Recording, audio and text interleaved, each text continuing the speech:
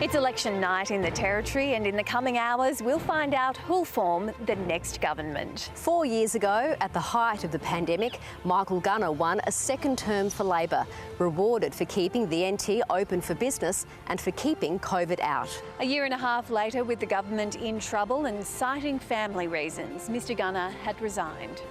And turbulence followed. His successor, Natasha Files, resigned after less than 2 years in the job over undeclared mining shares, replaced by Eva Lawler, who's led a government facing growing pressure over its handling of crime and the cost of living. The Country Liberal Party leader, Leah Finocchiaro, has been here before. At the last election, she helped the party gain 6 seats, enough to keep her job. Tonight, she's hoping to return the CLP to power. As polls close, election speculation ends right here, right now. We're about to get the people's verdict. Live from Darwin on Larrakia Country, welcome to NT Votes.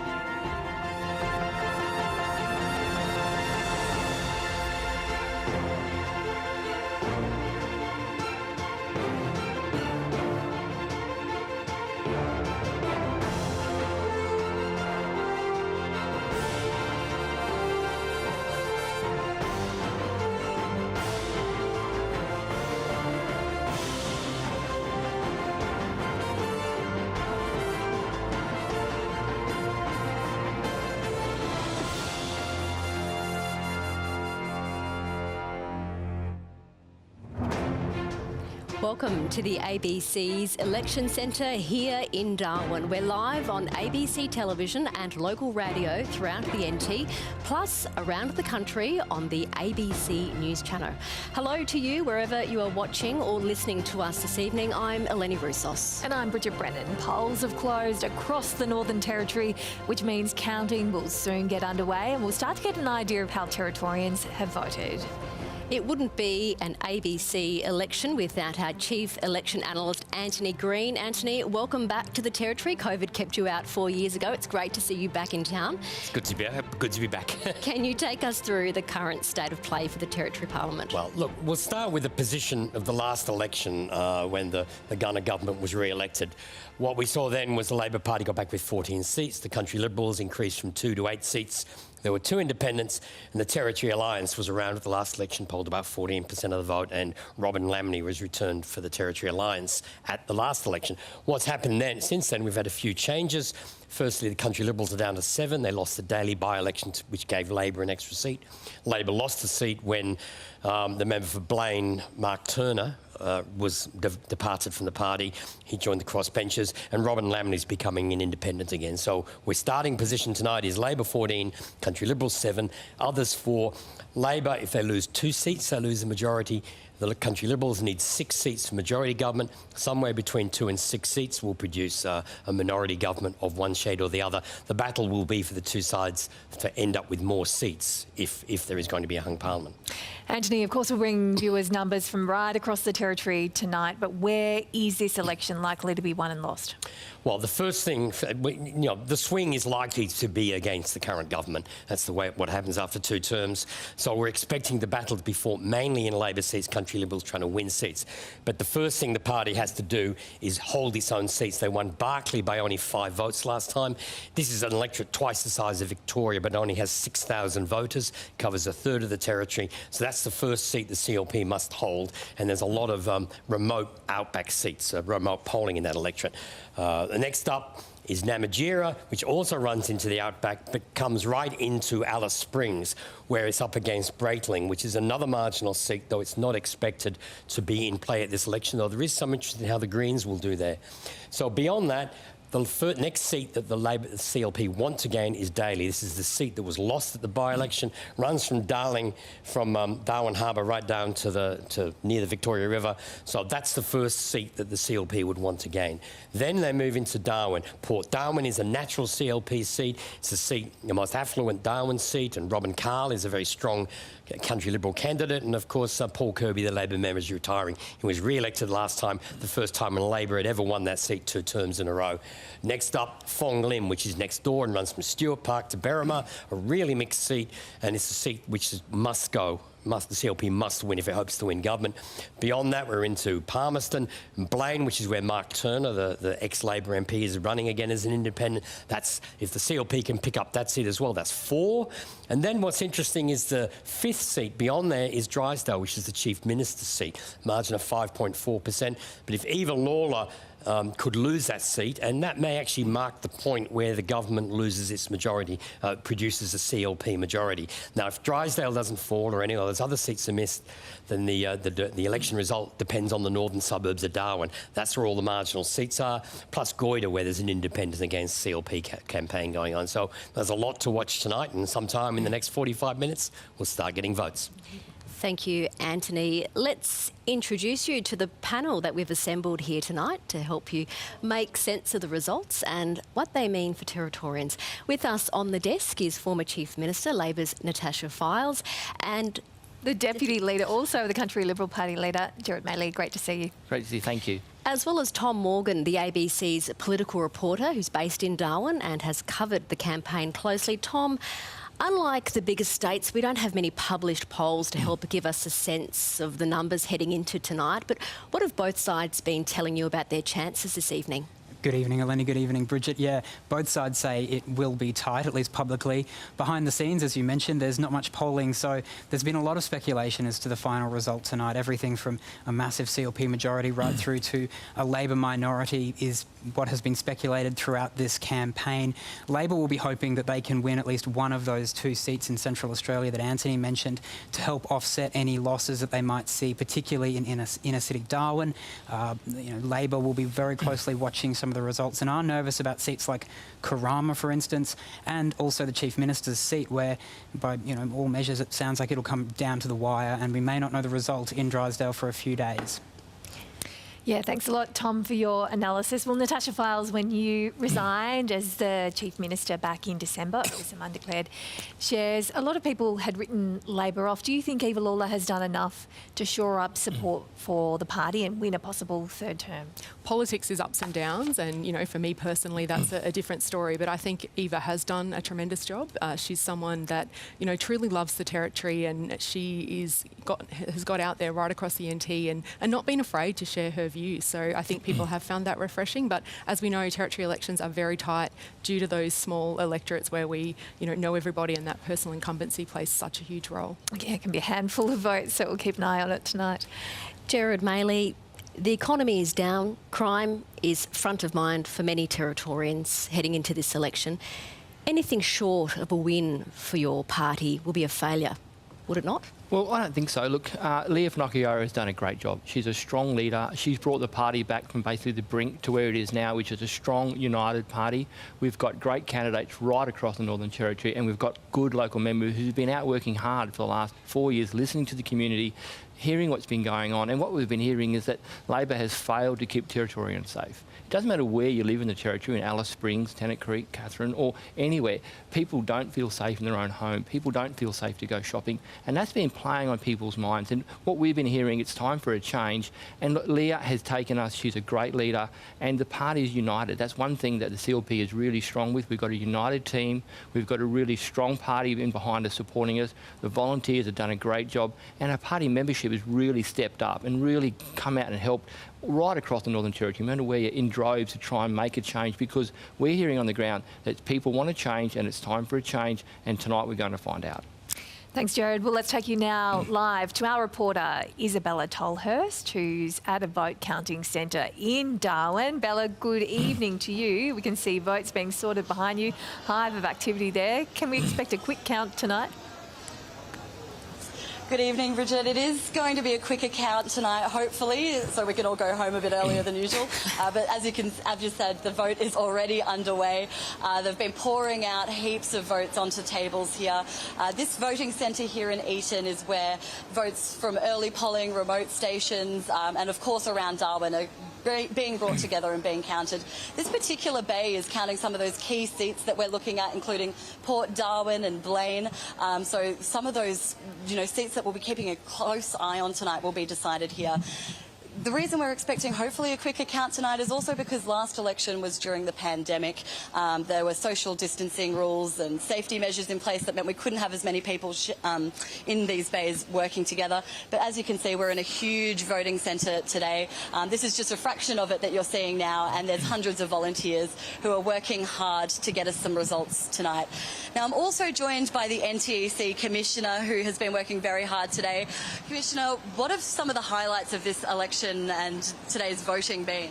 Yeah, so some of the highlights are certainly the 19-week remote engagement and education program that we did from April this year to raise awareness to remote Territorians about the election. So we're now at the counting period. So today at Eaton and in Alice Springs, we'll be counting the early votes. So over about 62,000 early votes will be counted here and in Alice Springs tonight. And today we had about 23,000 votes cast at election day voting centres, and they'll be counted at the 31 voting centres across the Territory.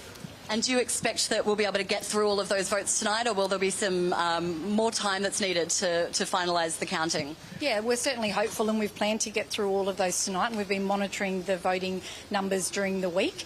We are counting postal votes tomorrow, so there'll be some additional counting tomorrow, and what we can't commence tonight, we'll carry that over tomorrow. Fantastic. Thank you.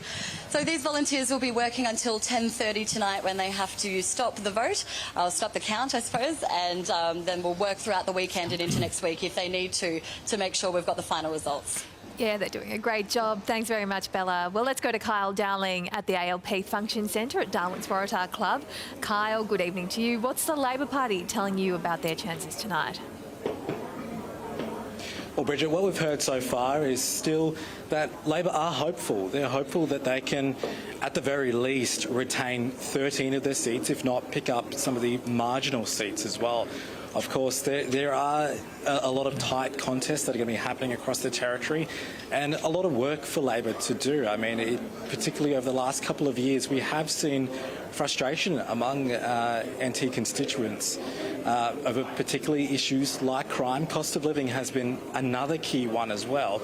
So, of course, Labor are hoping that under Eva Lawler, that she has steered the ship, so to say, that they can secure at least 13 votes tonight. Of course, her electorate, Eva Lawler, is one that they're going to be keeping a close eye on. Palmerston is typically a CLP stronghold, so that's one they're going to be keeping a close eye on, and there's numerous others as well, such as Fong Lim, that could be potentially one that they could lose, but they're hopeful at this stage that they can, of course, return to a third term of government. Thank you, Kyle. Moles Holbrook Walk is across town at the Italian Club in the Darwin suburb of Marara at the Country Liberal Party's function. Miles, good evening to you. The CLP needs to win 6 seats to form a majority government. Do party officials think that kind of result is on the cards tonight? Well, Eleni, they're certainly hopeful for it. There's perhaps a touch of cautious optimism here at the Marara Italian Club, and there's a very pointed reason the Country Liberal Party have set up here. They know they need to win seats here in the northern suburbs, where Labor has set up many strongholds across the electorate. If the CLP can make inroads there, that will take them a long way to getting to that 13-seat majority. I think there is a real mood among people, though, that the Country Liberal Party thinking if they can't beat Labor now, then when? And it is such an important election to win for the Country Liberal Party if they are to return to government. They're certainly, as the crowd's just strolling, we're not seeing any of the major politicians yet, probably signifying just how close they think this election could be run, that they're still staying out at voting stations which have just closed and heading back over here now before the count begins and results become clearer. Thank you, Miles. We can see anticipation is certainly building here in the Territory. Gerard Maley, to you, the CLP says that it has legislation ready to go to combat crime in the Territory. Is this an unrealistic solution to what is a complex issue in the Territory? No, look, I don't think it is at all. People in the Northern Territory are sick of the revolving door of bail. And what we've done is we've introduced some bail to legislation, which I know the Labor Party voted down, but we've bundled it together and called it Declan's Law. We want to make sure that if you're an offender out out there, you're on the back foot when it comes to bail. People deserve to be safe, and they're telling us that people just aren't safe in their own homes when they go shopping. So what we want to do is put people on the back foot and say there's a presumption against bail, which means that you might not get bail if you do an offence. And we've got a whole range of things about the serious violence offence, repeat offenders, because we think that Territorians need to be safe. And one thing to do is to stop that revolving door of bail, because there need to be consequences. Crime has been a key issue for your party's campaign. Is your party trying to drum up votes by focusing on crime so much? No, I think our party is actually listening to Territorians. We're out there every day right across the Northern Territory, and that's what people are telling us. People have had a gutful, and enough's enough. It's time for a change. It's people feeling unsafe in their own home, feeling unsafe to go shopping, feeling unsafe to take their children to school or put them on a bus. That's what Territorians are saying is a real issue, and they want something to be done about it. We know Labor government have been in power for 8 years and failed because the results of in relation to crime are going up, the economy is going backwards, and it's time for a change. Natasha, is that fair? Has Labor failed on this issue? I think it's a very complex issue, and Territorians get that. We're dealing with, government policies, both federal and territory, over many years, decades, that have seen us land where we are. And so it's making sure that we have the immediate measures that the community want to see, but also investing so that we don't see it again into the future. I think there is, a change wish, but they are very cautious of the country Liberals. That 2012 to 16 period really undid a lot of good work that had been put in place earlier on. So, Territorians are cautious around that. Natasha Files, you mentioned that the 2016 period undid a lot of work, but with all due respect, the Labor Party has been in power for 19 of the last 23 years in the Northern Territory. Have you dropped the ball? Has your party dropped the ball? And are you not reading the electorate when it comes to crime?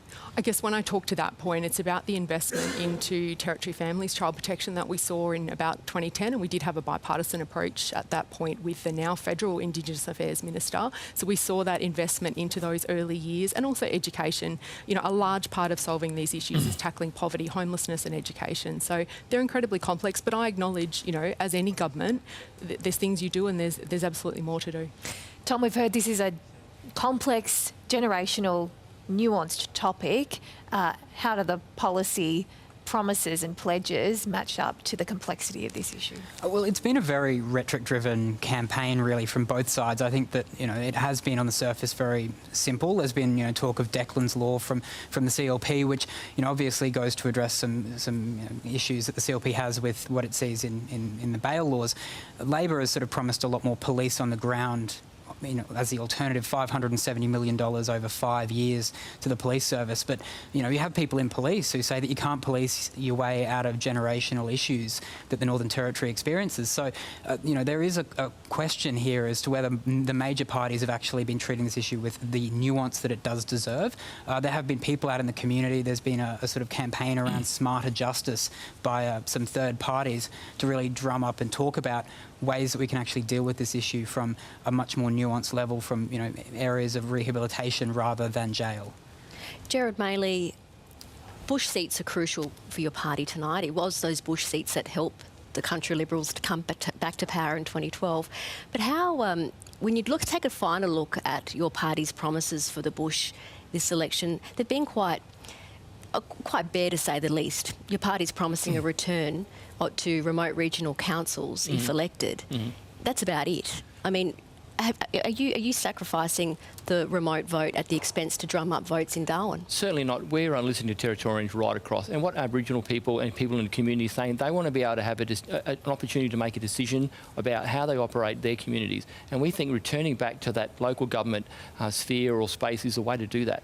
We want to work with the communities and come up with a model that suits them and suits the people who live in those communities. And as well as that, keeping people safe, no matter where you live. It doesn't matter if you live in a community or in Darwin, you still need to be safe in your own home. So we want to deal with the crime issue, and we want to give the people back in the communities an opportunity to have their say on how they want to run their community. And we think that those things will work nicely together to make the bush a better place to live and certainly a safer place. I guess the key question that a lot of voters will be asking is, what is the CLP planning to do around the underlying reasons why crime is occurring, because you can trace it back to poverty, to the issues and the disadvantages that Indigenous Territorians in particular face compared to non-Indigenous Territorians. So is the CLP, do you think the CLP's done enough in that area to try and develop policies and sell policies to deal with those issues? Yes, I think we do. We've got policies in relation to education. I think some of these issues that we're discussing today is the basis is a lack of education. So we want to make sure that no matter where you live in the Northern Territory, you've got an opportunity to go to school. No matter how old you are, you need to go to school to learn an education, and then we can move on from that into giving the police some more power to deal with some problem drunks, giving the police power to deal with people drinking in a public place, because crime and antisocial behaviour is an issue. And I don't think no matter where you go in the Northern Territory, you see people who are intoxicated walking around the street, and that generally leads to either domestic violence or more crime. So we want to stamp that out as well by giving the police some more power in relation to the 2 kilometre law, and also more importantly, get these children back to school and support the families to get these children to school, because that's where it all stems from. We need to make sure that every child, no matter where you live, has an opportunity to go to school, and that's very high on our agenda. Thanks a lot, Jared. We're going to go to Kate Warden now, the Labor candidate in Sanderson in Darwin. Good evening to you, Kate. How was the day and what were you hearing on the polls Good today? evening. Oh, look, it was a long, hot day, as we have always here in the Northern Territory, usually on election day, but it was I felt quite a positive day today, and, lots of really good cheer around, and we're a very strong, united team, so there was lots of back and forth between all of the candidates across the Northern Territory today, and I would say it was very positive. Kate Warden, it's Thomas Morgan here. Sanderson is a very safe Labor seat, but obviously, talking to the panel here, crime is a huge issue. How much do you think voters will be casting their ballots against you tonight, and do you think that you could lose your seat in the northern suburbs? Hi, Tom. Yes. Look, I don't think there's any such thing as a safe Labor seat or a safe Liberal seat here in the Northern Territory. I think, the history of the Sanderson seat has been a bit back and forth. We've seen Liberal members hold it and we've seen Labor members hold it. I've worked incredibly hard over the last 8 years in Sanderson, so I do hope that the people of Sanderson appreciate that. But, this is what happens every 4 years, and it's a popularity contest and an ideological contest. So that's what I expect in my seat. But we do have challenges here in the Northern Territory, but I can tell you that over the last 8 years I've been working intensively with people in my area, but also having a say in government where we've done, really looking at those issues around poverty, making sure that we can increase our housing, making sure we're, working really hard with the federal government to get that exceptional education funding coming through to the Northern Territory. So we've got kids in school, and, you've heard Eva Lawler, our fantastic leader, saying we need to get the Territory working, and that's exactly what we need. We need the Territory, everybody across the Northern Territory engaged socially and economically. So we're not without those challenges, but the ballot box will tell us today how people feel about that. In your capacity on an issue very closely related to crime, in your capacity as the Minister for Prevention of Family, Sexual and Domestic Violence, do you think the government has focused on this issue, and do you think the campaign from both parties has focused enough on this issue? It's a huge issue that obviously Territorians grapple with, they can see every day as well. So it's a really good thing that you're raising, Tom, because domestic, family and sexual violence is utterly abhorrent, and we see unacceptable levels here in the Northern Territory. Those things are linked, as I said, with, that poverty, that disconnection between economic and social participation by all Territorians, and it's just not good enough. But what people have seen over the last 8 years from our government is a consistent plan.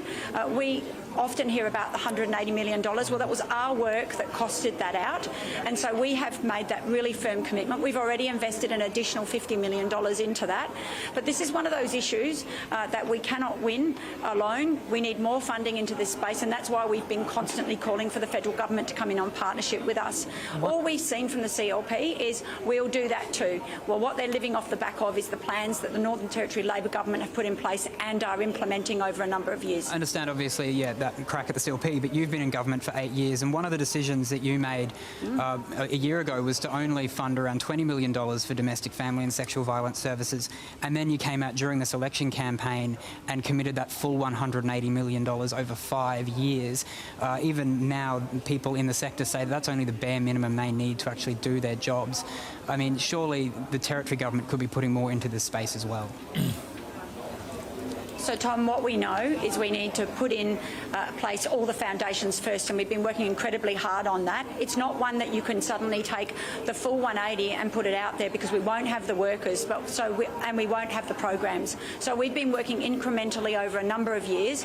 Why we came out, unlike the CLP who just said they'd match it and have no idea about this space, what we said we would do is we wanted to give the industry certainty. We wanted to make sure that all our stakeholders knew that a re-elected Labor Lawler government will continue to that investment, and that's how much money we will be putting over the next 3 years. Kate Warden will be watching your seat closely. Thank you very much. Thanks very much. Natasha, we'll take it to you. We just heard from Kate Warden saying that, quote, the Territory needs to be working socially and economically again.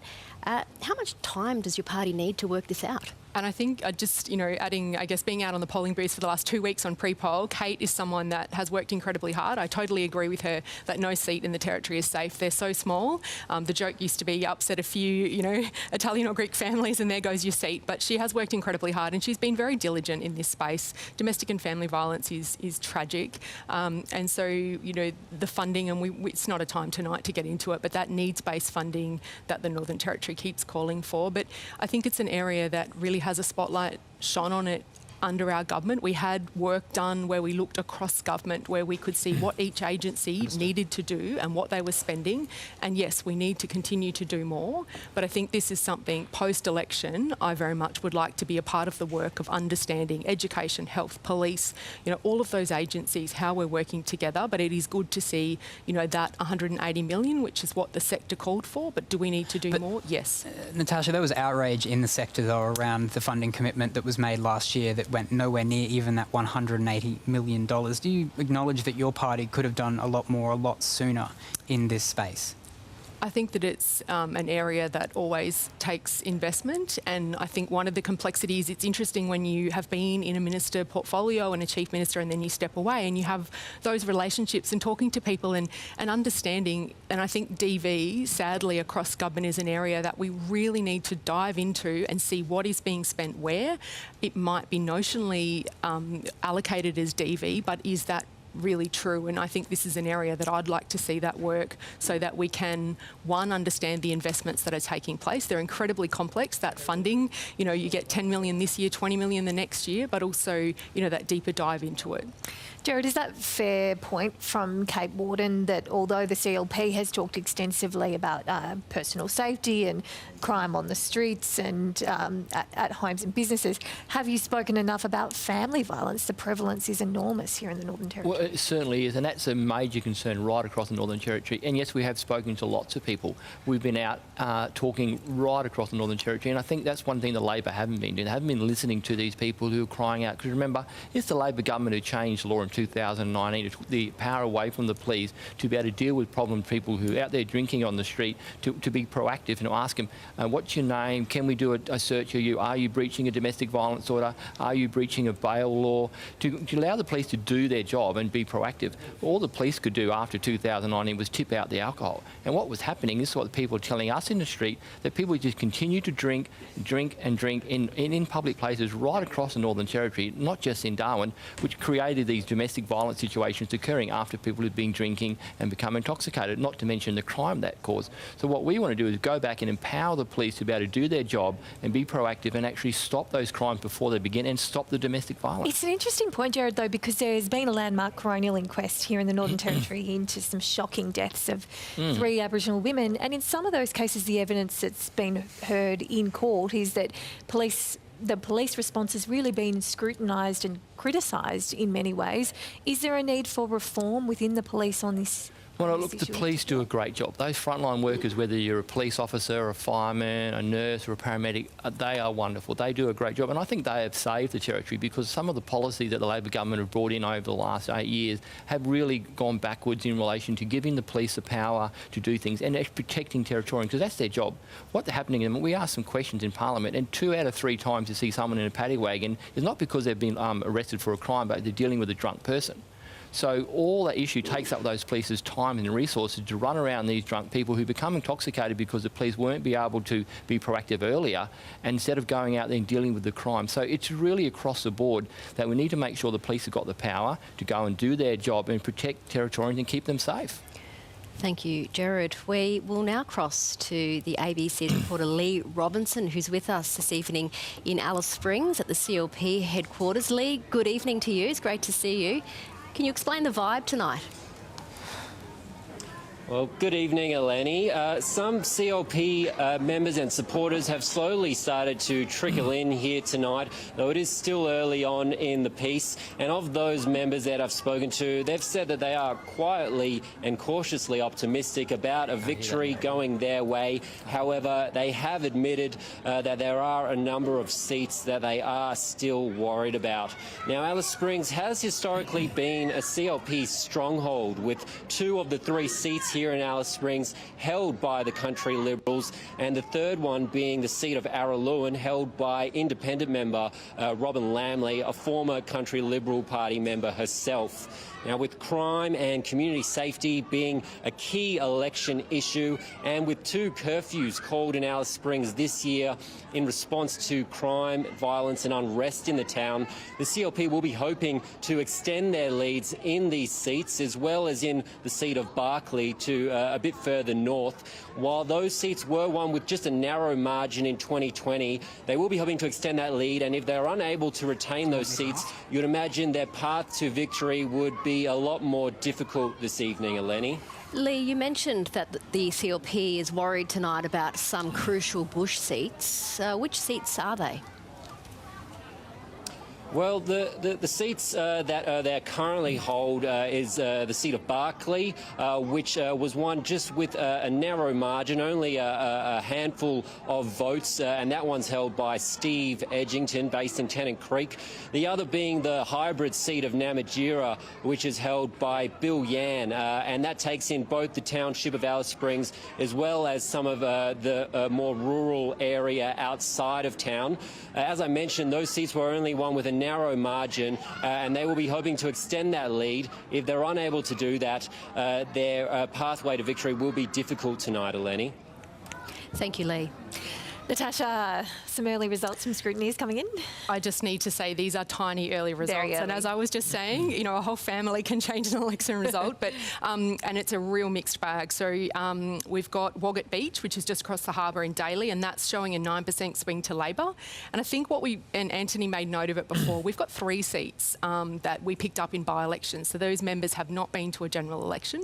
So it's a real test of how hard have they gotten out and worked. But that's just very early. And then down in Central Australia, the Breitling booth, and I'm getting the look from Antony, so these are, you know, raw figures from scrutineers, but, you know, adding a little interest already. But it shows a 4% primary swing against the CLP, which, you know, this is territory elections. They throw things, you know, different ways. And that's not to Labor, that's to the Greens. I should be very clear there, sorry. That's a key question is in Breitling, because Labor has, you know, been quietly saying that while they may not necessarily have a fantastic result in Breitling, the Greens were looking really dangerous there, and they said that across all of Alice Springs there was some internal polling that showed that the Greens were polling up to 23% in June in Alice Springs, and Labor suspected that was mainly concentrated in Breitling. So if the Greens are doing well there tonight, it could be a really interesting contest. And they're telling me that that's a rural area booth, which you would think, Jared, you're maybe a little more conservative than perhaps towns. So, but I think it's interesting, you know, that Greens, you know, people often think of, you know, perhaps my electorate as a Green seat, but, you know, these people, you know, are right across the territory. So that's interesting. Very early. Antony, always a big caveat with early numbers. Oh, the one thing I would caution people is that if you're getting early figures, they're actually quite small polling places. There are some early voting centres. They've started counting on Karama in Eden Early Voting Centre. There's 1,500 votes there, 1,400 in Nightcliff, 1,700 in Sanderson. So those are like 30 to 35% of the electorate that they've started counting. So we will get because there are only a third of people have voted today, we will get some small polling places early. There will be maybe 100 or two in only some of these places, and the election will be decided when the big early voting centres come in. So we all have to be cautious. You get variability from one polling place to polling place. At a big interstate general election, they cancel out as the figures come in. But in the Northern Territory, you might get 3 results all night, so a bit of difference from one to the other causes a bit of jumping around. Yes, it does. We're going to go to Catherine now, where our reporter James Elton is standing by. Good evening, James. Looking like a lovely evening there in Catherine. A seat that hasn't perhaps got as much attention as some other spots, but still a very interesting contest, isn't it? It is indeed, and you're right to say it hasn't had the same attention as other places. I think that's largely because this is CLP heartland. The incumbent here, Joe Hersey, will be a very senior figure in a CLP government if they do win government this evening. She is in a pretty strong position here because Catherine has been a CLP seat for nearly its entire history. Just one election cycle where it fell into Labor's hands before it was quickly wrested back. But having said that, Joe Hersey does hold the seat on a relatively slim margin. It's 2.5% at the last election. And there is a very interesting 3-horse race here where you have a pretty high-profile Labor candidate, but also a pretty high-profile independent candidate who's got a sizable army of volunteers and has been out really making the most of the campaign over the last few weeks. And it'll be difficult to predict what's going to happen with preferences. If that independent candidate, Sam Phelan, can get herself into second place on the primary vote, then she'll collect all of the Labor candidates' preferences just about, because that's how Labor's directed them on their how to vote cards, and that would put her in a pretty competitive position. But on the other hand, if Labor comes in second to the incumbent, then it's going to be much harder to predict because the independent is not directing her preferences. So those will spray all over the place, and we've seen in previous elections in Catherine that can make the outcome quite narrow, especially in an electorate where voter turnout is really quite low. Only 70% of enrolled voters actually voted in Catherine at the last election, which means the question of who actually shows up is an important one in predicting the outcome. Yeah, it is concerning to hear of that low voter turnout. And James, are the issues in Catherine similar to what we're seeing in other major centres like Darwin and Alice Springs, or are there unique things that voters are taking to the voting booth? I think there's a bit of both. I think it's certainly fair to say when you talk to voters around here that crime and antisocial behaviour tops their list. Catherine does have very similar rates of things like break-ins and alcohol-fuelled violence to Alice Springs, but it hasn't had that same intense national glare that Alice Springs has had. It doesn't get raised in federal parliament, for instance, in the same way. So that means that there are people here who are quite fearful. It's very frequent to hear about people having break-in stories, and they don't feel like they get perhaps the same recognition for that hardship as they might in some other parts of the territory. And then the independent candidate here, she's running very strongly on a water-based platform. And this is the Big Rivers region of the Northern Territory. This is an area that featured very prominently in that recent Four Corners episode about water extraction and planned rates of water extraction for agriculture in the territory for industries like cotton. The Beetaloo Basin is not all that far away. So these issues of environmental issues are also simmering in the background, certainly in Catherine. Thanks a lot, James.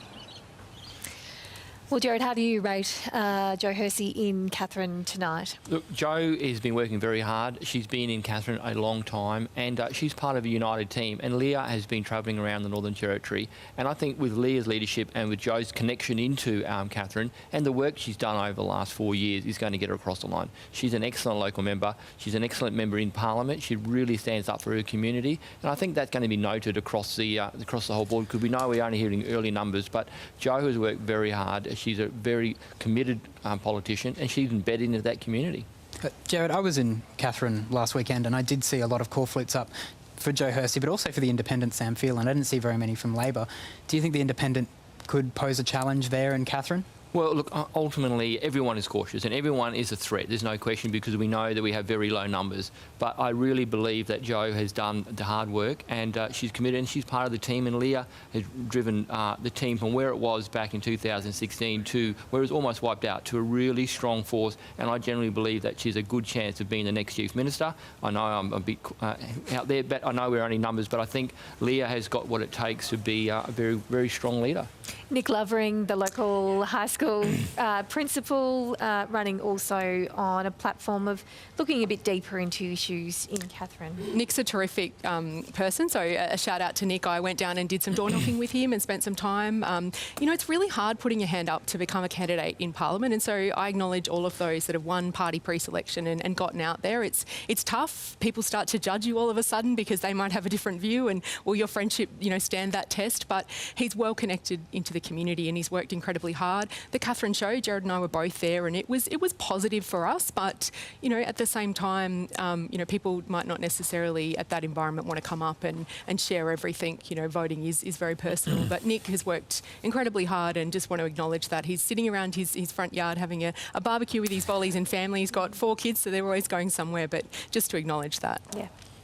Yeah, look, it's tough work, as you say, putting your hand up, and there'll be a lot of people a bit anxious and stressed tonight. Tom, I want to talk about independent candidates because it seems to be a much more prominent factor this year than in previous years. Of course, we've got a lot of federal MPs at that federal level. How much has it changed the campaign to have some new faces and different platforms that aren't aligned with the major parties? Yeah, it's been really interesting. You go out and talk to people, particularly in the northern suburbs, and I think that while, you know, some of the local candidates can be very popular, some of the local sitting MLAs can be really popular, there's also, I think, a real feel for change out there. But one of the things that I did pick up on, and I think Jared probably might want to also, I guess, speak to, is that, you know, you ask them, you know, do you like your local member, your Labor member? Yeah, they, you know, but I'm not going to vote for her this time. You ask them how they feel about the CLP. They're like, no, I don't know if I want to vote for them this time. I think I'm going to vote for the independent. It was quite surprising how often people actually said, I want to look at a different party, a different, you know, a different candidate. And so I think maybe, I'm not sure exactly what is driving that. It could be the issue of crime, and perhaps that both parties were so focused on that issue that they lost sight of the other issues, the environment, cost of living, all these other issues that voters care about that perhaps were being a bit overlooked through this campaign. It's going to be an interesting one to see when we start to get some results in from seats like Johnston, Kurrama, Graham Sawyer, a former Darwin Lord Mayor, is running in that's gone out of my head now, in Wanguri, where Nicole Mannison is stepping down from this election. So there could be some really interesting results in seats like that. Thank you, Tom. And in a moment, we will cross to quite a high profile who joins us now, Justine Davis, who's running in the seat of Johnston. But to get an update on how that seat and how that seat is sitting tonight, Tom, how are we looking? Yeah, well, I'm sure that, I guess, Antony might have some first figures for us. I'm not sure at this point. No figures. No figures yet. 20 seat. Justine, we'll go to you. How are you feeling tonight? You've run quite an impressive campaign. How are you feeling? I'm feeling really excited. I feel like whatever happens from tonight, whatever happens at the polls, we've won this campaign. It's been incredible over the last few months, the community support. You can see some of it behind me here. People are really ready for change. I think we just heard Thomas say that he's heard that from people as well. And we've been able to harness that energy for change and really turn it into a very visible movement across Johnston. So I'm feeling very hopeful about our future. Hi, Justine. Yeah, it's Tom again. I wanted to ask you, when I first met you, I actually went out to the Rapid Creek markets to be doing a story on the independents, and I noted that you had a shop front at the Rapid Creek markets. You had 6 or 7 volunteers actually out the front of that shop front on a busy Sunday morning talking to voters. Sounds like it's been a very well-resourced campaign. How much of that is being driven by, I guess, the community grassroots and people wanting to make a difference in the local community? I mean, I think that's 100% what's driven this campaign. So people from day one, from before I even decided to run, people were encouraging me to do this and wanted someone to stand up for them and stand up for community. And that's just grown and grown. And as you said, you saw some of that when you came to Rapid Creek markets, and it's just continued to build. Even up to last week, we still had new people coming along who wanted to volunteer for this campaign. I mean, you know, it's a very safe Labor seat. on paper. So why do you think, and again, I've been to the electorate a few times, I've seen core flutes everywhere for you. Why do you think there may have been, and obviously we need to wait for the figures to confirm this, but it seems like there has been a lot of support out there for you. What do you think is a contributing factor that has made Joel Bowden, a sitting incumbent with a high profile, particularly vulnerable, do you think, tonight? Well, I think the first thing to say is that there is no such thing as a safe seat. We've seen that across Australia, and I think we're going to see that tonight in the Northern Territory. I think people don't like being taken for granted. They're not happy with either major party, and that's what I'm running a campaign to offer an alternative to people. It's not against any individual. It's about saying the two-party system that we've got is not working for people. They're delivering the same old answers to the problems that we all know we have, and they're not answers that are working. So I think that's really driven a lot of support behind this campaign. That's why, if you go through our electorate, you'll see posters up all over people's houses, because they want to say we want change, and they want to show other people that's what they believe too. Through this campaign, you've raised, I believe, over $27,000. A big part of that, $10,000, came from a group called Represent NT. Can you give us any idea about who that is, who's donating to Represent NT, and what your relationship is with them? Yeah, so I think we've raised about $25,000 from people in the community, from small donations, and Represent's an organisation. I won't comment on how they work, that's a conversation for them, but they've been set up to support independents, and their work is to look at how they can resource independent campaigns. We don't have any big business behind us, we don't have any big party resources, and so they're saying, how can we try and level the playing field a little bit by supporting the independents who want to make a difference. Justine, we'll be watching the results in Johnston quite closely through the night. Thank you very much. Thank you. Antony, what are some of the challenges that independents face in the Northern Territory? Well, they face them in many contests, but in particular at this election, there's only 2, 3, 4, 5 candidates per seat. The problem that the independents have is to win, they have to get ahead of one or both major party candidates. In the case of Johnston, we've got Joel Bowden, the sitting member, Gary Strachan, the CLP candidate, Justine Davis, and then a Green. If the two major parties get a third of the vote each, more than a third of the vote, no other candidate can win, because together they've got less than a third of the vote, and they will be excluded, and one of the major parties will get elected. To win, an independent has to get ahead during the distribution of preferences or on first preferences. They have to be ahead of one of the major party candidates, and then maybe benefit from preferences. Now, in the case of Justine Davis in a seat like Johnston, if she's in third place, she will get some Green preferences and get ahead of Gary Strachan if his votes stay down around 25, and can beat Labor in that way, in the same way a CLP candidate couldn't. So that's where preferences sometimes turn upside down, and independent wins where an opposing major party candidate couldn't. The problem, say, for the Greens winning is in all these seats, if the Greens do get into second or third place, and Labor is one of the final two. The CLP on exclusion are recommending preferences to the independent, but then to Labor ahead of the Greens. So I think that's the problem that some of these independents and Greens will face, is they have to drive down the major parties' votes and then get ahead of one of the major parties before they have any chance. So they've got to get a big vote in their own right.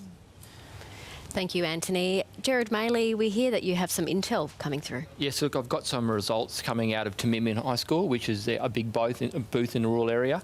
And if I just look at my phone, the result that I've been given, and I'm not sure how accurate they are, but they are from the scrutineer, is 538 to Andrew Mackay, the CLP candidate, and 264 to Belinda. So there seems to be a big swing to the CLP in that seat, which was traditionally held by an independent. And of course now it's up for grabs, and hopefully Andrew has done the job. And I know he's worked really hard out there. He's a rural boy. He went to Tamimian when he grew up in the rural area. And by the looks of the early results, and I'm very, very cautious here, he certainly won that particular booth. What do you think has helped your party gain the momentum in the rural area? Oh, look, I think we've been working as part of a rural team. We're a strong team. We're a united team. Chris Sivitry is out there. He's been working very hard in the daily, and he's got a massive electorate as well. He's got to go around Berry Springs and also out into the Aboriginal communities. And Andrew, being a local boy, has made a big difference, I think. Like I said, he went to Goering Primary School. He went to to Midman High School, went away for uni and came back, and he's basically been his whole life in the rural area. And I think people in the rural area really feel that they want someone who's part of the community, and I think Andrew, on these very, very early results, and I want to stress they are early, is going to win that seat, and I'm going to say on primaries. Just want to jump in there and very quickly say that someone within the Labor campaign who I've been talking to has just given me a sort of quick brief on the swing across the board and said it's worse than Labor had hoped. So I think the CLP might be in with a good shot in quite a few seats. Any reaction to that, Natasha? Is that what you're hearing as well? I'm getting bunches of mixed figures, and they're like 16 votes and 10 votes. Like, it's not worth sort of looking into. But I think we only hold Port Darwin and Fong Lim by less than 100 votes. So if 100 people change their mind, then that changes that seat. So I think it is interesting that personal incumbency in seats to see if that a member who's worked hard can push against that swing. So I think we're certainly in for a fascinating night, and I know we're all keen for a bit more solid numbers to come through so Antony can start giving us information. It was a tough gig today in Darwin because the Darwin Festival's on, so people have gone and bought tickets, but some people at my booth were very disappointed. They'd rather be staying at home with a cold drink and watching the election coverage. Well, we hope they gave up their festival tickets and they're at home watching the ABC, as they should be. That's what they were indicating. We will just stress, of course, these are early results, and coming from scrutinies and a lot of counting still to come tonight. What about the cost of living, Natasha? Because clearly a global and domestic issue driven by high inflation, but for a lot of Territorians, the cost of living is an acute problem where poverty is already entrenched in a lot of places. Will that play tonight, do you think? I think so. Cost of living is tough. It's tough in the urban areas, and then when you get out bush, it's even tougher. I think that governments all around Australia and the world are feeling that pressure, and we've got the war in Ukraine, we've got different factors that are driving it. But yes, people, I have had that raised directly with me. We have measures, as a government that we put in place, around power and water and keeping that cost, the vouchers for different things, concessions for seniors. But yeah, people are feeling that cost of living pressure absolutely here in the Territory. Has the Labor government done enough to bring down the cost of living? For an example, a recent trip for my family to travel to Melbourne for a family funeral cost $5,000 return. It's incredible. I mean, it blows the family budget for many families. So how can you expect to grow the Northern Territory's population when people are grappling with those very real issues of, like, how can I get back to see my family? How can I make it to a wedding, a birth of a baby? Can you see the dilemma that the government is in? Absolutely, and so we can put pressure on power and water and those things that are government assets. We can provide high quality public education, vouchers into we provide a childcare rebate here in the Territory. As I said, the support for seniors. Airlines is complex. We did have a scheme in place around, and we've learnt from past schemes where we've attracted airlines. It's been great while the government subsidy's been there, and as soon as that leaves, they leave. So we put in place directly trying to reduce those airport costs. But yeah, it is really difficult. I mean, it's no different when I was a kid growing up. It was $1,500 one way, south. And I think that's one of the COVID impacts, but it hasn't reset, and it does really frustrate people, and it makes, the decision, if you can't get home, and I'm fortunate my family's here, but my, extended family are interstate. If it's expensive, only one person goes, you leave behind some kids, and, it makes it really tough when you're choosing. And that was something that came up at the ABC debate. I think both of our leaders were in agreement, and obviously cabotage is a federal issue, but yeah, it's a tricky one for those remote and regional airlines. Gerard Bailey, are you concerned about long-term Territorians who are packing up and leaving because they simply cannot afford to live here anymore? Look, very concerned. Our friends, our family are leaving because, one, it's unsafe, and two, it's too expensive. And remember, if you are a victim of crime yourself, the victim of crime on businesses is passed to you through your shopping. For example, I think Casuarina has got 6 times the amount of security costs in a similar shopping centre interstate. So those costs are passed on to the consumer. So when we talk about the airline and those things, they are big issues for sure. But people in the Northern Territory are concerned about the little things, about going to the shops to buy some clothes or go shopping. They're more expensive because those businesses have to pay for the crime that is done in the community. And not just going shopping, but what about your registration of your vehicle, insurance of your car, insurance of your house? Those things have gone up through the roof because people have to pay for the crime. So if you aren't a victim of crime yourself and your insurance goes up because your neighbour's been broken into or your neighbour neighbour's car's been stolen, there's a direct impact on you and on your hip pocket. But surely we can't be blaming crime entirely for the rising cost of living. Oh, we certainly can't. I'm just saying that's one aspect. But going shopping and putting food on the table is an expensive, everyday part of life. And we're talking about going on holidays and going to see family, which is super, super important. But also putting groceries and getting clothes and getting kids' school clothes to go to school is also a week in, week out expense, which is expensive in Northern Territory because of the crime crisis, which is plagued right across the Northern Territory. It doesn't matter where you live. Jared, do you think, though, your party, I know that you obviously talk about crime as like one of the issues that causes all these things, but do you think that your party, through this campaign, has focused so much on it and really declined to really provide much else detail on other issues? There's lots of other reasons why Territorians are leaving: a lack of opportunity, the weather's stinking hot for 6 months of the year here in Darwin.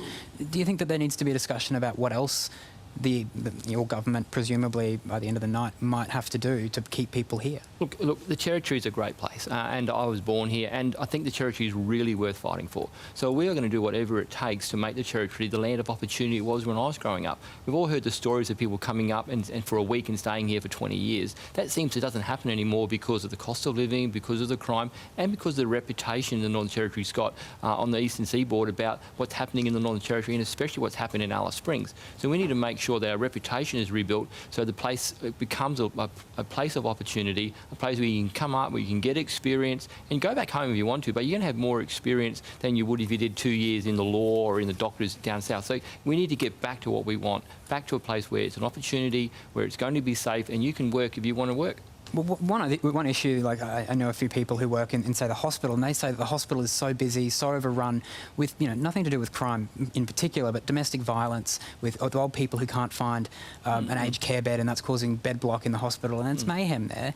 There's been no discussion from your party about what you're going to do, though, to fix the healthcare system. So surely there needs to be a broader debate that has to happen around how to keep people here, particularly professionals who work in industries or in sectors such as the healthcare sector. Well, look, 100%. And our policy in relation to fixing the healthcare system is reducing the crime rate, which will do with the alcohol. Because remember, people are addicted to alcohol. It becomes a health issue. We need to make sure that those people are treated. And one of our policies is mandatory rehabilitation, to get those people and make sure that they're treated to come out a better person. Because it's not only about the community, remember, it's about those people being able to become better people and moving forward in their life as they go forward. But one of the big issues that we've seen with the healthcare system is that Darwin is one of the few emergency departments in the country that's continuously double bunked, right? Yeah. That's not an issue to do with necessarily alcohol or crime. That's an issue to deal with the size of the hospital, the number of workers who are working there, and also the fact that there are a lack of aged care beds. There's not an aged care home available to put old people when they go to the hospital. Well, of course. So you end up with bed block in the hospital. So surely more needs to be done there, though. Well, look, I disagree with you. I think the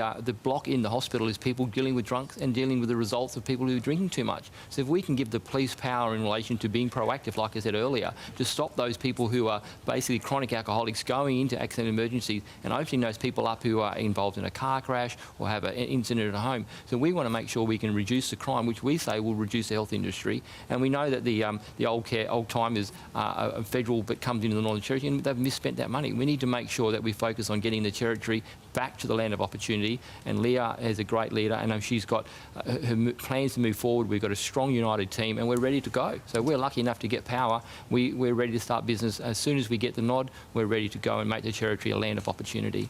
Natasha, what will Labor do if re-elected to address some of those issues that Tom's been talking about, healthcare and equity? Healthcare is incredibly complex when you've got, the states, Territory and the feds, both putting in funding, but the responsibility basically lies with the states. It's something that does need to be sorted out, and those conversations are not for this evening. But in terms of the aged care, it's absolutely a factor, both aged care and people with a disability. So we've got money going in to do work around 120 aged care bed facility in the top end. But we've also put in place mechanisms already, so trying to not wait for perfect, but have some beds that might be shorter term, so 2 or 3 months, to get people out of hospital to make those beds available. But healthcare, absolutely, whoever is in government needs a really focused, concerted effort. It is incredibly complex. It's not just about infrastructure, which has been slow. We've got more mental health care beds coming online, but it's the staffing to back them up. And I think we can all agree that those professionals need that focus and that support. Natasha, you were Health Minister for 7 of the 8 previous years, right through COVID. How much of a responsibility, though, does the state of particularly the Royal Darwin Hospital lie at your feet? I take full responsibility because I think, as you've just pointed out, a significant period of time. But in that time, we did bring on 116 more beds at Palmerston, like I just touched upon. And it's not for the place tonight to get into the detail, but we had programs going to try and move patients that were aged care, that were disability, to try and work with the private hospital, to try and grab every bed we can. Those mental health beds were, the construction of those frustrated me how slow it was. And that's something government, I think, needs to look at across the board. We've seen a huge increase in construction costs and a slowness in that. But, yeah, I certainly take my responsibility. And we've seen the trend has not been kind to Labor through this. We've seen the number of code yellows in the healthcare system rise to pretty much the highest level ever. There's been one, I think at one period earlier this year, or maybe last year, there was one every couple of weeks. Surely that's not sustainable. Surely something has to be done. Agree with you, Tom. Well, Antony, it's nearly 7 o'clock. Sometimes we've had a few numbers by now. What's going on over there? I'll just say, I did just ring the electoral commission and said, no, have you not had any results, or is there a problem? They said, no, there's no problem. They haven't had anything come through. Basically, what happens is the counting is done in the polling place. Those numbers are phoned or computed through to the returning officer and then through the electoral commission. While people have been getting these scrutineers' figures, the scrutineers are just getting as close as they can to pass that information on. The electoral commission has to conduct counts according to a legal obligation to be accurate.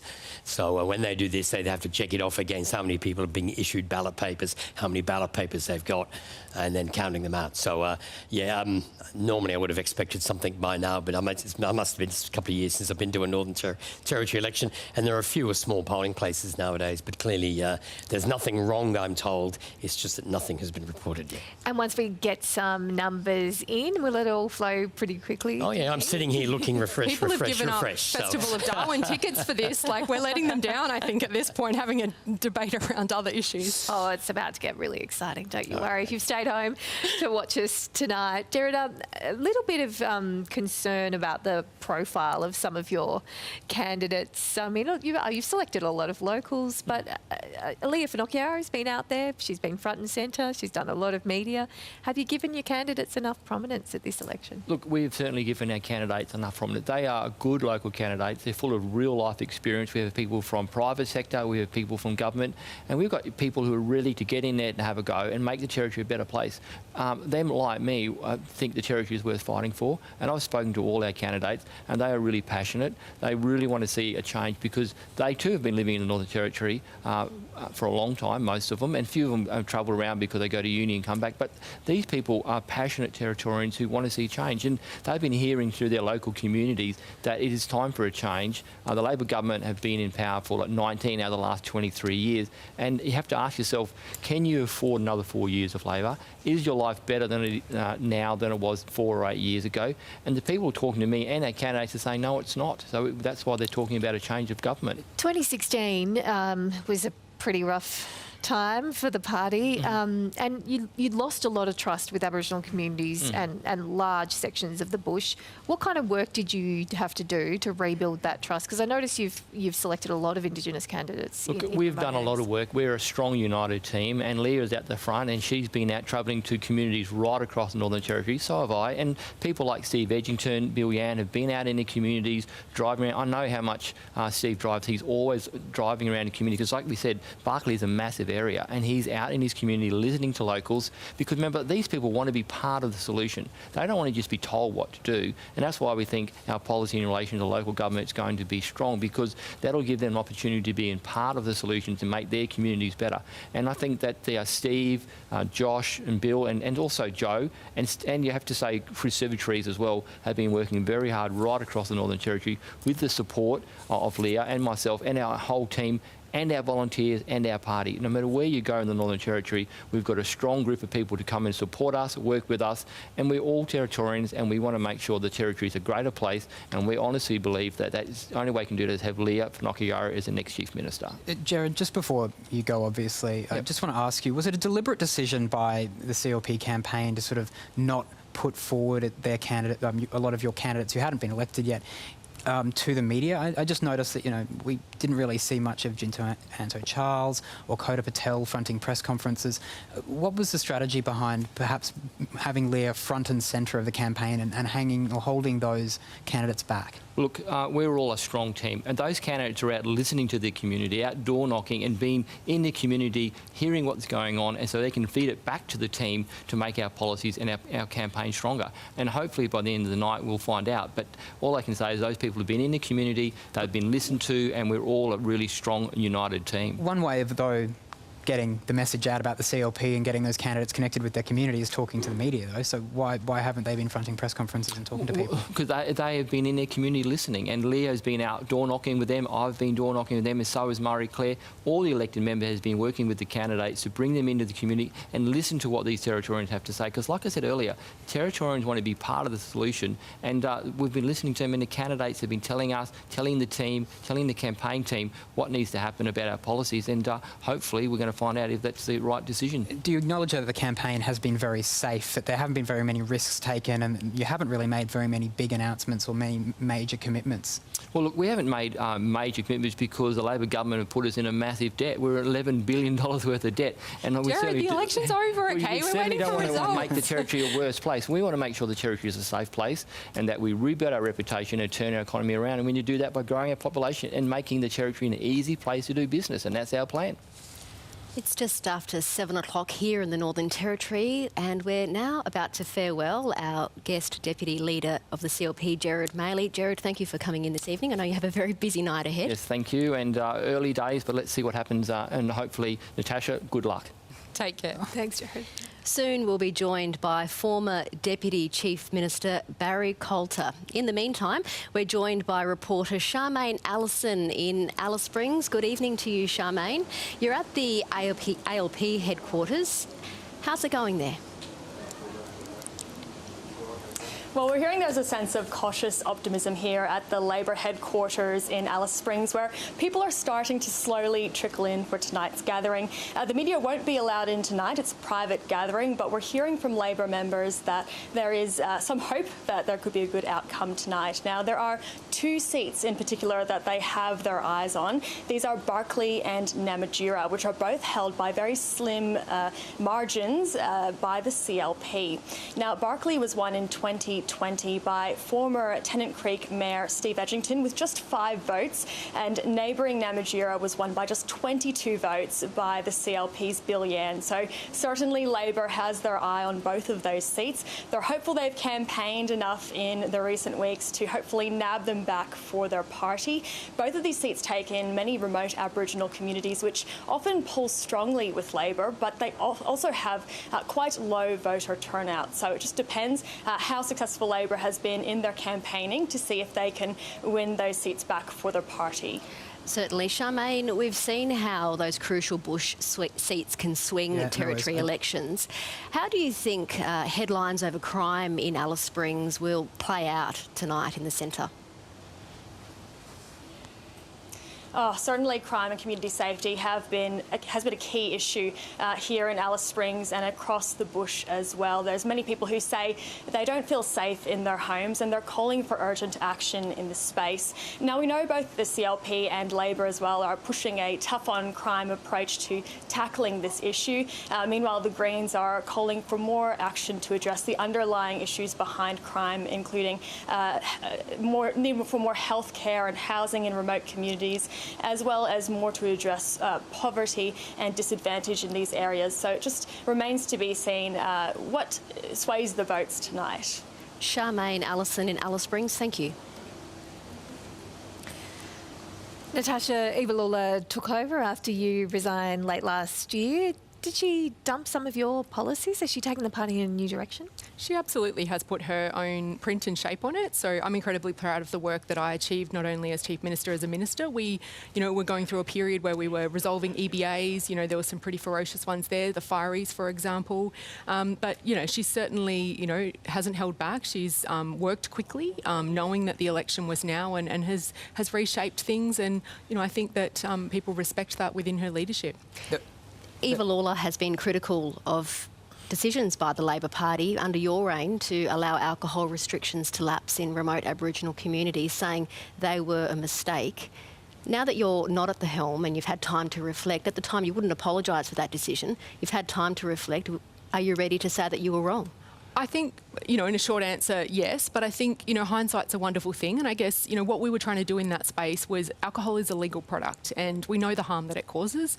But at the same time, allowing people that choice to opt out of being a community that could have alcohol, as opposed to, making communities dry and then they have to go through a process that allows them to have alcohol. So it's incredibly complex. I mean, I wasn't going to put Jared up on there, but we know that alcohol mandatory treatment doesn't work. It's hugely expensive. But, these are policies. The CLP have said they'll scrap the floor price, which, health professionals around the world have applauded here in the Territory. But do you acknowledge, though, that I guess the sluggishness with which Labor moved to sort of act on the issue? Because we could see the crime rate starting to rise in Alice Springs. We saw in January 2023, for instance, a huge spike in alcohol-fuelled incidents in the town. Do you acknowledge, though, that decision with the aftermath of the Stronger Futures and that legislation from the federal government sunsetting, that your government got it wrong? And I just said yes to that. But in terms of, and I remember, and we are pushing back in time, and your mind does tend to turn to other things. But it in set terms the tone, of though, for this entire election and the crime debate that's sort of going on now, though. And I acknowledge that, and I think that we do need to, the CLP, that is all they've talked about. They've had slogans in crime. We don't know the detail beyond that, and it may this evening at the end be their responsibility to talk more. But in terms of, we were watching those statistics, particularly the figures within the hospital, and, I recall October and November, starting to have some concern, and then it was those December, January figures that really raised concern around alcohol. And so it's a tricky issue, alcohol policy, and it's one that, there's not just one measure and it won't solve everything. It's robust. It's finding that balance between community expectation versus the professional advice from those. How much more investment needs to go into rehabilitation places for people to get help when they need it? Diversion, was enough put into that? I mean, what does that space look like into the future for the Territory? So we have done work. So there was changes up here in the top end where we co-located detoxification, sobering up, and we have changed that back more recently because it didn't have the desired outcome. There's been bed availability studies done, so looking at the beds for people that need treatment. There is more options in the top end now, but it's one that it's trying to find that balance. But it's a terrible addiction, and many families know the ruin it causes. Natasha, Tom earlier mentioned that you raised the fact that you were Health Minister during the COVID response here in the Territory. The former New South Wales Premier Dominic Perrottet, in his farewell speech, said that COVID vaccine mandates were a mistake. The Northern Territory had some of the toughest mandates that the country saw. Eva Lawler, the Chief Minister, said that a review is not necessary, that Territorians had moved on. As the Health Minister at the time making those decisions, don't Territorians deserve more accountability and transparency from your government? So we have undertaken steps. So the Chief Health Officer did prepare a parliamentary report that was tabled in response to the legislation that was enacted. It was incredibly difficult. Those early days when we didn't have a vaccine, when the world was shutting down, and the figures that were presented to us were just terrible to think about, horrific for the Northern Territory with such a vulnerable population. We had some extreme vaccine hesitancy here in the Territory. So at the time, on the information that was being presented, I believe we made the best decisions. That Cho report, I think, is important, to look back at that time. And I've also, as a Health Minister, have participated in some of the national inquiries. I'll wrap us up there because I think we've finally got some numbers. So we'll pop over to where Antony is. We'll go straight on to the first seat at Brennan. And there's only two candidates. Tony Sievers was the Labor member who lost it to Marie Claire Booth at the last election. You can see there, those are the numbers. Let's look at the percentages, 74 to 25.9. One of the big changes since the last election is the Territory Alliance has disappeared. And as you can see there, both Labor's vote is down as well as the Territory Alliance disappearing. A big swing to the CLP. This is one of the polling places. This is Zicoli, and this is, I think that's pronunciation. And the swing is 13.3% to Labor, to the CLP in that electorate. So that's the first figures there. Spillett, the Leah Finocchiaro's seat, up against Caleb Burke from the Labor Party. Again, look at those first figures. I didn't get exactly where this one's from, but that's a big first figure. Once again, let's look at that change, that swing. There's a 13.5% swing to the CLP, so that's two big swings we've seen there at the first electorates. Namatjira, I should do some of the setups in this, let you see, everyone is. Bill Yan defeated Shirley Taylor for the Labor Party last time by just, I think it was about 22 votes, a very close seat. This runs from the edges of Alice Springs out into the countryside. Now, this is a rather interesting looking result when we have a look at it. The candidate bars there, it's only a small number of seats, small number of figures there, 58% for Bill Yan. Now this is, I think it's an 18% swing to the CLP. I'm not sure where that's from. I thought it was, this is obviously a small polling place, but that's three electorates we've seen enormous swings on so far. Gwoja, which is Chansey Pake's seat, the Deputy Chief Minister. This is the outback seat in the western side of the Northern Territory. The percentage votes there, 67 to 32. The two-party preferred swing there, only a small swing. This is an electorate with no fixed polling places. It's done entirely by remote polling. It's a remote district, so it's not surprising. This is different from what you would see in the metropolitan area. But that's three electorates you've seen, two from Palmerston, one from Alice Springs. Let's just be clear there, they're traditionally the stronger parts of the Northern Territory for the CLP, but all three of them showed substantial swings to the CLP. Thanks a lot, Antony. What do you make of that, Natasha? I think, Barry, you've arrived at the perfect time. Welcome. We've just got a little bit of a swing on for you. Clearly there's swings. I mean, there'll always be discrepancies with incumbency and also in the bush seats. But, I'm not surprised with the result there for the member for Brennan. She's someone that, has worked hard in her electorate. Tony put his hand up to go around again for the team, but she's worked hard. She's built that incumbency, but you are seeing a swing. I'm absolutely going to acknowledge. Are you worried about that swing spilling across the road into Drysdale? I think that, Eva has worked incredibly hard, but she's the first Labor member to ever hold a seat in Palmerston. So we won seats in the 2005 Claire Martin landslide, but we lost them again pretty much 3 years later. Eva did win, but she's had a big redistribution in that seat, well, a chunk. So off that swing and with that redistribution, yes, we would be worried. Some stage we'll get some numbers in on Drysdale. Well, joining us now on the panel and representing the CLP is the former Deputy Chief Minister, Barry Coulter, who spent 16 years in the Legislative Assembly. Welcome to the program, Barry. Still very early count, but what are your first impressions? Yeah, well, definitely there's a swing on. I've got some other figures coming in from Tennant Creek, which is probably the best one if you're looking for a swing, when it's got a margin of 5 or 7 votes, and it looks like Steve Edgington's in front there by over 100 votes in the Tennant Creek town itself. So that goes well for us as well, I think. Yeah, well, Barry, that was a seat that you really wanted to retain, wasn't it? Yeah, yes. Look, when you get down to winning by a margin of less than 10, people get very nervous, and it's good to see those sorts of results coming in. But it's only the Tennant Creek town. I mean, there's the Labor Party candidate, I think, lives in Borroloola, and there's Robinson River and other polls out there as well. But to even back to my days with Tuxworth, we were always worried about Tennant Creek, and it looks like Steve's done well there. Barry, you were in government during the glory run of the CLP. You've had time on the other side. How do you see the Territory now and the position that we're in? Well, the last time I was on an ABC panel, Claire Martin won an election, so it's nearly 25 years ago. It's a long time since I've participated here. But look, I'm worried about the Territory. I'm worried about, I was Mines Minister for 11 years. We're seeing the fall off of what I call Tier 1 mines, world-class mines, starting to go. $11 billion in debt.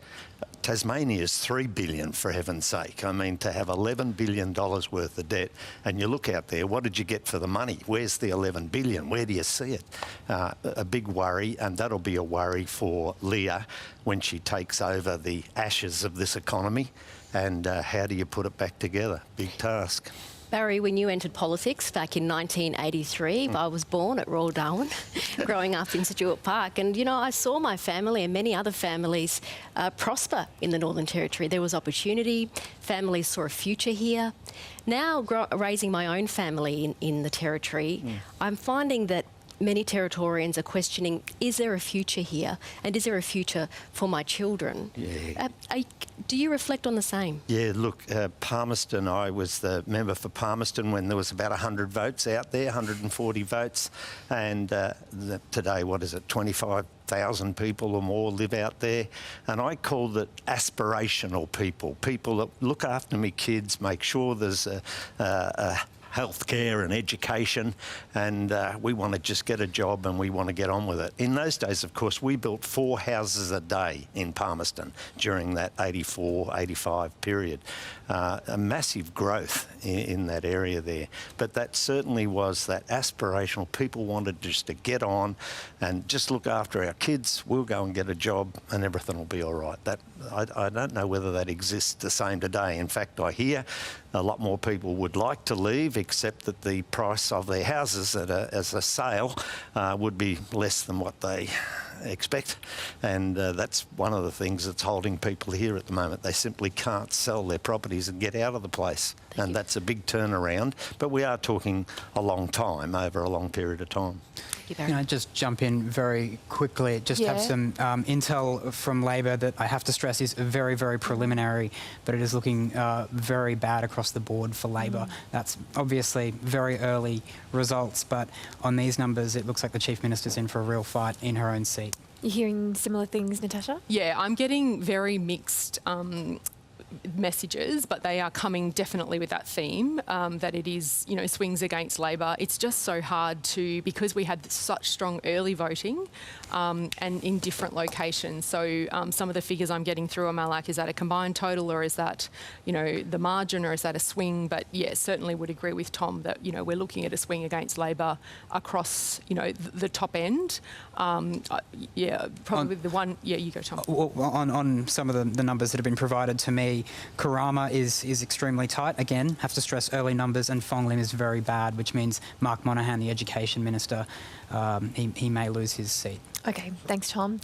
We've got Bill Yan standing by, the CLP candidate in Namatjira in the centre. Hello, Bill. How's the mood there? Yeah, good evening, everyone. Look, good mood down here in Alice Springs. So, of course, polling's closed now. Counting's underway, and look, we're seeing some good results early on in some of the small booths that we've seen. So, only early days yet, but certainly positives for us here in Central Australia for the CLP. Bill, it's Thomas Morgan here. There's been a lot of talk from Labor, particularly about focusing on your seat because of the super slim margin that you have. Again, Xavier. Oh, okay. Might have some audio difficulties there with Bill, but... Maybe I can take over. Bill, have you still got us there? No, looks like we might have lost Bill. We might try and come back to him when we can. What are some of the issues, as you see them, Barry, in Central Australia? Crime, isn't it? You know, I think that's the crime and safety. It's just crime and safety? There's nothing else? Well, that's... I don't stop in Alice Springs now. I go through the place fairly often, even Tennant Creek. I go through to Walkup or somewhere like that to stay. I don't spend much time in there. It's the Red Centre Nats on next weekend. I build a lot of cars, but I'm not taking my car down to Alice Springs because of the uncertainty and the damage that might happen to it. So, you know, that's the big issue for me in Alice Springs. I lived in Alice Springs in 1976 and it was a great town, and today that town doesn't exist. What about the cost of housing, rent, all that sort of thing, access to education? Maybe, but that's not the way I see it. You ask me, and I don't stop in Alice Springs. I drive through it, and I do a bit of driving these days, as I'm an old pensioner these days, but I don't stop in Alice Springs. We did have a story recently for our State Line program where a small business owner said that tourists coming into the town of Alice Springs are now stopping for 2 things: to fill up their car for petrol, to buy the groceries, and then they're moving on. Hurting small business. But it's small business across the Territory that's hurting, isn't it? Yeah, I would think so. Tennant Creek, have you been to Tennant Creek lately? I mean, it's boarded up. It's, it's not a particularly enticing, encouraging sort of atmosphere in Tennant Creek. Let's go over to Antony. A few figures in Karama. Okay, and these are backing up the earlier figures. This is Karama. Brian O'Gallagher, he's well ahead there. Let's do this in percentages. We've got the two fixed polling places on the day. 48% for the CLP, Ngāriaka, it's 27, 17% for the Independent. Let's look at the change in vote that's occurring here. Labor vote's collapsing down 22%, CLP up 20. There's a big vote there for the Independent. The Territory Alliance down, and that's showing a swing of 19% to the CLP at this stage. When we look at Fanny Bay, now this is the Parap polling place. The Greens are in the lead there. The CLP is second, and the Labor Party is third at this stage on those numbers. Let's look at the change in vote that's occurring here. When you can just see what's happening. The Greens Labor is just shedding vote. Most of that is going to the Greens. I won't try and draw a graph of that because I don't think it'll be very meaningful because I'm not sure I've got proper two candidate preferreds there. But that is backing up every electorate we've seen so far. I'd say at this stage the Labor Party is heading for a bath at this stage if this trend continues. They're certainly not going to survive in government, and the numbers are looking terrible for the Labor Party at the moment. We've got Bill Yan back, so we're going to go back to Bill Yan, the CLP candidate in Namatjira. Bill, so far the mood looking pretty good for you. Yes, as I said previously, everything's looking quite good down here in Central Australia. We're seeing a good swing towards the CLP on the smaller booths that we've seen counted so far. So, yeah, it's good for us at the moment. There's a little bit of a way to go. Once we start counting the bigger booths, then we'll start to see what the numbers are really looking like. So, for me, out in the bush, those booths should be counted fairly soon, and the pre-poll will give us a better indication of what it's looking like across the board for us here in Central Australia. Bill, it's Tom Morgan here, second try as a charm. But I want to ask you, Labor identified Namatjira as a seat they would like to pick up through this election. I mean, obviously tonight, looking at some of the early figures, that does look like it could be pretty difficult for them. Why? What do you think the big issues were in Namatjira, and do you think that you will win your seat tonight?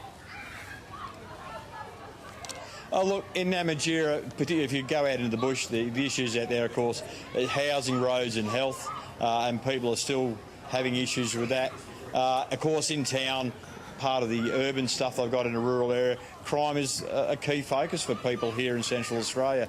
So not just the people in town, but also the people out in rural areas. So that's had, I think, a huge effect on the way that the voters are voting. Look, I'm pretty confident at the moment, Tom, with the way the numbers are looking so far.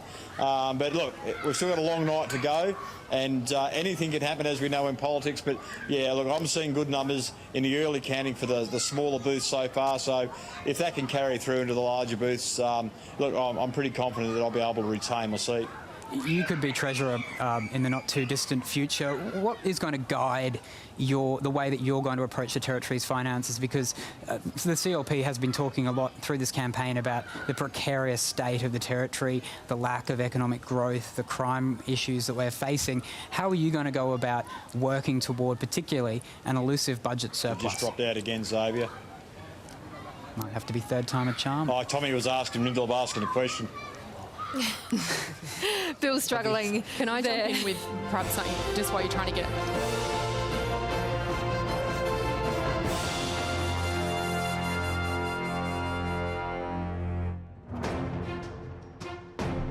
Marambova, Terry Nalanama, Bandwa, Alice Springs. Electorate or Puja, Kada, Breitling, Namatjira, and Haraluman. Aranda Maragatuya, Arigan of Maranina. Namatjira electorate, Arid Nandamanama, Impanandora.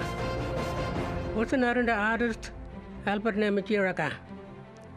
Watercolors, painting, of Mari, the Kurungalala, Rana, Aknara, Nagamalandora, Uchanaga, Australia.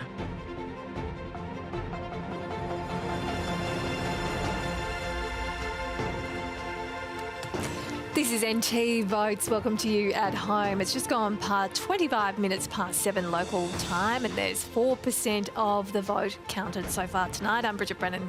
And I'm Eleni Roussos. Let's get the latest on the count with Antony Green. Antony, what have you got for us? Well, at this stage, these results are disastrous for the Labor Party.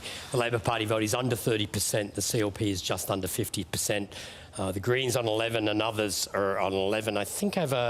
I think this one does the projected numbers. Yeah, these are the projected numbers for later in the evening. We're expecting it to be 33 for Labor, about 50 for the Country Liberals. Look at the change in vote that's occurring at this election. The Labor vote's down 10, the CLP is up 17.6, the Greens are up nearly 7, the disappearance of the Territory Alliance, which is flowing through, which is part of the cause of the rise of the CLP vote, but Labor is also losing vote both the CLP and the Greens, and this is all translating to a two-party preferred swing of 13.7%. Now, we haven't done all the seats yet, but Sanderson at the moment, the CLP is ahead, and that's a swing of something like 20%. I haven't seen a swing for anything under 10%. Now, admittedly, what we're seeing is the polling day votes. The big bulk of the votes is going to come to in the early voting centres. But you don't get elections where everyone who votes the government out comes and votes on the day, and everyone who's voting for the government goes and vote early. If this is the trend on the day, then something like this is also going to be in the early votes. I think it's pretty clear that the government is not going to survive this swing, and it's a matter of, by the end of the night, how many seats they've lost, how many seats the CLP have won. Thank you, Antony. Natasha, obviously worse than you expected. Obviously disappointed, but you do prepare yourself in the Territory with those small electorates. As I was saying, you know that votes can quickly disappear. I think it's going to be interesting. One of the things that I'm finding hard to comprehend on the statistics that are coming through to me is we had 10% voting here, 14%, like they were across for exactly my electorate, Casuarina, Eton, the city. So people that were working in town were going down and voting at lunch. I had people that held back and voted today. Is there any pattern? I mean, it's certainly not going to turn this swing around. I'm not trying to predict that, but I think that it'll be interesting to see with those independents and Greens where Labor lands, and then, how can we get that second place, or are we out of the picture already in third place? The results have shown us that so far the results, again, it's still very early, that traditionally safe Labor seats like Fanny Bay and Karama going the CLP's way. Are you worried about your own seat, Mycliffe? Well, I think my seat's a little bit unique, and I have been always concerned because people go, well, you've got the biggest margin in the Territory, but all it takes is, for that change with someone else to finish in that second position or first position, and the CLP, I think, would be, slip down, then that suddenly changes the picture there. I mean, Kate said it before, no seat is a safe seat when you've got 6,000 voters, but yes, you would expect to see, that working class Labor vote be higher in those seats. Barry, take us into what happened post-2016 in the party, because that was disastrous for the CLP. Clearly, a lot of rebuilding has happened since then. How much effort has gone in to renew the party? Quite a great deal. I mean, I was one of the people that went and encouraged Shane Stone to return. There's nobody that knows more about the organisational side of the party than Shane. He's done an incredible job at the branch level, at the candidates that we selected. He went out and actively encouraged candidates to get involved, and I think that was good.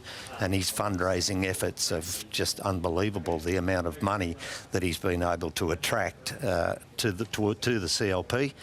And he's had to make certain promises when he's received that money, of course. Most people qualified it saying, we want you to promise and do everything you can to get rid of Labor. And so Shane has given them that undertaking, and I think it's paying off. Barry, are you surprised by the results so far? Yeah, that swing is miles higher than what I thought it would be, and I thought Sanderson would be a safe seat. I didn't think that she's been a great local member out there, done a lot of work. Her last election results were fantastic. A Karama. Oh, sorry, Karama. I thought Sanderson is also, though, looking a little bit doubtful there. There's a bit of a swing there. Karama, Brian O'Gallagher, incredible effort that he put in out there. He's door-knocked the electorate 3 times. Had a go at it before, of course.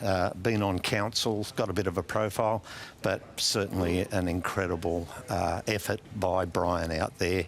And, you know, I congratulate him. It's a bit early to congratulate him, but just on the effort alone, he really did work hard out there in that electorate. Well, talking of swings, let's get the latest with Antony Green. Antony. Yes, Sanderson, Kate Warden against Jensen Charles for the CLP. This is one polling place, one of the polling places. Look at the percentages there, slightly ahead on percentages, but the key thing here is where's that from? And we're saying that there's actually a 20% swing in that polling place, which projects the CLP ahead. Now, we're not giving that away, but that shows you that in that polling place there is that double-digit swing, huge double-digit swing. I've brought these ones back again because what's going on in Breitling is the Greens are second. Not Labor. If we convert that to percentages, you can see it's 57.5 to the Greens 33, and we're projecting a 2-candidate preferred swing of 4.5% to the CLP. There was a lot of talk that the Greens could finish second in this seat, a lot of talk that the CLP wouldn't win it. Well, in the end, I mean, the issue is if the CLP get 50% of the vote, it doesn't matter who finishes second. And that was always going to be the case. I thought that they'd only ever lost it once, and that's when Adam Giles was defeated.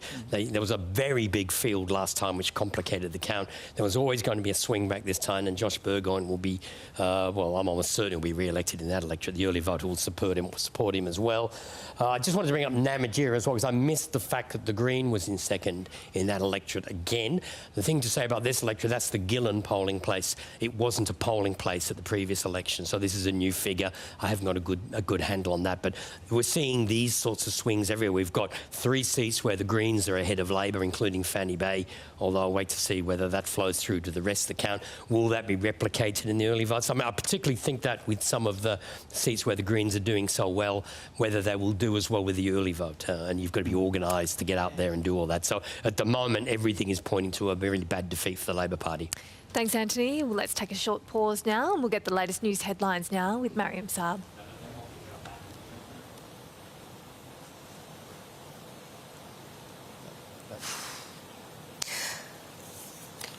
From the NT's election centre to some of the day's top stories. First, the New South Wales Hunter region has been hit with its 2nd earthquake in 2 days. The 4.5 magnitude quake was observed near Muswellbrook at around 4:30 this afternoon. No injuries are reported, and so far authorities say that reports of damage have been minor. The quake is in the same area as yesterday's similar-sized earthquake.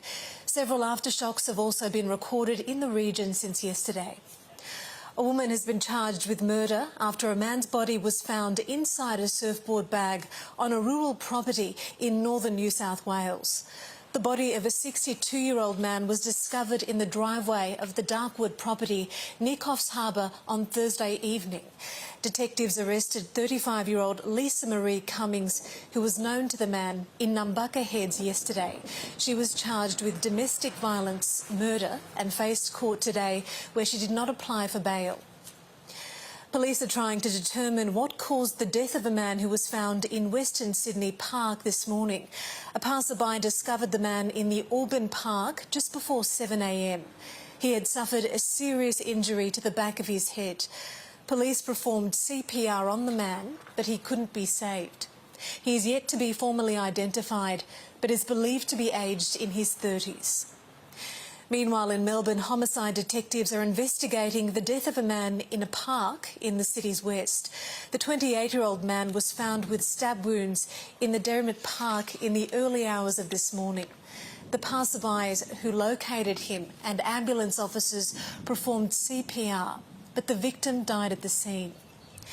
A manhunt is underway in Germany following a mass stabbing incident at a festival in the western city of Saarlangen. 3 people were killed and 8 injured in the attack on Friday. The incident took place at an event to honour the town's 650th anniversary. The attacker fled the scene. His identity is not known. Police say the motive for the attack is still unclear. Italian authorities have launched a manslaughter probe after 7 people were killed in a yachting accident off the coast of Sicily. Prosecutors say they don't have any individual in their sights, but the investigation will be based on salvaging the wrecked ship. Divers retrieved the remains of the last person unaccounted for, 18-year-old Hannah Lynch, 5 days after her family's yacht sank near the city. Her father, tech entrepreneur Mike Lynch, was also killed in the tragedy. 22 people were on board the vessel when it capsized during a fierce pre-dawn storm on Monday. And in sport, Richmond has claimed the AFL's wooden spoon for the first time in 17 years after losing to Gold Coast 94 points to 66 at the MCG. With the club greats like Dustin Martin and Dylan Grimes watching on, Marlon Pickett gave Tigers fans something to cheer about, starting as the sub but coming on to goal in his final AFL game. But the Suns were too good as they controlled the game to end their underwhelming season with a victory. Martin, Grimes and Pickett, who all played in premierships, were celebrated by Tigers fans after the game as the club begins a rebuild. Pretty emotional and just it's pretty surreal. And it feels a little bit weird. I think after today it'll probably really sink in. As everyone knows, I love the club so much. I love you all so much. I'm Mariam Saab, and that's the latest from ABC News.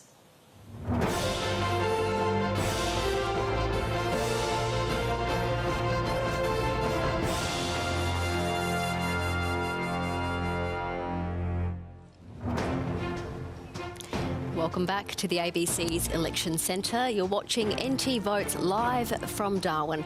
It's just past 7:37 p.m. Central Time and about 4% of the vote has been counted so far. I'm Eleni Roussos. And I'm Bridget Brennan. Let's get the latest on the count with Antony Green.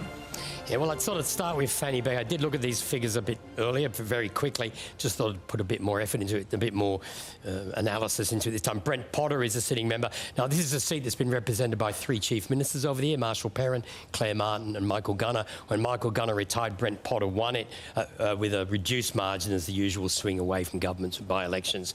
But at the moment, Laurie Zio is the CLP candidate, but if you look at the results in that election, Laurie Zio is finishing second, as you might expect, but Labor is third, and Brent Potter is only on 234. Let's look at this in percentage terms. At the moment, 37.3 to the Greens, 31, 32 there for CLP, Brent Potter 29. Now, if the CLP slipped to third in that seat, their preferences are directed to Labor. So this will be interesting to see what happens, in what order the candidates finish here. It would be strangely ironic in the end if Brent Potter got into second place and was elected on CLP preferences. But there's a long way to go yet before in this counting. This is just the Parap polling place. And I don't know Darwin well enough to know, but I suspect that might be one of the better green parts of Fanny Bay. I'm not exactly sure.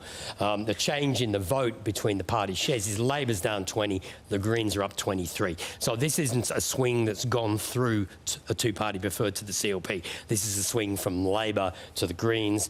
And if you look at the... this probably makes no sense whatsoever. It shows the Greens winning, which is certainly not something we're predicting at the moment. In fact, I'll just say, I've been asked to go and do some overall figures. I'll just say at the moment, to avoid, our computer makes predictions very quickly, to always avoid doing an embarrassing prediction, we always hard code a 10% figure so that our predictions are not broadcast by accident or go into the internet by accident. We can see them before they become definite predictions. The swing's so big at the moment, we've got seats falling over the place, but our hard-coded thing is stopping them from being called gains at this stage. But there is nothing in this which indicates anything other than Labor losing seats. Let's look at the primary vote across the whole territory. We've now got 6.6% counted. Again, Labor's on about 30, the CLP on 49.2, the Greens 7.7, others 13.6. The change in the vote, the Labor's down 10, the CLP up 17, Greens up, Territory Alliance vote, a lot of that would have gone to the CLP, and that's all translating into a two-party preferred swing of 13.8% to the CLP. So the 6.6%, that's not going to suddenly reverse. Perhaps Labor might do slightly better with the early votes, but that swing's not going to reverse. It's a matter of counting down the seats now to see how many seats change hands and how many seats the CLP win to form government. Thank you, Anthony. Tom, we're seeing Labor's traditional voter base in Fanny Bay swing to the Greens. Are you surprised? The Greens seem very confident in that seat. They seem very confident in Breitling and in Fanny Bay, and we knew from the start that they were targeting a few seats in particular. Natasha, your seat was one of them. The Greens have been making predictions that they'd be doing really well, but, how do you know? There was no quantifiable way to know that the swing was on in Fanny Bay.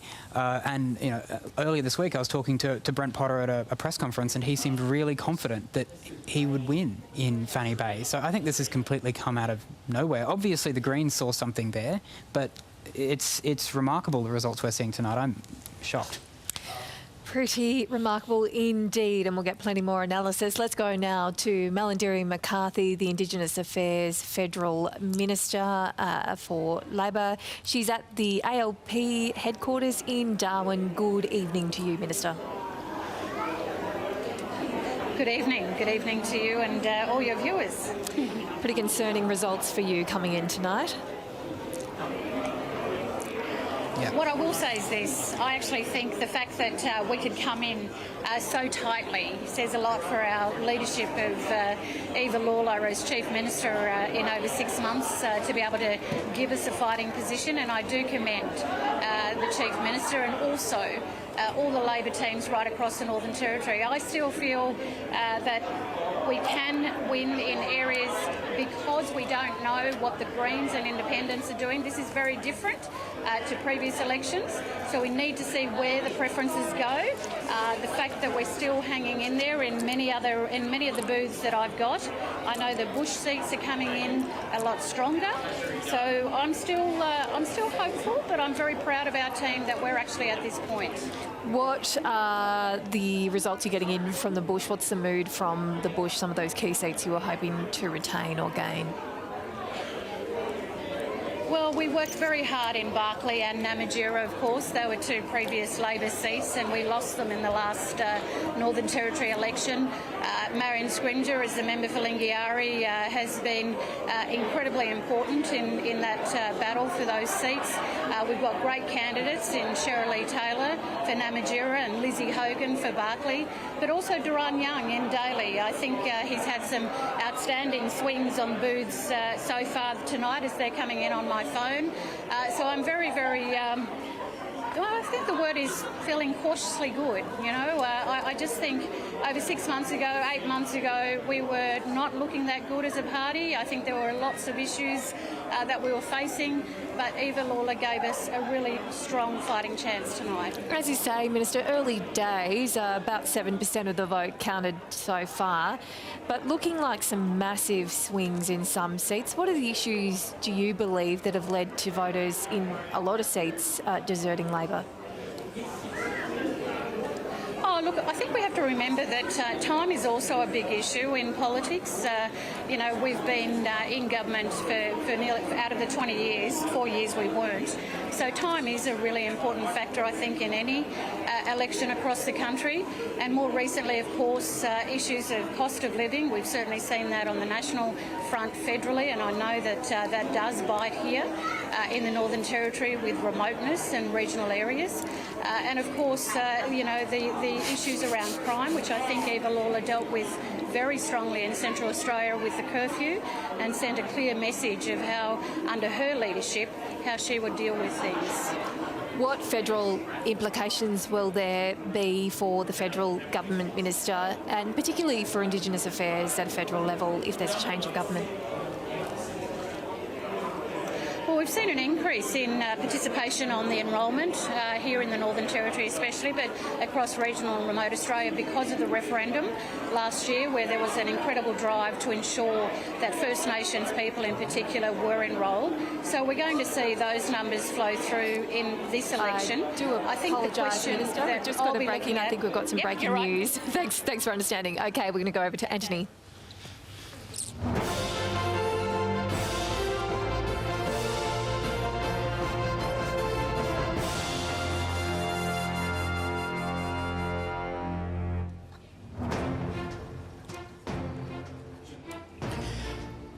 here at the tally room the ABC's tally room in the Northern Territory in Darwin, the current Labor government, the Labor government has been defeated.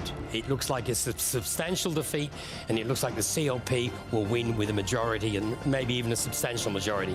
It's a big swing that's on. We'll look at a few seats in a moment, but I just first wanted to look at some trends, and I wanted to talk about the northern suburbs. I talk a lot about northern Darwin. That's where elections are made and unmade. All through the years of the CLP up until 2001 held all the northern suburbs seats, or nearly all of them. Since 2001, they've all been Labor. Well, this is the current figures for across the 6 northern Darwin seats. Labor 35, CLP 45, Greens 9, others 14.6. Look at the change in primary vote that's occurring there. The Labor vote just collapsing, the CLP vote up, Territory Alliance disappearing, Greens up a little bit, others, a substantial vote for others. All that's translating into an 18.9% swing.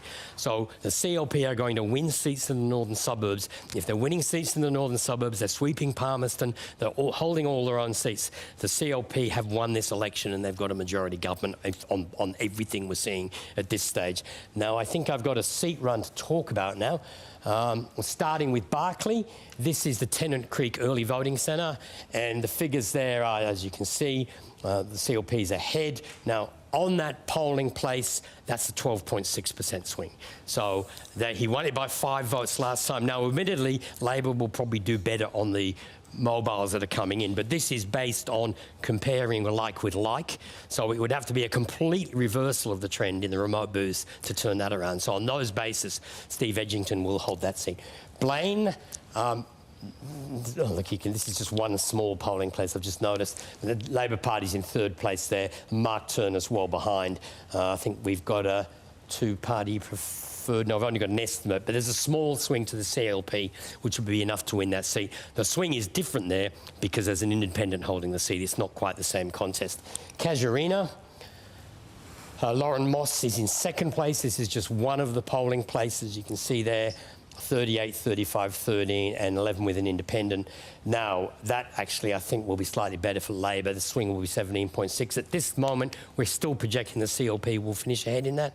Sitting member factor may help when you get to the early voting centre, but certainly Casuarina, to see Casuarina close is a really serious problem for the Labor Party. Now, Dr Tanzil Rahman well ahead on one polling place in Phong Bay, 47, Labor 23, Greens 23. So of Labor and the Greens, and Simon Niblock, he was a councillor, but he's certainly was only announced at the last minute as a candidate for Phong Lim. 2-party preferred swing on that polling place. No preference count, but we're estimating a 15% swing on those numbers as well. And Goyder, I think we've only got one polling place here, but Labor, this country Liberal candidate Andrew Mackay is ahead. Belinda Kolstad, who's trying to succeed. Kezia Purick is in 2nd place and well behind. I mean, we're estimating there's a 27% swing. That's a bit of a false swing because of the way these things are calculated. But they're very good first figures for Goyder. I would point out in Goyder, I think the early voting centre is in Berry Springs or Coolangatta. It's taking a huge number of the votes. So it'll be depending on the early voting centre whether that's results repeated. So as you can see, there's quite a degree of devastation there going on all across Darwin and Greater Darwin. Thank you, Anthony. Natasha, we're less than 2 hours into the vote count and Anthony's calling it a CLP win. What a blow for Labor. Oh, of course, it's extremely disappointing, and you see how hard your colleagues work. I think that there is, like I was saying before, because some people are voting in the city, some people have just been popping over to the Eaton booth, others will be at Casuarina and decide to vote. So I think it'll be interesting. Obviously, those strong Green votes, I think that they are something to be respected, but was that something that people saved for today, or will the early voting follow that? I am seeing some positive results in the bush, so I think it's a fascinating election night and I think that Tennant Creek, that's the Tennant Creek booth, but our numbers coming through, we're very confident in the bush booths that Lizzie, Lizzie's amazing. She's, been a terrific candidate, and the way she's, just jumped with a pretty short time frame of 8 weeks. So, yeah, it's certainly disappointing, but fascinating in a sense. Daly's looking okay for us, and Arnhem. So earlier we heard from Melindeary McCarthy saying that 6 to 8 months ago the party wasn't looking good. If we go back that time, you were in power. You were the leader. Do you have any regrets? Oh, yeah, hindsight's a wonderful thing. Of course, you wish you could go back do you regret? tinker with things here and there. So I think it's about, and you've seen that with Eva as Chief Minister, making those decisive decisions and acting quickly. 4 years, and, when you only have 2 years really of that, time does come around very quickly. So that probably, for me is, that, we did an enormous amount of legislation, policy decisions, but did we get out and sell that with a sense of urgency? But there'll be plenty of time to do you take some ownership for the result? Of course. I was not just the Chief Minister, but I was a Minister for a significant period of time. I take ownership, of course. Barry, are you expecting this kind of a sting? No, that surprises me. The swing is quite high. We haven't won Fanny Bay since 1994, since Marshall Perrin left there. But the Greens there, and also we had some early intelligence that the Green candidate in Breitling would do very well, and that's proven to be true. The other issue is Steve Edgington. It is Tennant Creek, but even in Tennant Creek, his voting today went something like 90 to 40. So just the voting today, the rest of those numbers were pre-polled. Yeah. That's what I get. Yeah, the early vote. But it does show that in Tennant Creek there was always really marginal. That he's done pretty well. Barry, it's been hard for the CLP to crack into those northern suburb seats of Darwin. Is that surprising you that we're seeing a swing in seats that are traditionally held by Labor? Well, no, I don't know about traditionally held. In your We era used they to were, own it. and you used to own it. But I mean, to not have a seat north of the Berrima line, the CLP, not one seat north of the Berrima line. You can't be in government unless you win seats in the northern suburbs and Darwin. And hopefully that's changing tonight. But it's a big swing, that's for sure. Tom, what are you seeing? I just want to remark that it appears on the surface like the vote's breaking in two different ways depending on the electorate. In the electorates which care about crime, it's breaking toward the CLP in a massive way. And then in the inner areas where, issues of the environment, for instance, are more popular, it's breaking towards the Greens. And you're seeing that in Fanny Bay, which seems to suggest that Labor, it's tried to track toward the right, or toward the centre-right at least, to try and beat the CLP at its own game on the issue of crime. It's fully embraced the gas industry, for instance, and opening up the Beetaloo, which is also what the CLP wants to do. So what's happened is that, on both sides, Labor's lost trust with voters over its handling of crime, on the environment, and people have gone their separate ways. And now we're seeing results like in Breitling and in Fanny Bay, where the Greens are doing potentially really well tonight. Thanks, Tom. We're going to go now to Robin Cale, the CLP candidate in Port Darwin. I don't think we've got any numbers just yet to let you know how that seat's going. But, Robin, you would be encouraged by this big swing we're seeing tonight to the CLP. I'm certainly encouraged by it. It is a little frustrating not to have any numbers for Port Darwin yet, but seeing what's happening across the territory is reassuring. Robin, it's Tom Morgan here. Obviously, we don't have any results from your seat yet, but if the swing continues into Port Darwin tonight, you will be elected, most likely, as the member for that seat. So how are you feeling about the results that you're seeing across the territory at the moment? It's very encouraging. I think that it's very clear that voters in the Northern Territory are very unhappy with the current Labor government. They feel that they've been let down and they are desperate for change. What change in direction do you think you're going to see if we do have a CLP majority government, which Antony Green has called? What are we going to start to see change over the next 4 years? I think we're very definitely going to see a change in the approach to the way we're managing antisocial behaviour and crime. So critical for the rebuilding of our economy that we actually deal with the issues that have been seeing so many people leave the territory. So we have a change in those areas, then we're actually going to see a growth in population rather than a decrease, which will lead to a rebuilding of our economy and absolutely seeing the lifestyle that we so absolutely love about the territory being restored. And Robin, you're a very prominent figure in the health community here in Darwin. You used to run the GP super clinic out in Palmerston. I want to get your reflection. We talked a bit on the panel earlier about the state of the healthcare system. What would you want to see happen if the CLP, when you form government, to improve the healthcare system in the Territory? Because we've heard so much about how it is really struggling. Well, I think one of the things we absolutely have to see is getting more people here in the Territory. What I'm getting from people who are particularly working in the hospital system is they're desperate for staff. They're feeling that they're not being heard as to what they need on the front line, and we really need to be focusing there. And we absolutely need to be looking at why we're having these repeated code yellows, because they just should not be happening. So I think one of the first things that we really should do, should we be successful, is actually have a very good look at what's been happening in our healthcare system and start listening to those people on the front line and start rebuilding our services here. If you win tonight, will you want to be Health Minister? Will you be asking Leah Finocchiaro for that position?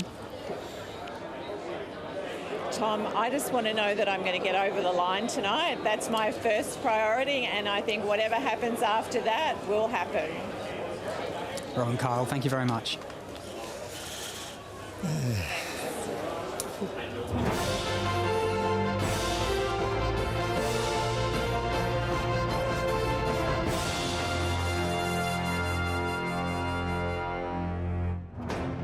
Mulka yulnguk tuanja electorate mulka pui unalis anamlan yulnguk countrygor tualiako electorate jamayali mitji yulngu malala to vote ngurike area mulkain tayako mayali mulkang area ripun ngai dualiako mayali wangang ni yulngu malali wangain kunamir wanganarau main wanja wangang ni yulngu malanin na mulka electorate nguriako nulun boy ripun ngai mulka electorate unawangayako kulkola kalki nulun boy kulkola nguni kalki nulun boy uni ona karma festival jalika happen every year.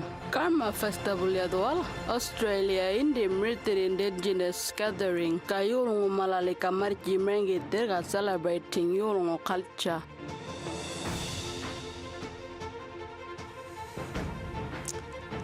This is NT Votes. It's 7:57 p.m. local time with about 10% of the vote counted. I'm Bridget Brennan. And I'm Eleni Roussos, and we've seen some extraordinary results for the CLP this evening. With more on the vote count, Antony. Well, let's start with those statewide votes. Labor's on 28%, drifting down a little bit. The CLP 48.3, the Greens are on 6.5. They're on about 15% in the seats they're contesting. So the Greens, that's because they're only contesting 11 seats, others 18.6. People wondering why we haven't done Drysdale. We haven't got any figures. We haven't got any figures for Johnston, which is 2 seats. There's a great deal of interest in at the moment. The change in votes since the last election, the Labor votes down 11, CLP up 17. Territory Alliance, of course, not there this time. Their votes flowing mainly through to the CLP and to the others you would expect, and that's turning into a two-party preferred swing of 11.8%, which is more than twice what the country Liberals need to win the election. I thought I'd draw the chamber for the first time. Let's start to fill in the seats we're definitely giving away. At the moment, we've got the CLP on 10, Labor on 4 and others on 1. As I said, we've got this, we don't give away on first figures. We have to get a few more figures before we start to give them away. But the CLP are on 11. We've got a few more which are leaning one way very strongly, and it's just a slow count. And the CLP is now on 11, Labor's 4. CLP need 2 more seats definitely to form government. And I think I now have a seat run I just wanted to talk about. We're trying to make sure that we keep giving figures for seats as they come in. And Robin Lamley, she's the Gillen polling place. She's ahead on 46.9. She's doing better this time as an independent than she did as a Territory Alliance candidate. I think it was a mistake for her last time to have a party label. People like people who are independents, and when they go and join a party, you tend to attract all the baggage that comes with being a member of a party. Sean Heenan is second, and the Labor Party's third there. The change in the vote, and Robin Lamley, her vote up is 14% up compared to what she got last time as the Territory Alliance candidate, and it's turning into a 10% swing to her. So Robin Lamley's easily re-elected in Araluen. And a seat we're just now looking at, we've got, I think, is it Wagate or Wadgate Beach? Wagate Beach. And we've got one of the mobile polling booths has come in, and Duran Young is ahead 59.9. the change in vote. Now, there were some other candidates on the ballot paper last time, and now I'll show this because this is a bit complex. We had it listed with a 6% margin before the election. That was the by-election margin. The numbers here are based on a comparison with the last election when the CLP had 51.2. So there's a slight swing to Labor in Daly, and we're certainly not calling Daly, but that's one of the brighter results we've seen for the Labor Party. A swing of less than 1% to Labor is classed as a good result at this election, given what's going on elsewhere. Thank you, Anthony. We've seen that this evening crime may be really driving the votes towards the CLP's way, but as we know, the drivers of crime are complex and responses need to be nuanced. Natasha Files, how is it that so much time has passed with Labor in power, yet the disparity in the territory between Indigenous and non-Indigenous people is just so in your face? And how can that be okay? So I think it's a complicated question to answer. I think part of it is that early investment is starting to pay off. And when I say that, I point to the birth weight of babies born is raising. We're seeing the families as first teachers, those programs early, but those children, you know, they're 5 and 6 years old because it took us, you know, a year or two to get the programs in place when we got to government. But then I also think that we're a far more mobile population. Like the roads are getting better, vehicles are getting better. So I think it's a complication. We're seeing, you know, the cost of living. We talk about it in the urban areas. It's, you know, astronomical in remote areas. So people are leaving. One of the things that I was really pushing was the delivery of healthcare in remote communities, keeping people in community. Why does Watto not have a renal unit? And that's something that is coming, but those people are then shifting to Darwin, which means children, grandchildren. So it's a very complex piece. Straight to Antony now. Results for another seat in Darwin. Yeah, sorry, I have to do this one manually the old-fashioned way and get the it's this seat here. Johnston, let's go to the setup page. What's happening in Johnston? Joel Bowden is the sitting member. Gary Strachan, the CLP candidate, the deadly hair dude. And Justine Davis is the independent in this seat. Now, let's look at the votes here. Gary Strachan is ahead, Justine Davis second, Joel Bowden third. Let's look at that in percentages. You can see 31, 30, 29.6, Greens 8.9. Now, I mentioned earlier that in my previews for the election, I talked about the rule of thirds. You need a third of the vote. You know, if two candidates have a third of the vote, no one else can win. At the moment, nobody has a third of the vote there. Now, I don't think Gary Strachan can win, even though he's leading on first preferences. It's going to depend on who gets knocked out. Now, Billy Barton's preferences, the Greens, will probably favour Justine Davis. Joel Bowden, if he gets ahead of Justine Davis, you know, you always get a lot of leakage from Green preferences when there's a Labor candidate on the ballot paper. So, you know, if Joel Bowden gets ahead, he would potentially win that. But Gary Strachan is ahead, but he's not going to win on those numbers. It's between Justine Davis and Joel Bowden. We have a preference count between CLP and Labor. Completely useless. I'll get rid of it and move to some estimates of preferences. The change in vote there is Labor's down 15, the CLP up 10, Independents 27. The Green vote is down because of the presence of the Independent. I won't do the two-party preferred because he's rubbish, but there's the first figures for Johnston. There's a real story there at the moment. Now, I would say that's 4 polling places. I think that's nearly all the polling places. What's to come is the early voting centre, and the early voting centre will determine the order those candidates come in. Barry, are we going to be seeing success for independents tonight, do you believe? And what does that say about people's perception of the major parties at the moment? I thought the Johnson lady was a very good independent. I liked her poster, her face. She looked like a decent person, and I had expectations that people would warm to her. She's also been out in the electorate a lot, and from constituents in the area that I speak to, she comes across very well. She goes and seeks information for them, even though she wasn't in government on either side. She had very little in the way of resources, but you know, she was a very hard-working candidate, so I'm not surprised that she's done well in that particular electorate. In terms of the other independents, I'm not sure if they're going to be as successful as she is. Hopefully get some results. Can I also say that I'd like to say early what an incredible job Leah Finocchiaro has done. This has been a 12-year campaign for her. It didn't really start recently. She's had a lot of problems in terms of trying to win by-elections, etc., but she's hung in there with grit and determination, and that's obviously coming through tonight. Thank you, Barry. Antony, you're getting some more results. We've got the Chief Minister's seat. Drysdale Eva Lawler has held this seat for 2 terms. At the last election, she was the first Labor member ever re-elected to a Palmerston seat, and she actually had to swing to her. Clinton Howe is the new CLP candidate. Let's look at the first preferences, and you can see quite a story here at this stage, is that Clinton Howe is just under 60%. This is Palmerston City. It's 2 of the polling places on the day. Eva Lawler on 29%. The change in vote there is a substantial swing, and let's look at the 2-party preferred. It's a 22% swing. We've got a third of the vote, 2 polling places. That swing's not turning around. So as well as her government losing office, it appears that Eva Lawler will lose her own seats. Now, I think they want to run a sting for me, but I'll just say it clearly. On these numbers, Eva Lawler will lose her own seat, and she will join Gough Letts and Adam Giles as leaders of government in the Northern Territory to lose their seat. And that's quite a remarkable result. In fact, this is mirroring results all across the Territory and certainly all across Greater Darwin. Disastrous for what will be the former Chief Minister, Eva Lawler. What happened there for her? I think, I said that early on, that Palmerston is tough. She was the first person to be re-elected as a Labor member, but that redistribution, but clearly the other factors, that the swing against the Labor Party has played into that as well. But I don't think it should take away from, the hard work that she's done. Palmerston really has changed, as a city. It's now a place that is desirable for people to live in there. It's got a great amenity, and, we made some significant commitments to go forward. So hopefully, the CLP will continue that work so that it's a livable, vibrant place. Natasha, on these results, obviously, she's gone. Who's going to be the next leader of Labor? I think that's a question for, a little bit's time, because I think there's so many seats that are uncertain.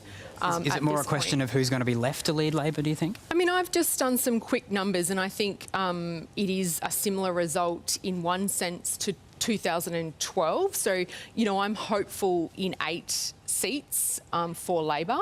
And also, we saw the CLP in 2016. I mean, I did election night with Dave Tollner, and he was, obviously in the situation that I'm in tonight, but things can be turned around. But we need to accept, we need to reflect, and then we'll go from there. Are you ruling yourself out of having a yes. second crack at the Labor leadership? Yes, I don't have any leadership aspirations within, the Parliament, so to speak. Absolutely within the broader party. That's probably one of the things I've really enjoyed, is 2 weeks on the polling booth, being able to go and do that, flexibly without the commitments of a minister, checking in on our team, because across parties, independents, there is people out there, and I think we should probably acknowledge them tonight, the volunteers. Like, I just had a message, people have driven hundreds of kilometres to make sure that people have been able to get their democratic vote, and to make sure, that signs. I had someone out at 4 a.m. this morning checking that UMob hadn't done anything, overnight, Barry, with bunting and signs. So, there's so many people that work hard behind this, and they'll be feeling this within our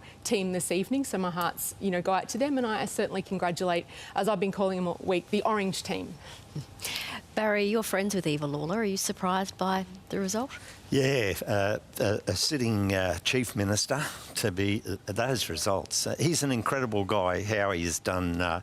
They like him. He's disciplined with his army discipline and military discipline, I should say.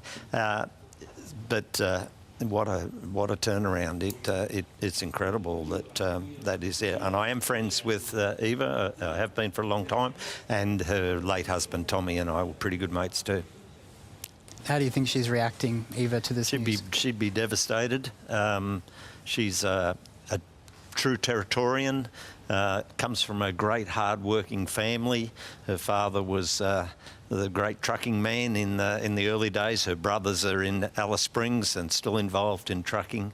Her sister, of course, her twin sister, is heavily involved in the Buffalo Council and also in the transport industry.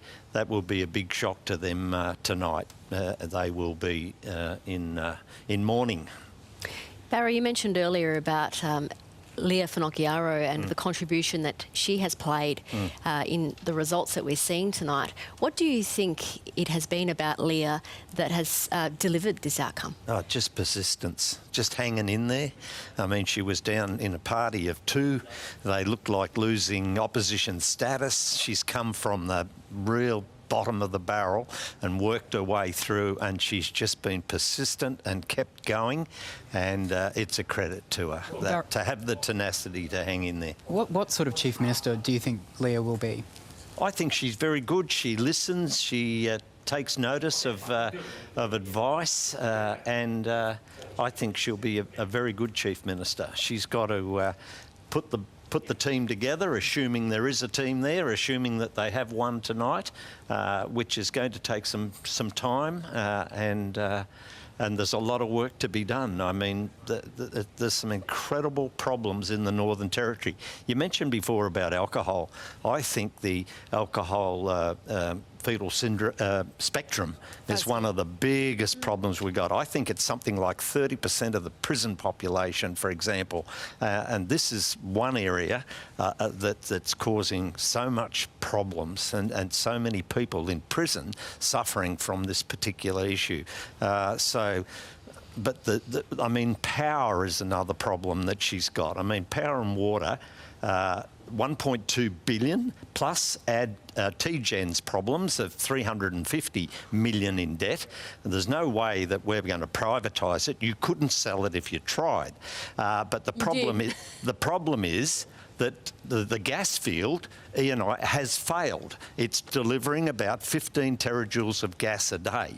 And all right, we might come back to that conversation because we want to have a look at the seat of Mulka, and we've got Yi Goyula standing by, who's a very popular local member there. Antony, how's that looking? Well, there's only two candidates. There's no Labor candidate here. At the moment, it looks like the CLP are ahead of Mr. Goyula. But I must say this is the Newlanboy polling place. This is where you would the CLP and Labor do better.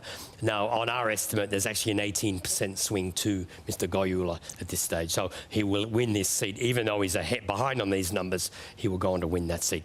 Thanks, Antony. We've got Yia Goyula there. Good evening to you. How are you feeling tonight? What are your chances there in the seat you've held for a while now? Yo, namre di pare namalang ka ngarang gametir marang amatir ka ngarang gametir na daran ngarato marci guait man namalani mulkai na romdo ka guait man di pare mtu margaram bangejama matangara ko betul betul. Yes, I'm feeling really glad that I am here running at this election to stand and fight, because now I know exactly what I need to talk about and issues and who the people are, the governments, CLP or the Labor government. Yingia, it's Thomas Morgan. Whoever it is there, we'll need to sit down and talk issues about how I've coming in the 2016 election, but now I feel confident and I'm going to walk and I'm going to face any obstacles that will come to me. Yingia, it's Thomas Morgan here. It looks like there'll be a CLP government with a majority in Parliament after tonight. I want to ask what you think of that party's policies, and do you think that the seat of Mulka, that you'd continue to advocate for them, obviously, as an independent if you do win, but what would you like to see the CLP do in that seat over the next 4 years? It doesn't matter to me whether it's an ALP or a CLP policy, as long as that they need to listen to the voice from the people. And I am the voice for the people out here on the ground, not a handpicked by the government departments. And I need to point out issues, what is wrong, what is the issues here. Our there needs to be Yolngoro first, going ahead with a self-determination towards treaty, as well as housing, mobility, Aboriginal disadvantage that has never achieved in our communities, and that's why I'm here to run and exactly point out to the government to listen and hear the voices of our people out here. Obviously, Labor is experiencing a crushing loss tonight. In their 8 years in government, how do you think the incumbent Labor government have treated your seat of Mulka, and have they put in place any meaningful change, or have things gone backward in your electorate over the last 8 years? In the last 8 years, I have experienced, sat down, when I first stepped into the Parliament, it was the government, then the Labor Party, that they were surprised to see me to stand in and step in, and wondering what I was going to do, wondering who is this guy, who is this man, and what does he want to do? But all I wanted to do is come, step in the Mulka space where Paranda and Yolngu can work together to make a place more better so that we understand each other. In a diplomatic space of Paranda and Yolngu working together. Doesn't matter what party it is a party that needs to listen to the voices of the real people on the land. Yeah, thank you very much. I have to leave it there.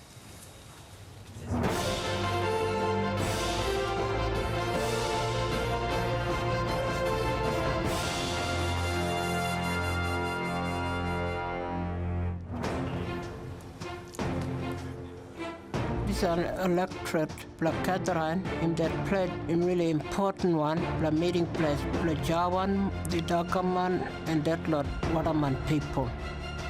The unread electorate means group of people that are enrolled about that place. These lot people haven't come to this land for thousands of years. They got in that ancient rock art there from really long time ago. I'm over 40,000 years old, and I'm near that place called Nitmalak National Park. Beyond rock art, I'm sure that traditional owners have been at this place for a really long time. This is NT Votes. It's 8:15 and there is 18% of the vote counted so far. I'm Bridget Brennan. And I'm Eleni Roussos. Let's get an update on the votes that are coming in with Antony Green. Yes, well, let's look at those votes. Devastating figures for the Labor Party. Probably great joy going on at the Marara Italian Club where the CLP are having their function tonight.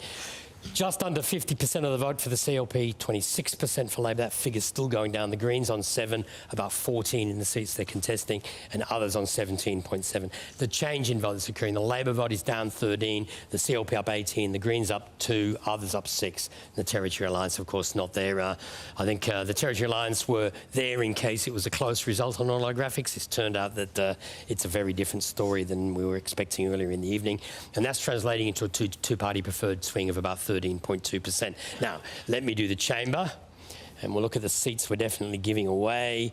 At the moment, we've got the CLP up to 14. So we've got the Country Liberal Party. We now have in a majority.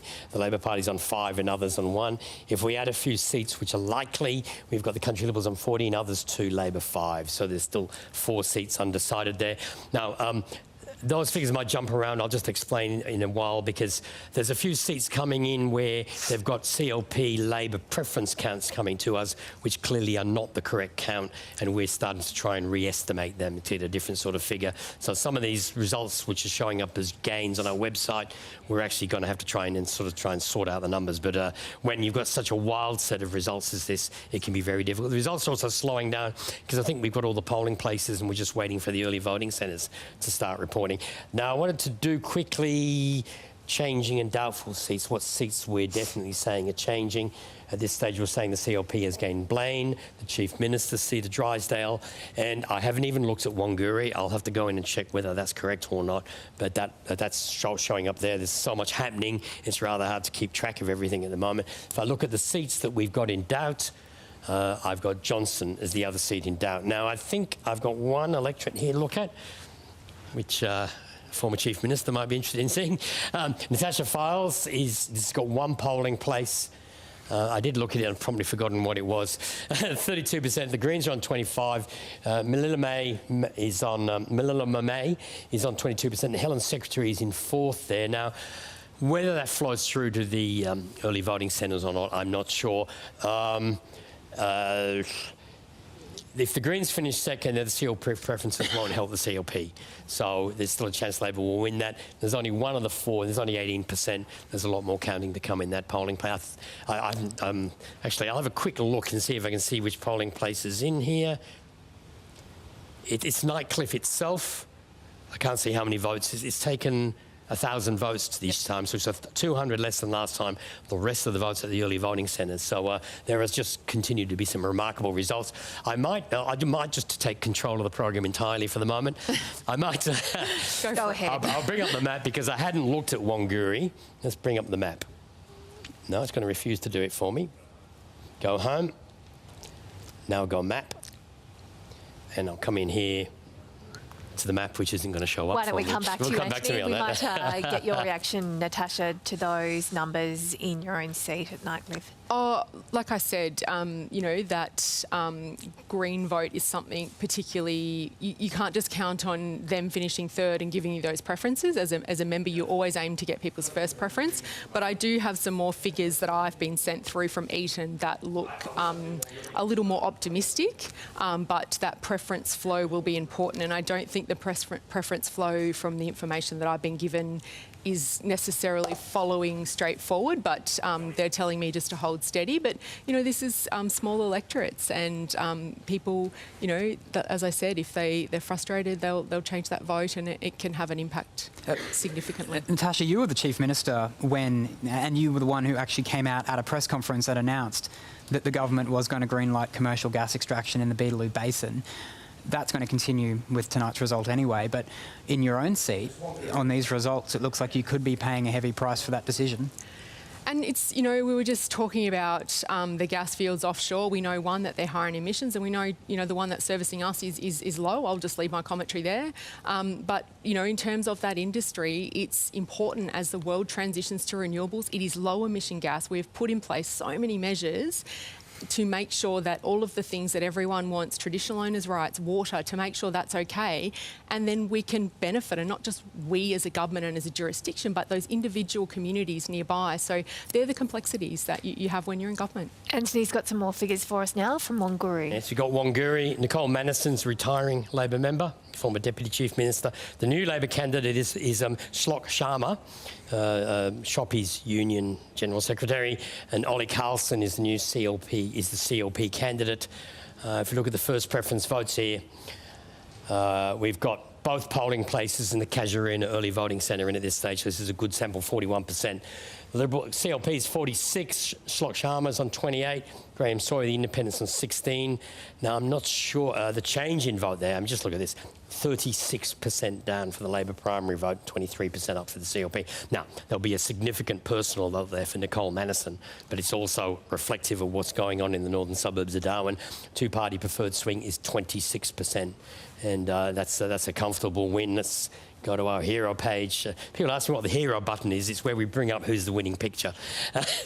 Ollie Carlson is the new CLP member for Wanguri. She's the first CLP person to hold that seat since Labor won it at the 1989 by-election. So this is, of all the seats in northern Darwin, this is the seat that's been held by Labor for the longest. They even survived almost losing it. I think it was in 94 when they were losing it on the night, and then they found there were 100 votes to the one-way round, and the former member, whose name I've forgotten momentarily, he got back. But so this is a big defeat for the Labor Party to lose Wanguri. Thank you, Antony. Barry, you mentioned earlier about Shane Stone being pivotal to the CLP's success this evening. Just wanted, can you give us an insight into what was the directive for this campaign? What was the strategy to get the outcome that you've seen? Well, I'm not that close, to tell you the truth. I am not inside the tent in terms of the campaign, and I don't really have knowledge of that. So I really can't shed a lot of light on the campaign itself. I can make observations and how I seen it, but I was not involved in the campaign. Maybe that's why it's been so successful. What about Wanguri and other areas in the suburbs where people perhaps are deciding to leave the territory? How much of a factor is access to housing? Barry, being able to buy a house or build a house in the territory, is that a factor in this election? Look, coming from Brian O'Gallagher in Karama, he said that there were a lot of people that would like to leave, but they can't get the price for their house because real estate has been flatlining now for some time as the economy has tanked.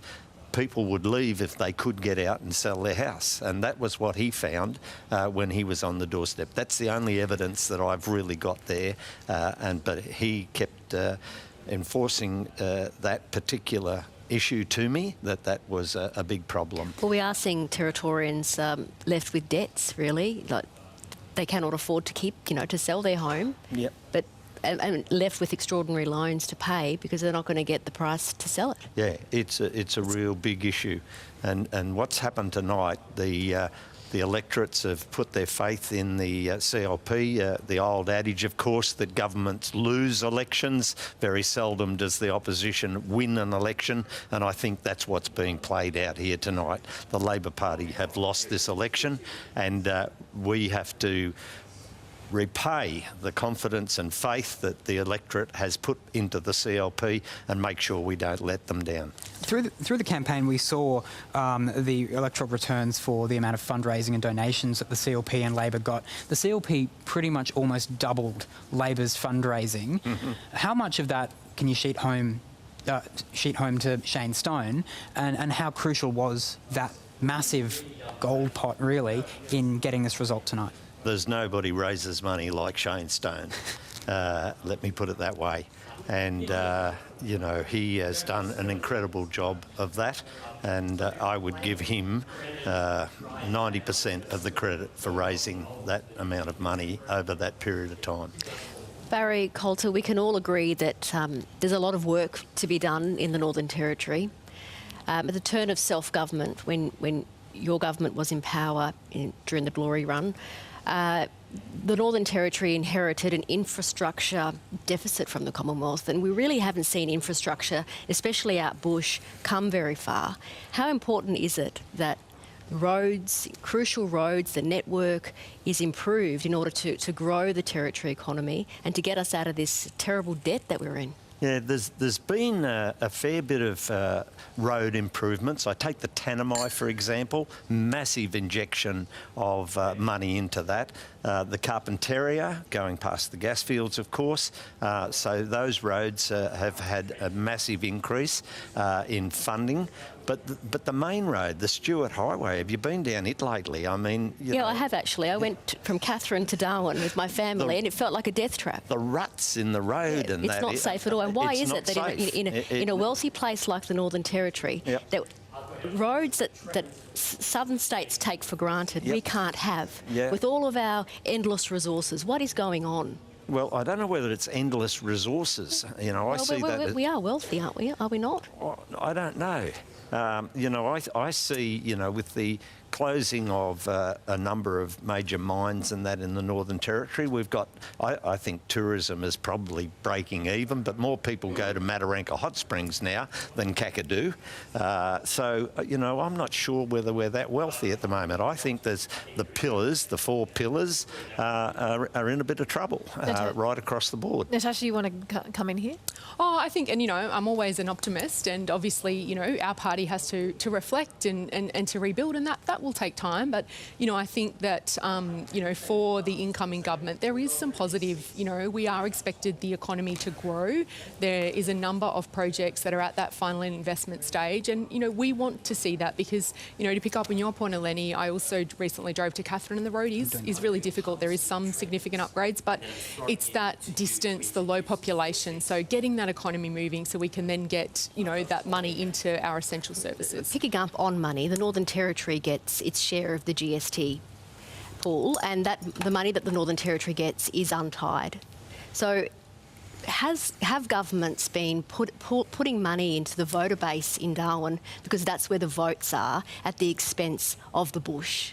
I think we have seen a change in that. I think certainly, you know, we did see on both sides election commitments that were very much aimed at... Okay, we've got Eva Lawler there at the Labor headquarters at the Waratah Football Club in Darwin. She has just lost her seat there with the party faithful. She's expected to give an address. She's being welcomed into the room. It's obviously an emotional night for her and for Labor. Natasha, how would she be feeling right now? Oh, I mean, it's difficult, and you know, I had 27 years of watching this, and then we had a really amazing time where we were able to lead the territory under Claire Martin and Paul Henderson, and then some pretty chaotic years, and then I think that we have delivered a lot. And Eva, has been in cabinet since day one. She is a really terrific person, but she'll be feeling this and feeling it. Not so much for herself, but for the volunteers, for the staff, for our colleagues that aren't going to make it through the night. She's a very selfless person. Labor has held the northern suburbs pretty much uncontested since 2001. How much of a historic moment in terms of a mood shift for Northern Territory politics is this moment now?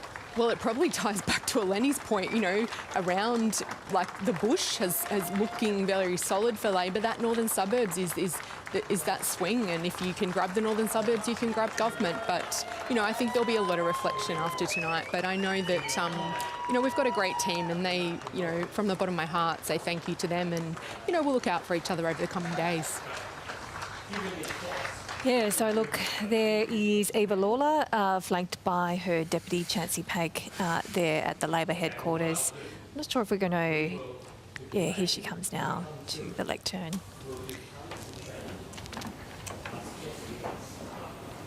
I'll start by acknowledging the Larrakia people on... which mic? This one? Okay. I'll start by acknowledging the Larrakia people on whose land we meet today, and the beautiful land that we all love, Larrakia. It has been an absolute privilege to be Chief Minister of the Northern Territory. It's also been an absolute privilege to be the member for Drysdale, probably the best seat in the whole of the Northern Territory, a seat that I've been very proud to be the local member. It has also been a privilege to be a minister in the Northern Territory government for 8 years, and I'm proud.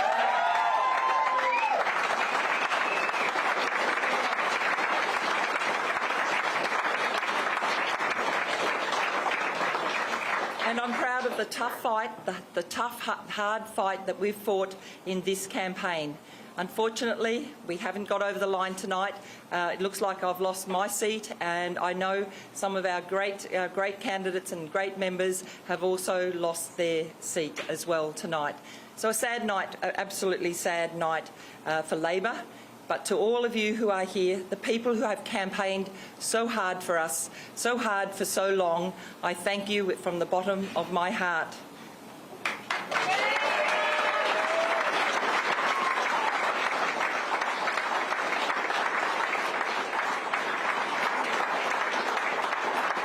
So look out tonight, I see the party faithful, the people who have been around since 2001, that have been committed to Labor, and I know will continue to be committed to Labor. To all of you who are here, I love you. You are the Labor family, the family that I'm very, very proud to have led. I'm also very proud of my own family.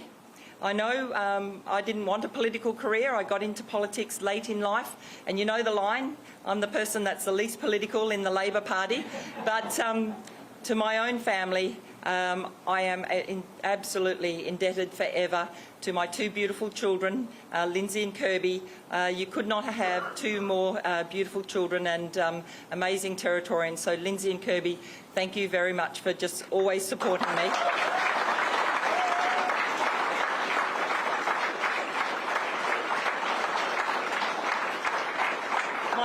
My two sisters, Louise and Christina, and my three brothers, Robert, John and Frank, again have just supported me every single inch of the way. I think you all know my story. There was a nice article in the NT News today. It has been tough. My husband passed away in 2018, but I know he's watching down, and I know every single day he's always supported me in all the roles that I have. But to all my family and to the people who are my new family, my Labor family, the people who always look after me, thank you very much. To the hardworking people, Shlock Sharma, our campaign director, to Carly Dalton. I think she's got about 70 complaints that she's following up from the polling today, but also to our President Anthony Venus. Thank you very much for the hard work that you've put into the campaign. I will also make an extraordinary mention of Alf Leonardi, who coordinated our fundraising.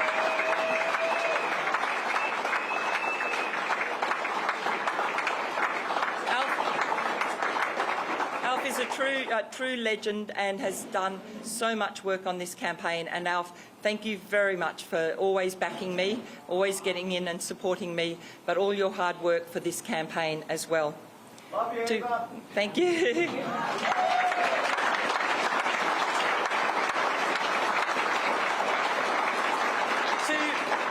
To my deputy Chancey Paik, to my ministerial colleagues. I know Leah talked about a united party and united, but I can truly tell everybody in this room, and you all know this, you could not get a more united cabinet. You could not get a more united caucus. We actually want to be in the same room as each other. We enjoy each other's company. We absolutely love each other. The people in my cabinet have become my best friends. They truly are my best friends that I have. So to all of you, to Kate Warden, I'm looking at Kate, I'm looking at Mark Monaghan, Selena Ubo, to Naria Kit, to all our members in our cabinet. You truly are exceptional people who have worked so hard for the Territory and have led the Territory. But to my caucus team, some of our newer caucus members look like they're going to hold their seats. To Manuel Brown, Duran Young, you've done a really good job. Terrific people.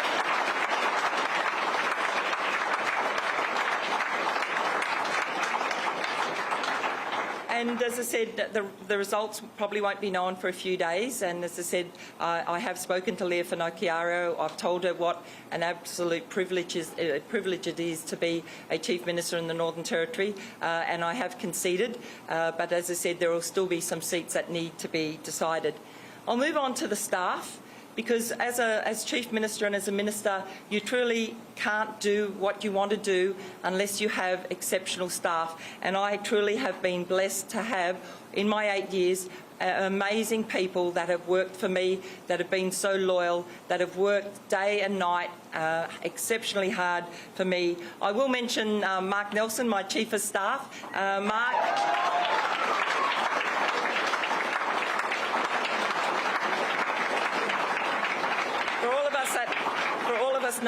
knows Mark, know Mark, he truly is the smartest man in the room, in every room that you're in. And it's been an absolute pleasure working with Mark. To Suzanne Morgan, Suzanne's been my Chief of Staff and my Deputy Chief of Staff.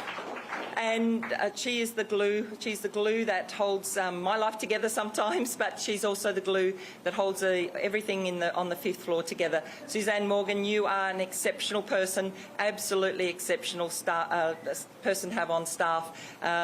Wherever you go, I know you'll always succeed in life. You have a beautiful personality. We all love you, Suzanne. So thank you very much, Suzanne.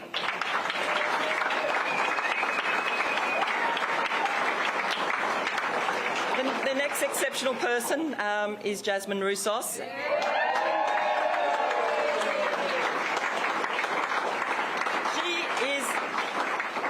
truly is the hardest working person, I think, on the 5th floor. She is amazing. She truly is a very good friend of mine, but we think alike, we say alike, and a briefing with Jasmine's always a laugh. We always have a good time together as well. It's always good fun with Jasmine around, but Jasmine, I will be indebted to you for probably the rest of my life for the fun that we've had, but the great work that we've had that we've been able to do together. But Jasmine, you're only young, you've got a huge future ahead of you, but thank you, Jasmine, for all you've done for me.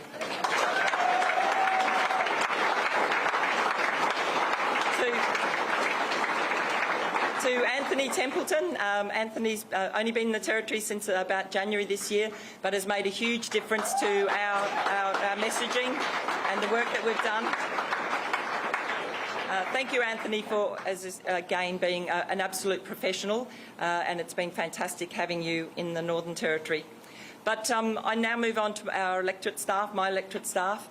I've only had in the time that I've been a local member three electorate officers, Kirby Bolton, Liz Cruz and Lisa Camero. 3 beautiful, beautiful people. And Sarah Morrissey. You cannot get better electorate staff than that. And again, when you're a minister or even when you're chief minister, there are times where you're called out or you're busy or you can't necessarily be in the electorate as much as you would like to be. So to my electorate officers, Lisa and Sarah, you truly have been magnificent. Thank you very much.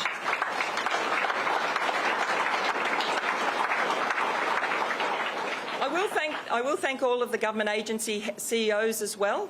I have been very fortunate to have outstanding chief executives of government agencies across the board. Everyone that I've had as I've been minister have been outstanding, and I wish them all the very best. I know how hard the next few weeks are going to be when you have a change of government, but I wish them all the best.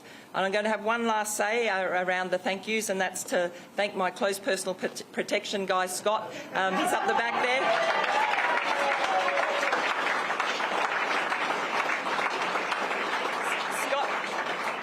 Scott and his crew have been dragged around the Northern Territory by me, but Scott, you have been a wonderful person to have in our company. So thank you very much, Scott.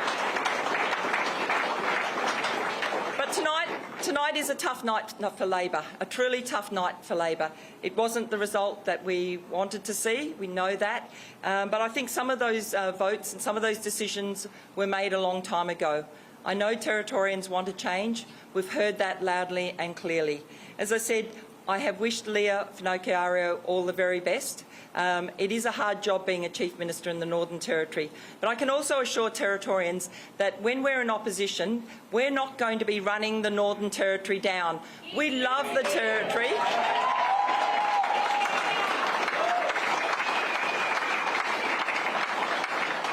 We will be constructive in opposition. I won't be there in opposition. As I said, I've lost my seat, but I know my colleagues that will remain. They will be constructive in opposition. Their criticism of the CLP or the criticism of the government of the day will be about what's best for Territorians rather than spending the time running the Northern Territory down.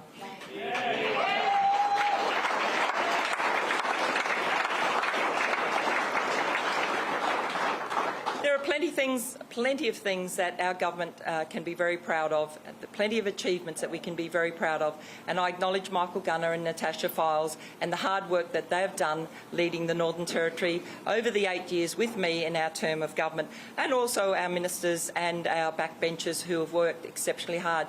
I will acknowledge Nicole Mannison, who's retiring, also Paul Kirby, who's retiring, and wish them all the very best.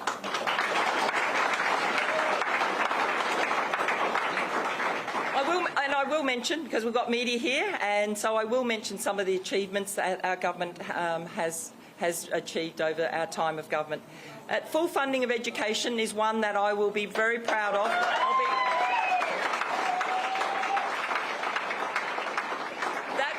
That truly will make a difference in the Northern Territory.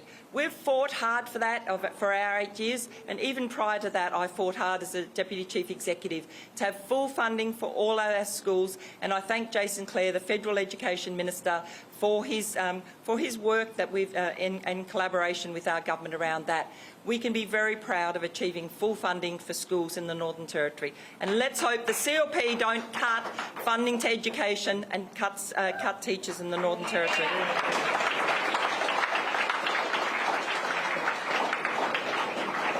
I'm very proud of the $11 billion spend in infrastructure in the Northern Territory. $11 billion. When people ask where's the debt and what's been spent on, $11 billion of infrastructure in the Northern Territory. And I'm really proud of the Palmerston Hospital, the Palmerston Police Station, the Palmerston Fire Station, and 2 schools in Palmerston. And we could talk, and I could talk for hours about the infrastructure in the Northern Territory. I will mention, though, over 2,000 kilometres of bitumen in the Northern Territory. I will mention the sealing of the Tanami. I think I heard Barry Coulter on. I heard Barry Coulter doing the election wrap-up for ABC. Barry Coulter, I think, said at some stage, "You'll never get that done." Well, Barry Coulter, we have. We're building and we're bitumising the Tanami Road.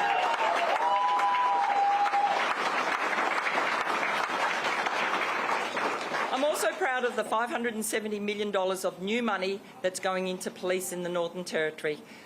That $570 million means 200 extra sworn police officers, and that's what's needed in the Northern Territory. That will make a difference in the Northern Territory as well.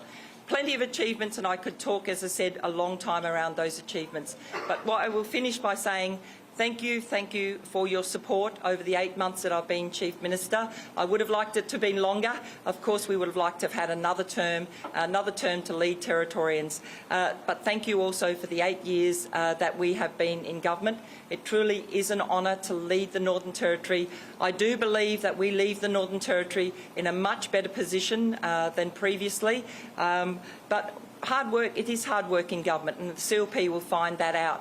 It isn't easy. Territorians are expecting to see crime reduced in the Northern Territory. All of those election commitments that we heard from the CLP will be making sure, I'm sure, that they are accountable for all of those. But tonight, I thank all of you who are here and say thank you very much for being loyal supporters of ours. To all our staff, I know how hard it's going to be for you over the next few weeks. You will be supported. We will be here to support you because you have worked exceptionally hard for all of us. But now it's time to have a drink, think about the great things that have happened under a Labor government. But thank you, everyone. It's been a pleasure.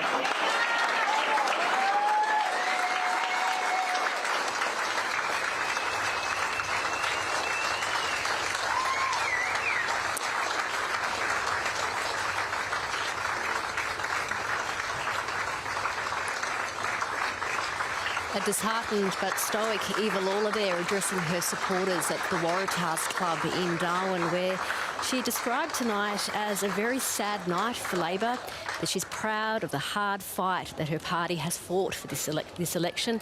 She's thanked her party and her supporters for their hard work, describing tonight's outcome as a tough night for the party. Eva Lawler also paid tribute to her late husband, Tom Lawler, who inspired her foray into politics, and says that she is proud of Labor's achievements, crediting funding for education as one of her highlights, also improvements to some Territory roads and more funding for police.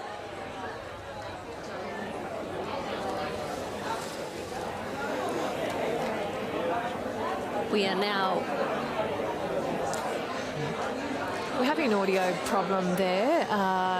Hopefully we'll be able to hear a little bit more from Eva Lawler and the Labor Party, saying it's really a truly difficult night for the Labor Party, with Eva Lawler losing her seat of Drysdale. Also paying tribute to other ministers and Labor members and candidates who've lost their seats. I'm going to go back now to Eva Lawler. Will be the new member for Drysdale. I wish him well, because it is an amazing electorate, and one that I've been very proud to lead over the last 8 years. So I do wish Clinton Howell the very best too. What has it meant to you to not just be a representative, for your seat, but also to be the Chief Minister of the Northern Territory?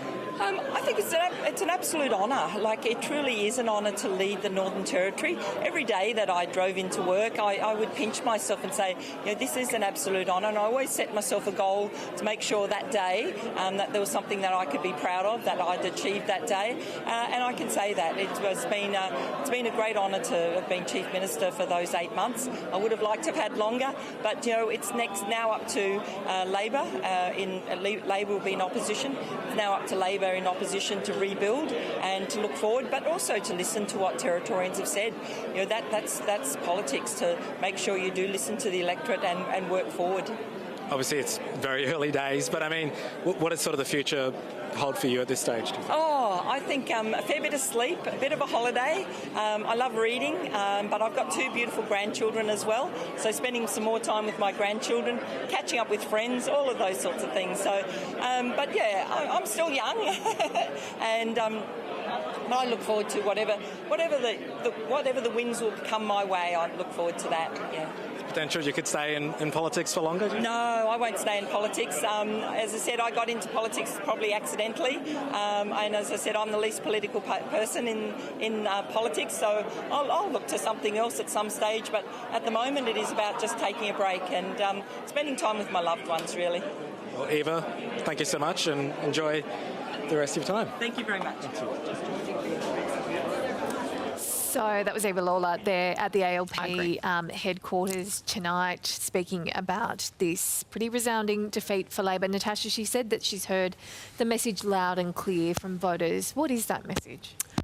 That they want to change, that they, after, 2 terms of Labor, that they, want to see things done differently. And the CLP have made a number of strong commitments. And I, think that not just in a constructive way, as you heard from Eva there, but the community are going to expect that change. So, but tonight's a night to, congratulate the CLP, like they have won this election.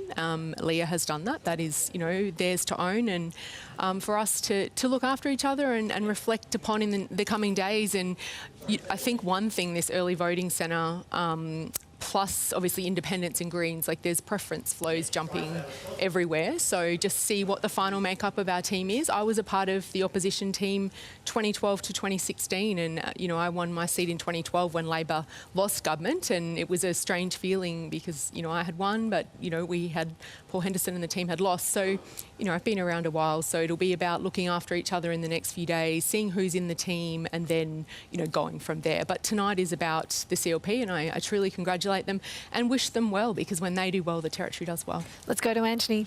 We just wanted to do 2 seats. The first is Drysdale, Eva Lawler's seat, and as you can see, it's a pretty comprehensive defeat. We've got 37 of the vote. 37% of the vote counted, 59% for Clinton Howe, 29% for Eva Lawler, so double her votes.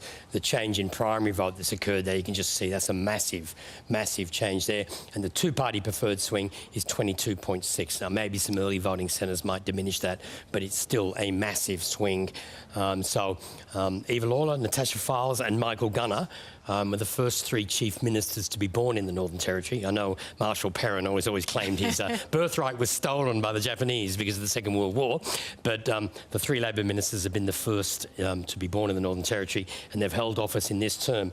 Now, the next thing I want to do is Natasha Files, and I'll start with the setup page, because I wanted to spill it with Leah Finnicchiaro. She will be the first CLP Chief Minister who was born in the Northern Territory. She turns 40, 1 month into her terms in office.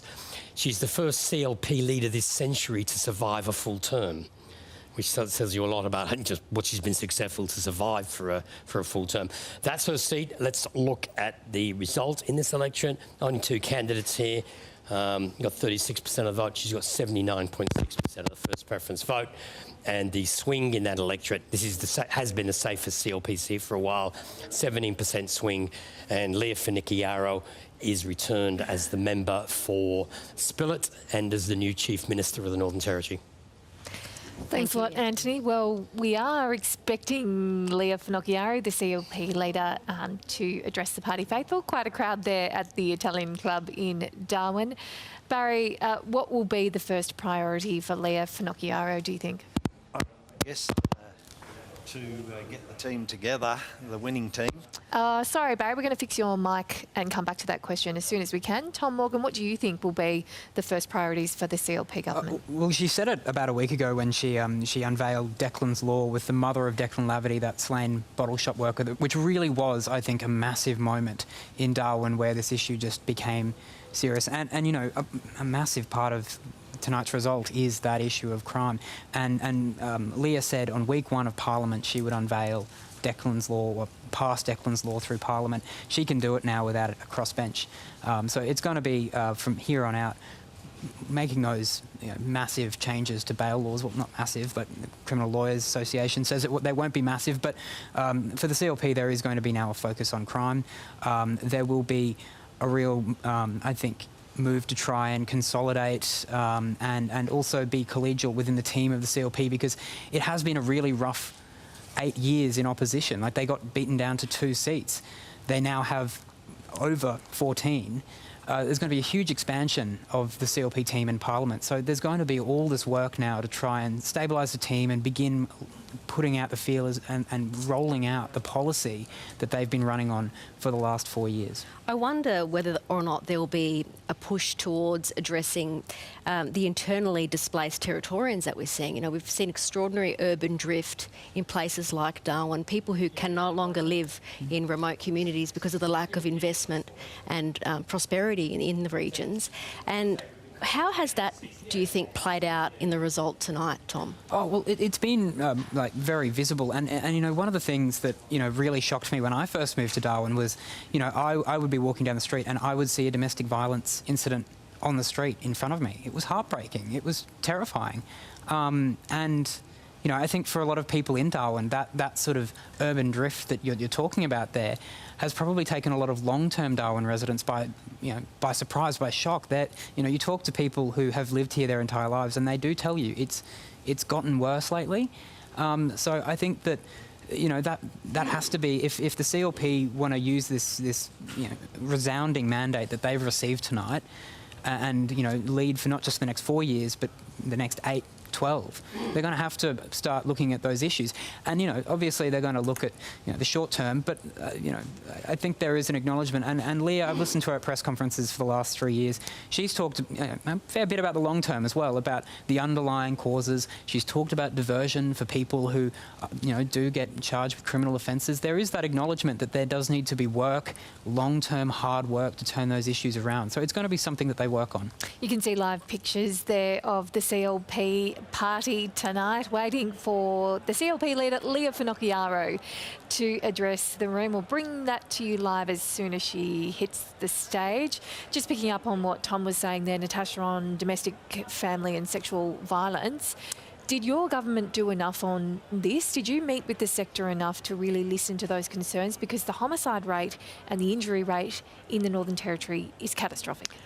I would say in response to that, yes. Minister Kate Warden, I know myself, you know, would meet with the sector, and I think it's really important that we, you know, in the Territory, and so Leah as the incoming Chief Minister, it's going to take us a while to change those terms, but that she does meet, you know, fairly urgently with the sector, recommit to that $180 million, but listen to them because they've got, you know, ideas and they are being implemented.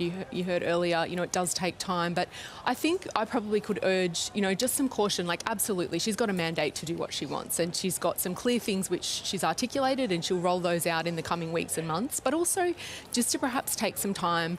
You know, some of these ideas aren't necessarily Labor. They're public servants who are there to serve the public and, you know, work incredibly hard. And I think we did see a little too much of that last time, that change in government. Like, just don't throw everything out. You know, you can potentially blame us if things, you know, but like some of those public policies are good policies that are starting to make an impact. So just, you know, listen to the advice would be my words of caution.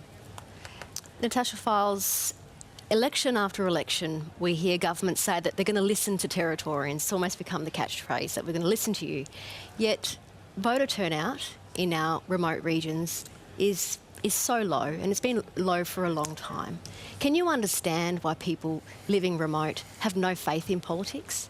Yeah, I can, and it was something, you know, I really tried to engage at different levels, whether it was with land councils, whether it was with peak bodies, whether it was with those delivering the services, as well as just being out on the ground. But I think that is something across the board. Apathy with parliaments and members of parliament and in general is something that I think does need to be reflected upon and worked through so that we can, you know, not just in remote areas, but the rest of the territory, people can try and have some faith. Barry, does it concern you that there is a low voter turnout across the board, really, but acutely in remote regions? What does it say for democracy when people aren't turning up? Well, or don't have access? I mean, I should say that, you know, there is issues of equity and access also. There is. But look, I've been doing a little bit of phoning around that the bush turnout in some places 30%. If you look at the Voice referendum, I think Lingiari, which was the whole thing with Anthony, you'd probably be able to tell us exactly, but I think it was something like 46% of the people of Lingiari actually voted. So it's virtually become non-compulsory voting in the bush now. There are no fines, and nobody gets charged anymore, and they've had enough, you know, in terms of going along to polling booths, and I think there's a big rejection in the bush vote about voting in general on any issue, and that's something that needs to be addressed. But you know, it's turned out, from my understanding, you will see a very low polling turnout in the bush this election. Thank you, Barry. We are now about to get an update on the vote count in remote seats around Katherine. Tom? Yeah, let's go first to the seat of Arafura, where Labor's Manuel Brown is facing off against Yana Thompson-Gaykamungu. Yeah, we've been concentrating on where the change is occurring, and there's not much change happening in a number of electorates which Labor are holding. One of those is Arafura, and it appears at this stage that Manuel Brown has increased his majority compared to the result of the last election, a substantial swing to him. Now, you do have to watch in this electorate, you do get differences from mobile to mobile, often based on the language groups of candidates, but at this stage, it's a very strong result for the Labor Party in Arafura.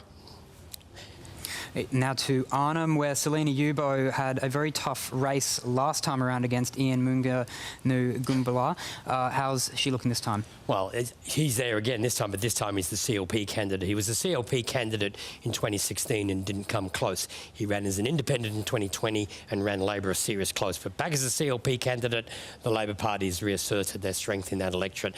There's a 2.2% swing to the CLP, and that's based on a two-party preferred count from last time to this time. But essentially, there's no shift in Arnhem. And so Selina Yubo will be the member for Arnhem again for another term.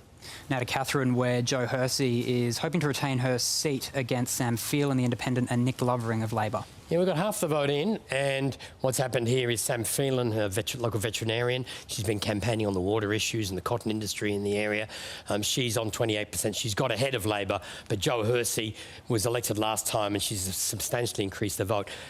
Both Katherine and Breitling had very narrow margins after the last election. I think that was greatly complicated by the fact the high vote for the Territory Alliance. They got 29% in this electorate. I think what's happened, if I look at the change in vote here, you can see what's happened. The Territory Alliance has gone away. Most of that's gone to CLP. Some has gone to the Independent, and the Labor votes collapsed. And there's a two-party preferred swing of about 18% there.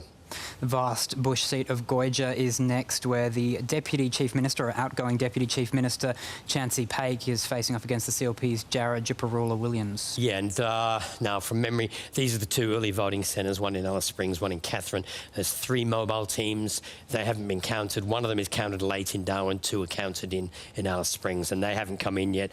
They will likely increase Chansey Paik's majority there. He's currently on 61%. If you look at the two-party preferred swing since last time, there's basically no change. So basically, in all the seats that Labor held in the top end and the outback, there's been very little change or even an increase in the Labor vote, but it's in the urban areas where Labor's been thrashed. And this, in fact, if you look back to 2012 when the CLP won, the weakness in the CLP's victory was they won nothing in the northern suburbs. They retained Sanderson, but they didn't win any more seats in the northern suburbs, which meant their majority was built on holding Palmerston, Alice, Katherine, and then Port Darwin, and then a string of Indigenous seats which they'd never previously held. And that created an internal tension and arguments over what the government should be spending money on. This time they're not going to have that problem. They have one Darwin, they have one Alice, they have one Catherine. They are a government of the urban areas of the Northern Territory and will have a comfortable majority. Thank you, Antony. Natasha Files, it's looking good for Chancey Paik. Do you think that he could become leader for Labor? I think that for us it's going to be really important to take that time, and that was something, having been elected in 2012 when we lost government, and we quickly, you know, Terry Mills was disposed of very quickly. We all remember the power price hikes and things like that. So it very quickly became apparent that there was, you know, a chance of government again. So I think that just taking some time to look after each other, to see who's going to be in the parliament, and then to work that through is something that I certainly will be urging. Barry, we just heard there from Antony that this is a government winning a lot of urban seats in the urban centres. Will the CLP continue to govern and advocate for the bush? Well, certainly, you know, we'll still have two predominantly bush seats in Steve Edgington and Barclay and Bill Yan, of course. But no, the CLP will certainly continue to talk to and listen to people right across the Northern Territory. I'm confident of that. That's just Leah's type. That's the way she is. So she will not. She will rule for all Territorians, regardless of their voting patterns or habits or where they're domiciled, where they live. Thank you, Barry. Well, we have live pictures coming in from the CLP's HQ at the Italian Club in Marara, where we're hearing that Leah Finocchiaro has arrived. We hope to cross to the new Chief Minister in a moment to get her response to this extraordinary outcome tonight. And Barry, what do you think will be going through Leah's mind right now? Do you think she saw this coming? I think she... No, not to the extent that it's arrived. Well, looks like arriving. But you know, she was pretty confident that she had a team and that there were a number of seats that could fall our way. But certainly, I don't believe the swing would have been in her mind to the extent that it looks like it's happening. Antony mentioned earlier that Leah Finocchiaro has made history, becoming the first female Chief Minister to be born in the Northern Territory. It's quite symbolic for the Territory, isn't it? It is. It's very important to be a Territorian, born and bred, and she'll have that with a lot of pride. And that primary vote, if that holds at 79%, that's got to be a record primary vote for, it's not, there's higher ones? I think Malandiri went higher at one point. Did they? Well, it's getting up there. But that's not me, that's Antony, that's not my job. It's getting up there if that is the primary vote. But it's a huge primary vote. She should be congratulated. Yeah, it is. It's an incredible primary vote. And I think she'd be the youngest if she comes in under 40. I think Everingham was under 40. Oh, they're all old. Yeah, there's a couple of younger. But no, you know, she'll be extremely proud, and particularly of the volunteers, the amount of people that came in to help. And I believe that she encouraged a lot of them. You know, they were hotbedding it they were sleeping on the CLP headquarters, and Alison, the campaign director out there, an incredible amount of work. She was, of course, Leah's chief of staff before she went out to become the campaign director, so the two of them were able to work closely together because they had that relationship as well. But the volunteers and the effort that they put in, we haven't seen that in the CLP for a long time. What do you think was it about hearing a big cheer from the CLP room. Looks like there she is, Leah Finocchiaro, with her two children and her husband there. The pretty jubilant mood there at the Italian Club in Darwin. As Barry says, scores of volunteers in the room, and the party faithful as Leah Finocchiaro comes through. She's there with her children, her young children, Isaac and Isla, and her husband, Sam Burke. Leah Finocchiaro soon to address her party faithful at the Italian Club in Marara. A proud moment for the Finocchiaro family, who are an established family in Darwin. Leah's great uncles ran a very successful bakery in the post-war period here in Darwin. I'm told it was one of the best bakeries in town. So an incredible moment for the Finocchiaro family. Barry, while we wait for Leah to speak, what was it about Leah's and the campaign that cut through to the extent that we're seeing tonight?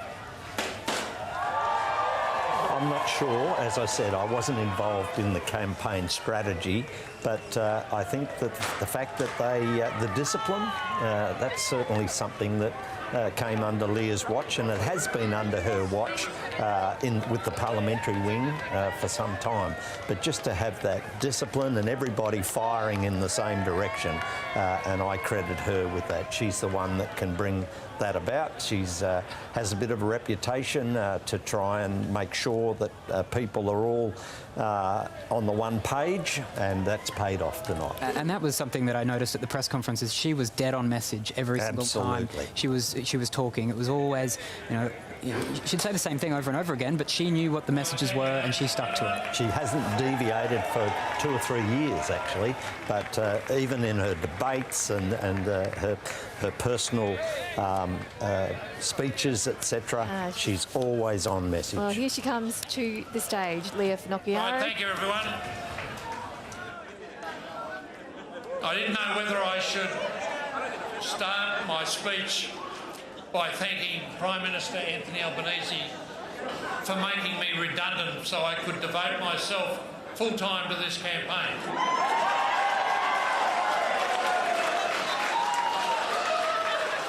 But I want him to know that I've got enough left over to come after him in the next federal election.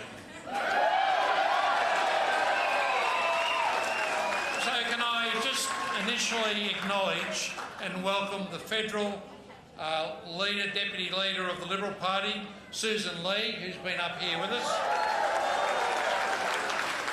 Also the former Foreign Minister and former Senator, Marissa Payne. And if Senator Karen Little is watching down in Alice Springs, a very warm welcome to you. Welcome home, Karen.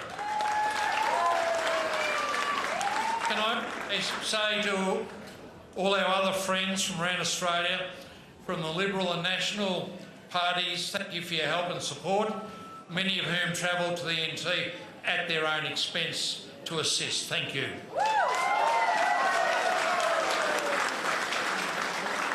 My next task is to thank our outstanding campaign team by Alison Hannon,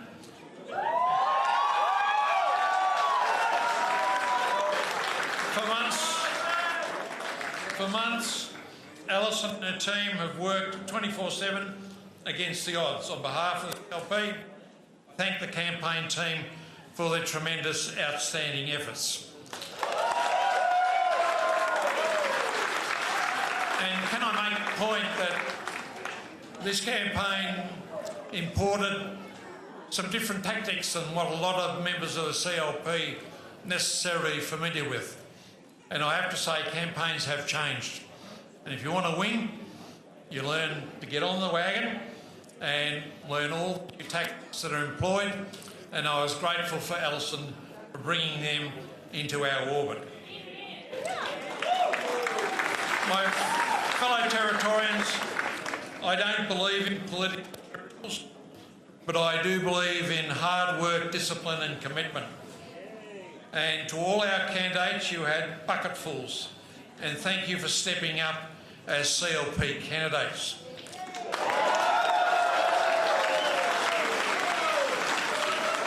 It is no easy task to stand for public office, as I know.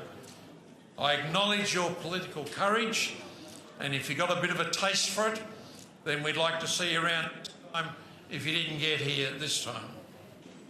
To our supporters and donors, thank you. To our membership territory-wide, thank you.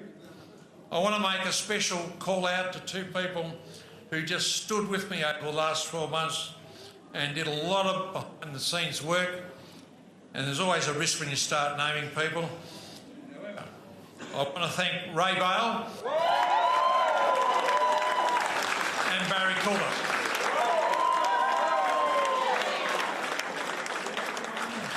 Who's come along to the campaign, thank you. In particular,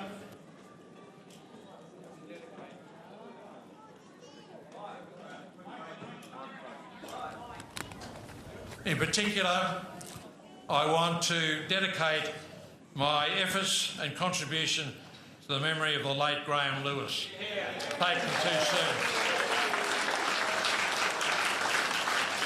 It is now my pleasure, the 5th Chief Minister of the Northern Territory, to introduce the 14th Chief Minister of the Northern Territory, Leah Whanahiara.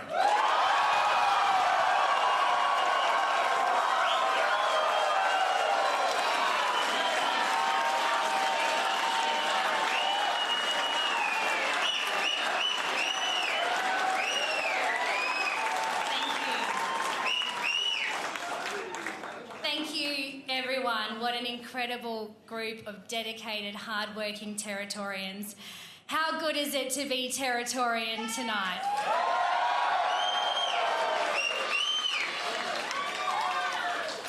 Tonight's result is a victory for hope and opportunity for every single Territorian. A short time ago, I received a call from Eva Lawler, and I want to thank her on behalf of all Territorians for her service and dedication and commitment to the Northern Territory.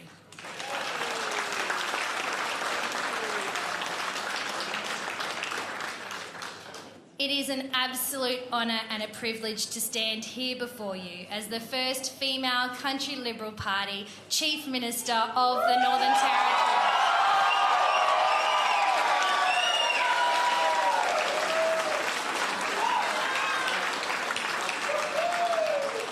Born and bred second-generation Territory kid, the granddaughter of Italian migrants, I grew up living an iconic Territory childhood, hunting, camping, fishing and playing outside. I always knew the Territory was a special place and I was lucky to be a Territorian. Growing up here, I felt the energy and opportunity that the Territory would give me. I have always felt blessed and proud to be Territorian. When I put my hand up to serve the people of the Northern Territory in 2012, I swore an oath to defend our freedoms and fight for future generations who deserve the opportunities and lifestyle that I had growing up here.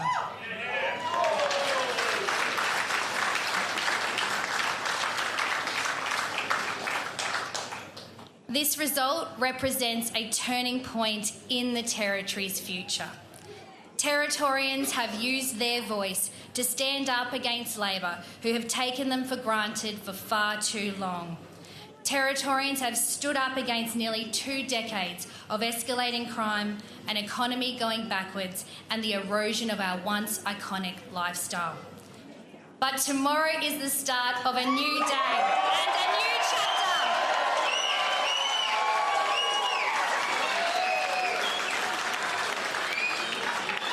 Tomorrow is a new chapter for the Territory, and it's a moment of forward momentum for all of us.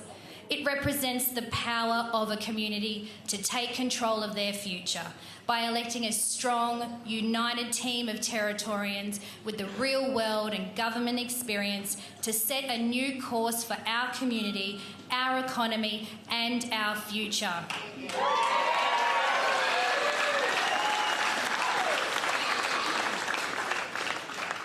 Our commitments to Territorians have reflected the concerns and the aspirations that they have for our great Territory. Our team has been out on the ground right across the Territory, listening to Territorians from the bush to the sea about what is important to them. I reconfirm our commitment to Territorians that what is important to you is important to us.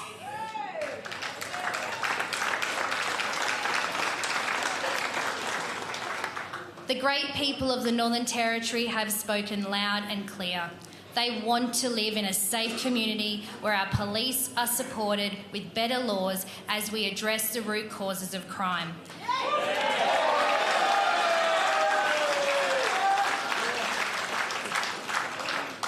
They want to live in a territory that is thriving, a place that's easy to do business, and there are opportunities for people now and for our kids into the future.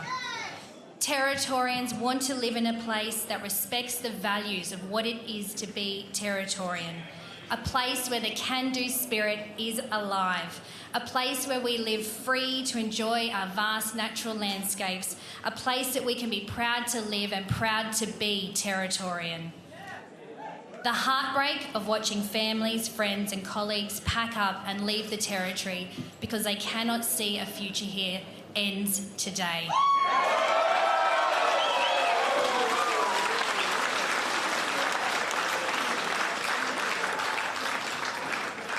And the hard work on behalf of all Territorians begins tomorrow. Tomorrow I will meet with the Police Commissioner and Chief Executive of Chief Minister and Cabinet to outline the immediate work that must begin to make the Territory safe. We will do whatever it takes.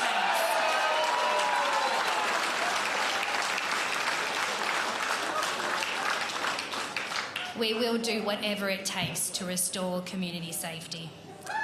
I would like to take this opportunity to thank the Territorians who believe in the CLP to deliver a safe and strong Territory. We want this place to be better for our families, just like you do for yours. I also pledge to all Territorians that we will make this great place even better. Tomorrow we will get to work on delivering our plan to reduce crime, rebuild our economy and restore our lifestyle, and we will not let you down.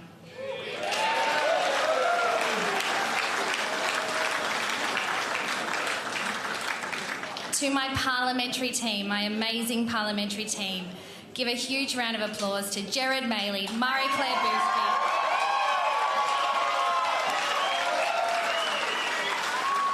Joe Hersey, Steve Edgington, Bill Yan, Josh Burgoyne. Thank you. Thank you for being a strong voice for Territorians, the strong voice that they needed from us over the last 4 years, for holding a bad Labor government to account and developing a plan that Territorians know will deliver change for the better. And to our candidates, those who made it over the line tonight, those of you who didn't make it over the line, and those where we know the result remains unclear, thank you. Your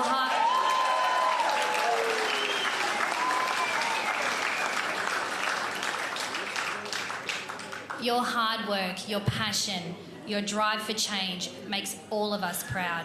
Without you, the CLP could not have achieved this result. You are a part of our success and will always be part of the CLP family. You put up your hand to fight for change, and you have done yourself, your family, the CLP and the Northern Territory exceptionally proud.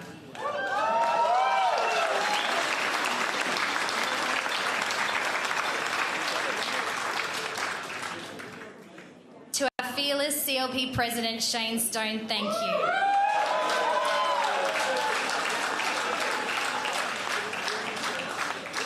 To our Campaign Director Alison Hannam and her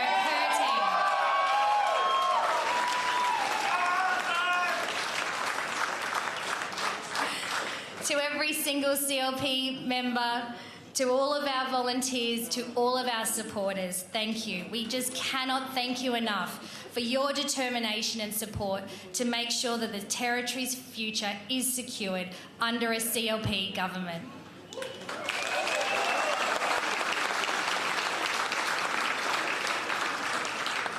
Campaigning is very hard work, with hours spent in the sun, letterbox dropping, standing on pre-poll, phone canvassing and roadsides.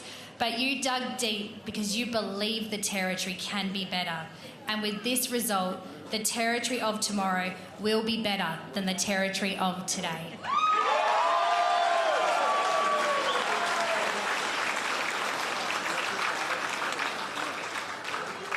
And finally, on behalf of our entire team, I'd like to thank our families, the people who sacrifice the most so that we can wake up every single day and serve our community. Your love and support fuels us to allow us to be our very best, to the people of the Northern Territory every single day. You are our driving force, our constant reminder of why we fight and what we are fighting for. This result is a turning point for the Territory, and we are full of hope and optimism about the future. Thank you.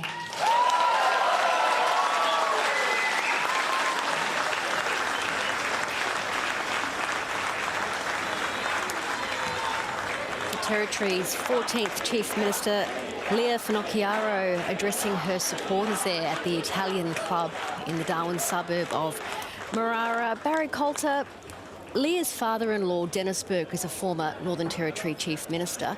What guidance do you think he gave to see this result tonight? I would think Leah probably gave him guidance, not to give me any guidance. That would be what I'd think. She's her own woman, lady in her own right. And, well, as I said, she would take advice and she would listen to people, but I don't believe her father-in-law had any impact on her at all during Barry, this campaign. were you struck by her language there? She spoke as a team. She didn't actually reference herself very much. She spoke about all of the different volunteers. She referenced the sacrifice that families of members of parliament have to give in politics. It was quite remarkable to hear her talk about we and not I. I don't think she had to. Yeah. She's got the runs on the board. She's led the campaign. As I said, she's been campaigning for this for 12 years. So there was no I in that. Tonight was her opportunity to thank everybody that's made it happen. How much of you think back 8 years ago when they were reduced to, 2 seats in the Northern Territory Parliament. They're now on 15, according to the bottom of the screen, and potentially with 5 more in doubt, we could see it go beyond that. How much of a rebuilding effort has she had to undertake to get to this point? Enormous, just incredible. I mean, remember there was a push on to remove them from opposition status, and very lucky to retain opposition status. I mean, you can't come from any further down than that. She's just been consistent and kept focused and prayed for a better day, and that's happened today. But no, it's an enormous effort to come from a wing of 2, and it's also been a problem for her in terms of representing anything in the northern suburbs or Darwin. I mean, she's had to do that really by herself as well as her own electorate. So she's carried a hell of a burden for a long time. And I remember covering all the dramas inside the CLP in the last few years with the sort of revolving door of the party president until Shane stepped in, and it became really apparent that the CLP had no, and possibly still doesn't really have much infrastructure in the northern suburbs. They've been completely out of the game there for since 2001, basically. And tonight we're looking at, maybe because of her and the efforts of the campaign, certainly, a very comprehensive result there tonight. Yeah, look, that's very true. That there was, it was the hard work of the candidates in those areas there, but with very little infrastructure in terms of electoral officers and people on the ground and staff and that sort of stuff who may have taken leave to help. Massive effort on behalf. As I said, some of those volunteers were actually sleeping in the CLP headquarters from time to time. They were doing 24/7. Barry, she referenced the work she has to get onto as soon as tomorrow. A lot of work to do, she believes, to revive the Northern Territory. She said that she wants all Territorians to live in a place that is thriving, that there's a safe community. She also referenced the root causes of crime, getting to the bottom of that. What do you believe they are, Barry, in the Territory? I'm not sure, to be frank with you. You mentioned before about people coming in from the bush. A lot of countrymen are sick of their countrymen coming in to stay in their houses, and that's caused quite a lot of angst in the suburbs in particular, and also in the closer Darwin seats as well. There has been an enormous rejection of the pressures that's put on Indigenous people living in the northern suburbs and living in Darwin, and the resultant crime that's come as a result of that. Look, to say I've got the answer here tonight to that, it's been described as a complex issue. I take the words from John Williamson's song when he talks about Mount Isa. He says there's a lot more to be understood than trapezing in like a Robin Hood. And I ain't trapezing in on this tonight. Yeah, it's an interesting, look, you're right, it is so complex. Natasha, I want to talk about Leah Finocchiaro's rise as a young woman. I mean, what does that mean for Territorians, particularly young mums raising their families in the Northern Territory? There are challenges associated with that too when you're at the top and you've got a massive workload for all working parents. But what do you think she'll bring to the role as another female Chief Minister here? Well, Adam Giles never worked out why Kezia Purick always gave me the call as Speaker. It was because I had to go and feed a baby. Like, you just sit there and go, what did I do wrong? But, you know, I think it is really exciting. Like, it wasn't until we had, you know, Claire Martin, really, we had Lorraine Brown before that. But Delia Laurie was the first sort of woman to have a baby in Parliament. Now it's commonplace. So I think that's really important. I think, you know, for Leah, she was there during those 2012 to 16 years. So I really hope that she can, you know, remember back to that and, you know, have some structure and support for her new candidates coming in, because, as I said earlier, when the government does well, the Northern Territory does well, and as a Territorian born and bred, that's what I want to see. So I think that she, you know, you've watched her grow over the years. That first term, I think, was difficult for her, and then, you know, we've just been talking about how there was just a couple of them in the Parliament. So she's got not just the leadership role of being the Chief Minister, which is incredibly demanding, but she's got that leadership role within her team because, you know, they were a team of 7 that have now more than doubled on the numbers tonight. So, you know, that structure, I think, will be incredibly important, you know, for the Northern Territory, so that we don't, you know, the electorate have shown that loyalty to parties and even the incumbency is not there, and so people need to make sure that they do what they said they'll do. Barry Coulter, how important is it now that the CLP is united so there isn't a repeat of the 2012 chaos that the party saw? Well, let's hope they've learnt, having gone through that, anybody that was in that period. But, you know, I don't think you're seeing that kind of dysfunctional candidates or elected candidates in that thing today. I think they've learnt their lesson there. They understand what happens if they're not united, and I don't think you'll see a repeat of that. We've got another seat to have a look at now, or a couple of seats. Tom, what are we going to look at now? Yeah, we'll go first to the Darwin rural area and Nelson, where the incoming Deputy Chief Minister Gerard Maley is facing off against Antony Green, the Labor Party president. Yeah, and we thought we haven't done Nelson, which is why we're doing it. We've got a couple of quite interesting seats to follow it. Nelson, I think, was always pretty obvious that Gerard Maley was going to be re-elected. Beverly Ratahi was an independent who tried to replace Jerry Wood last time and missed out. She only announced at the last minute this time, so her chances of victory are always unlikely. So Gerard Maley has easily retained Nelson. He already had it with a 22% margin. It's just made it a little bit bigger. Let's go to Alice Springs and Breitling, where Josh Burgoyne, well, the Greens were saying that they were going to challenge him with Astor Hill. How's that turned out? Well, I always thought it was possible the Greens would get into second place, but I didn't think they could defeat the CLP. And you can see why Josh Burgoyne's 51%, the Greens 39%, Labor is only 10%. It's important to look at the change in vote here. There was a big Territory Alliance and independent vote last time. There was another Labor member change, ex-Labor member change seat. So the Green vote's way up. They only had a small vote with so much competition last time. The CLP vote is also up 15%, and that's all translating into it's a 2% swing. We expect there'll be a strong. This is projected swing.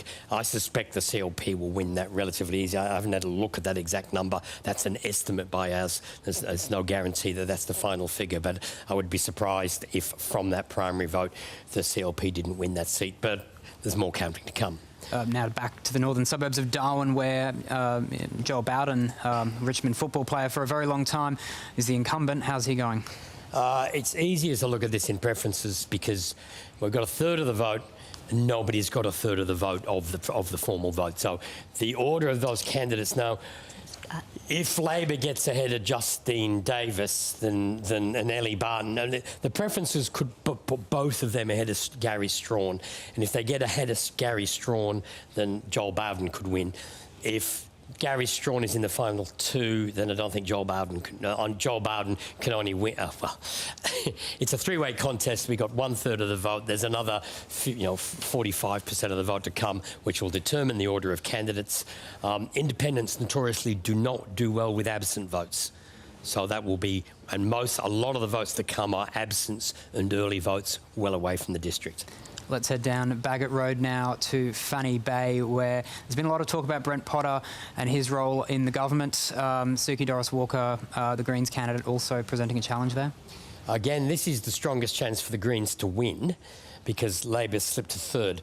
But they've slipped to third. They're only 2% behind. Let me look at the votes again. I can't look at the votes again. It was only a small gap of about 50 votes between the two, and we've only got 40% of the vote counted. Now, if that order changes, the Greens don't win the seat. So, I mean, I've had someone berating me because we didn't have the Greens definitely given away. You can't give that seat away. You have to count all the votes, then work out the order of the candidates, and that's what's happened there. Let me just look at the change in vote there. It is a very strong result for the Greens. I suspect a lot of this is to do with Lee Point and development issues in northern Darwin. So this is a completely different issue to what's been destroying the Labor Party elsewhere in the Territory, because if there's a swing to the Greens at the same time as there's an overall swing to the CLP, there's two different things going on in an election. At the moment, we've got the Greens ahead in Fanny Bay, but as I said, that is entirely that is only because the Labor is finishing third at the moment. If Labor doesn't finish third, that's not going to be the result. Let's head up Dickward Drive now to Nightcliff, where Natasha Files is facing off against Helen Secretary for the CLP and Kat McNamara from the Greens. Now, I think this is interesting. Natasha Files, 34%. Helen Secretary, 24%. Kate McNamara, 20%. Malila May, 18%. May's preferences will put Kat McNamara ahead of Helen Secretary, and therefore it will become a Labor versus Greens contest. The CLP How to Vote did not recommend preferences for the Greens. It recommended Labor before the Greens. It recommended independence, but it recommended Greens after Labor. If the majority of Labor votes, of CLP votes, follow their How to Vote card, then Natasha Files will be elected on CLP preferences. That will be pleasing for you. Well, how are you feeling? Oh, I mean, this is politics. Like, there is one thing that's certain, it's the uncertainty. But this is, the scenarios that you play out, because people, will say to you, oh, you'll get my second preference. I'm like, I want your first. But, yeah, we'll just have to see. And those preferences, my understanding, just from some of the scrutiny, is that we're going everywhere. So I'm not even convinced, don't want to dispute the king here, but it's and I think the early voting, I could very much see who was on the early voting and engagement, like when Leah was there. Tasha, we're going to go now to Chancey Paik, the Northern Territory's Deputy Chief Minister. Chancey Paik, what are your aspirations tonight? Eva Lawler's gone. Do you have aspirations to go to the top? Oh, look, certainly after tonight's result, it wasn't the result that we were hoping for, and we'll continue over the coming days to look at our members who are returned, and we'll work through as a caucus to make that decision. Chancey, it's Tom Morgan here. How much of a mistake do you think Labor fell into by pivoting so far to the right on issues like crime, like the gas industry? Do you think that tonight's result, in part, could be sheeted home to the fact that the party has tracked a lot more to the right under Eva Lawler? Oh, look, I think firstly, it's really important to acknowledge that Eva Lawler has done a brilliant job as a Chief Minister in the Northern Territory. She came in 8 months ago and has done a brilliant job and will be remembered as one of the Territory's top Chief Ministers in a tough climate. So, look, absolutely, we'll work through the results from tonight. Territorians always get it right, and they've made their voices heard, and we respect that, and we'll go back now and look at the results and look at the work that needs to be done. I mean, from the results, as an opposition, we will start our work now to hold the new government to account on all their commitments. From the results we're seeing now, 13.5%. Has what was Eva Lawler's effort over the last 8 months? It doesn't seem like it's amounted to very much in terms of turning around the party's fortunes. So, did she do the right thing when she was leader in making those decisions, like a youth curfew, like stronger alcohol laws, and really beefing up police resourcing? Oh, look, Eva Lawler has been a phenomenal Chief Minister in the Territory, and she's worked with her entire Cabinet on a range of decisions to respond to the challenges that we've seen across the Northern Territory. And we're very proud of Eva and the job that she's done. And the work will continue into opposition to be a party for all Territorians. I mean, we barely saw you through the campaign. In fact, we barely saw you in the 6 months after your Metcash shares scandal. Was that a sign that maybe you weren't fully supportive of Labor under Eva Lawler and the direction she has taken the party? Oh, absolutely not. Eva Lawler has been an incredible Chief Minister, and I have served under her very, very supportively. I have the Territory's largest electorate, so I've certainly been out there over the last few months talking and listening to my constituents. You've got an incredible job ahead now to rebuild the party. Where do you start? I mean, you're down to potentially 4 seats. Where do you actually begin to rebuild Labor now? Yeah, certainly. We'll take the time over the next coming days to see who is being elected. We'll work through as a caucus to determine the next opposition leader for Labor. Could that be you? And then we'll review the election results. Are you going to openly cast your hat into the ring to become the next opposition leader? Oh, look, I'm certainly not going to rule it out, but I am going to see who of my parliamentary colleagues is being returned, and we'll do that together as a caucus. We've been a united team for the last 8 years, and we'll continue to be into opposition. Chancey Paik, thank you very much. Natasha Files, will you back Chancey Paik? I think, tonight's not the night for that. Tonight's the night to congratulate the CLP. It's a night for us to look after our colleagues and our staff and our families, and then over the coming days reflect upon. There's, Antony and I were just talking to this side. We've got sort of 4 seats that I think are fairly confident, but there's, I think, 3 or 4 others that we just need to go back with those recounts. And sorry, before we had to jump across, that Eton booth, that Darwin booth, where votes have been cast, we're just, making sure that the anomalies from that are ironed out is probably... Potentially, you've lost seats like Sanderson, which are, seats that you held on, 13, 17% margins. So, surely there should be some sort of post-mortem tonight on exactly what has gone wrong within Labor and where the party goes from here. And so, what do you think? Where does it need to go?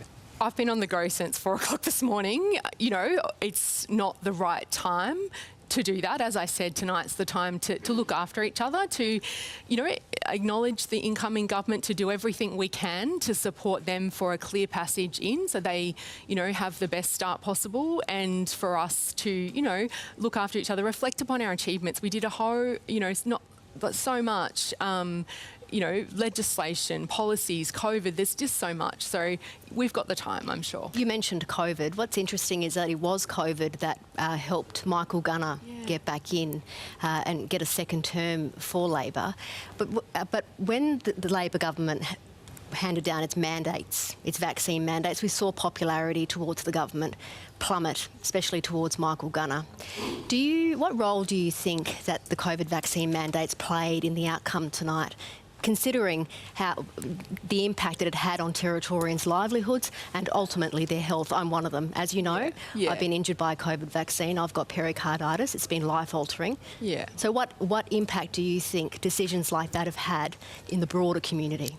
I think that COVID, and you bravely shared your story, and, our hearts go out to everyone. People lost family members from COVID. So it's that having that impact still on our whole society. There's so many elements. But in terms of how we managed it, at that time we were, following the advice, we were looking at the situation that was before us to try and keep people safe. But I think that that's probably something moving forward, acknowledging, how we can try and, we were talking about aviation before. I think that is still impacted by COVID. We're seeing impacts in our classrooms of children from COVID, whether it's... We also have Territorians who lost their jobs because of your mandate that still can't be employed. So, it's probably... Can you see the anger and the frustration in the community, that there's a large section of this community that feel that your government really hasn't acknowledged them at all? Well, not your government, but the Labor government really hasn't acknowledged them at all. And during this campaign, I still had people coming up offering support because of what we did do to keep them safe. So I acknowledge the difficulty of COVID, like the divisiveness. No, that's not what we wanted. But yeah, it's... the points that you've raised, that of course will reflect upon everything. As you said, in 2020 at that start, that Johnston by-election was pretty tough for us before that COVID period. So we'll look at all those structures and move forward as a party.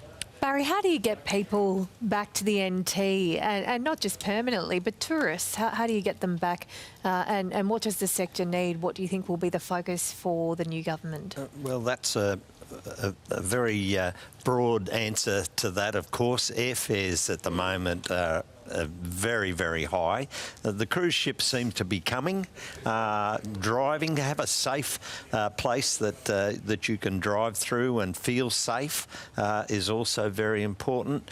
That would be a multi-strategy to try and get people to return to the Northern Territory, and they've got to have hope. They've got to believe that somebody's looking after them, and they're trying to solve a lot of these issues that we're facing. And it's not so much coming back, it's to try and keep those people staying here. I mean, our population graphs, we haven't had a population increase, or if it is, it's very marginal for a long, long time. So a lot of work to be done. One of the interesting points of agreement, actually, between the two leaders that happened at the ABC debate was they were in full agreement about the area of cabotage, which was allowing international carriers to come into the Northern Territory and service domestic routes. You mentioned there the airfares. I mean, that was sort of raised as a thought bubble on the fly at one of these debates. But would you like to see the government the incoming government move pretty quickly to, bring some competition into the market? Yeah, look, cabotage has been around for a long time. I was the chairman of Air North for 14 and a half years, and I never seen anything that even looked like it in that time. Is it a feasible thing, do you think? Well, if it was feasible, I think it would have been done by now. But we've seen the Commonwealth Government recently, coming back to the point of migration and population, they've given us carve-outs on those student and some of those migration visas. So that is probably, one thing I would urge Leah to do is, I know it's a Labor Prime Minister, but, he does know the Territory well. He was Infrastructure Minister, in a federal government. So reach out, he's there for at least a yearish. I don't know the dates of the next election, because that cabotage, maybe that can be something special, a carve-out for the Territory, because it does have such an impact on us. So that would be a piece of advice I would certainly, offer. Yes, would overseas migration, Barry, be an answer to some of the Territory's population woes? I think it's the domestic market you've got to get back, and it's all about numbers. I mean, you've got to grow it. It takes a long time to grow those numbers. Look at the international flights we used to have here. Go back 20 years ago, Brunei, Singapore, Malaysia, all those airlines have gone out of the Territory's airspace now. But we've got to try and get that domestic pricing back to where it used to be. I mean, it's crazy at the moment. If you want to fly to Sydney or Brisbane even from the Territory, it's very, very expensive. Yes, it sure is. Thanks a lot, Barry. We'll come back for more analysis shortly, but we're going to go now to the Federal Deputy Liberal Party leader, Susan Lee, who's standing by at the CLP headquarters or party tonight at the Italian Club in Darwin. A pretty good night there, Susan. Yes, it is, and apologies in a way for the background noise behind me, but nothing can take away from superstar Leah Finocchiaro and her team and just how hard they have worked. to secure what has really been in the Territory's interests all along, and that is a CLP government to bring back development, prosperity, opportunity and optimism. So well done, Leah and her team and the CLP. It's a tough job to win an election. It's a tougher job to win an election from an incumbent government. So it's a good night here, and it has ramifications for the Prime Minister. Make no mistake about that. This result is an indictment on Eva Lawler, Natasha Files and Territory Labor, yes, but it's also an indictment on Prime Minister Anthony Albanese because he has left the Territory behind. He has left the Territory behind. And Can you dive into that a bit deeper? Why is this an indictment on the Prime Minister? Well, I'm sure your viewers remember when he was eating ice creams at the tennis when Alice Springs was at breaking point because of crime. I do believe he did go to Alice Springs. I think a number of ministers went there, didn't they? A number of ministers got there to Alice Springs. I think for 4 hours. But the point is that today Territorians did vote for change, but in leaving these communities behind, the Prime Minister has failed to recognise cost of living counts. Your previous interview was talking about the cost of airfares. Cost of living counts incredibly for these communities, and so does development and resources and promoting jobs and opportunity for the next generation of Territorians. And that's what people here have told me they had no confidence in the current Labor government to do, because the Territory is going backwards. Anyway, it's turned around tonight and it's turning around tomorrow. We've got a deeply impoverished population in many remote Aboriginal communities across the Northern Territory with very little change in investment in those communities. What would you like to see a new CLP government do in terms of ambition for Aboriginal communities across the Northern Territory? We do. We have Aboriginal communities across the Territories and in Alice Springs that have been crying out for help for years. And since this Labor government was elected, they spent close to $500 million on the failed voice referendum. Now, when I talk to Indigenous people who care deeply,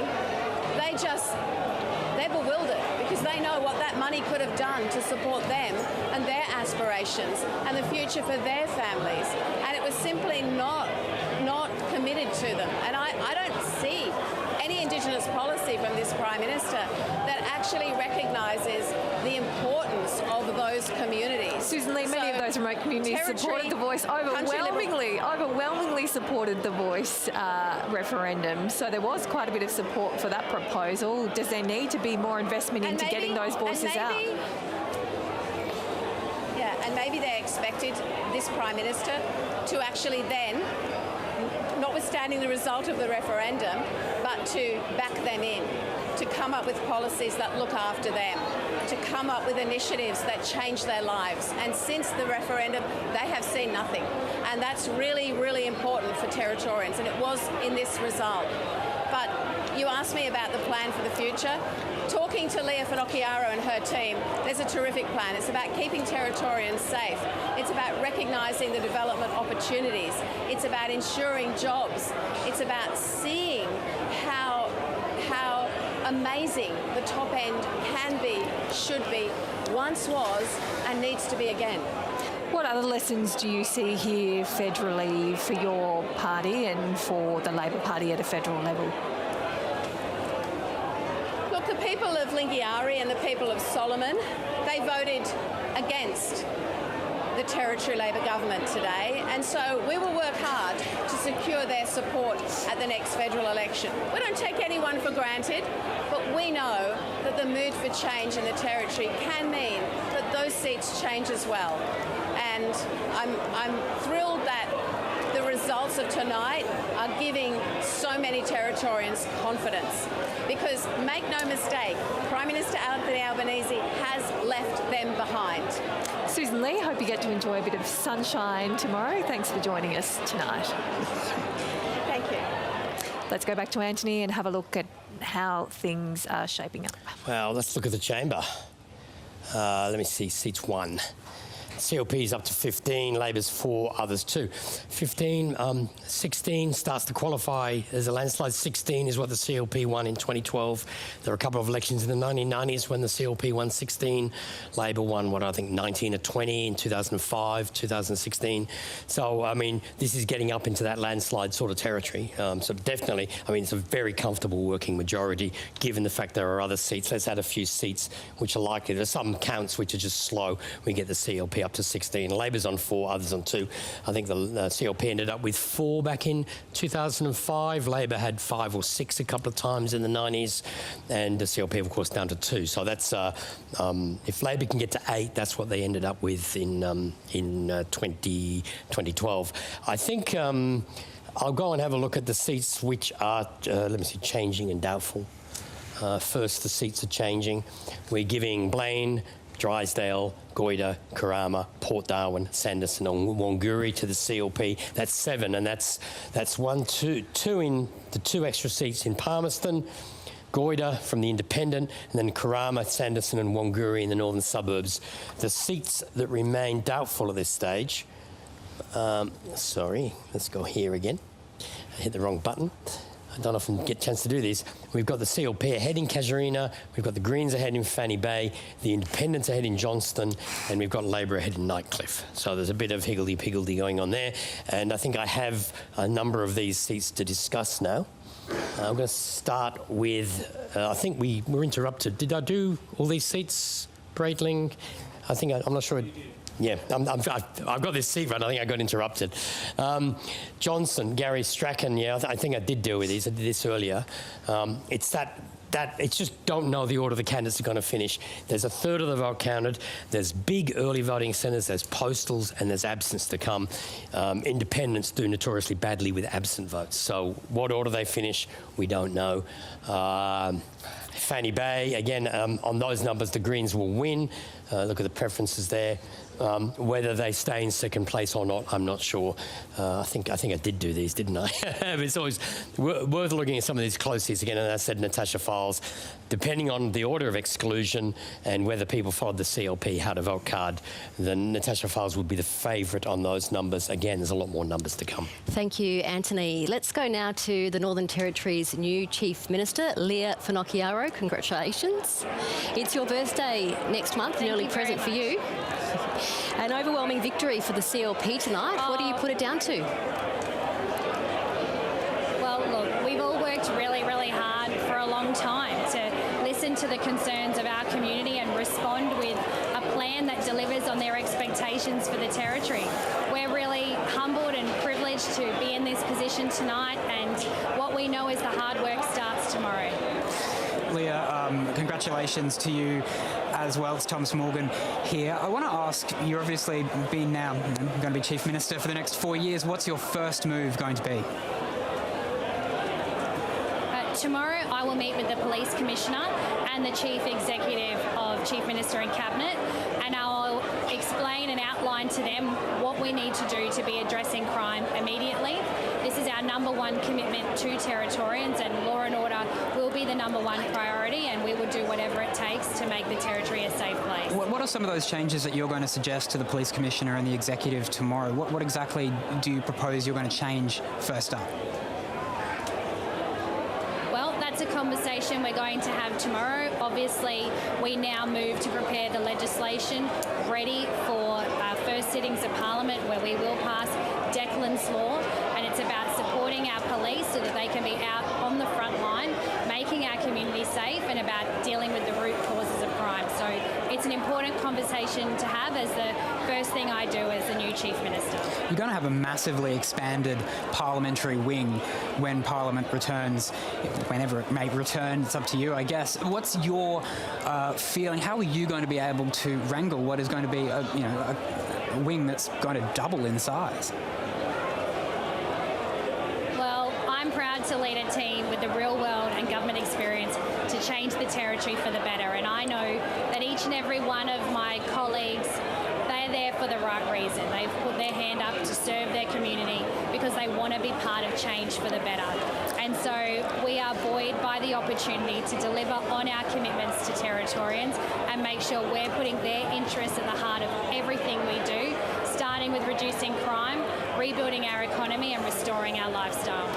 Leah Finocchiaro, we've heard a lot about crime tonight. Clearly it was a key issue in so many seats, but what were the other issues, do you believe, that Territorians listened to you on and that were really concerning to them when they went to the ballot box?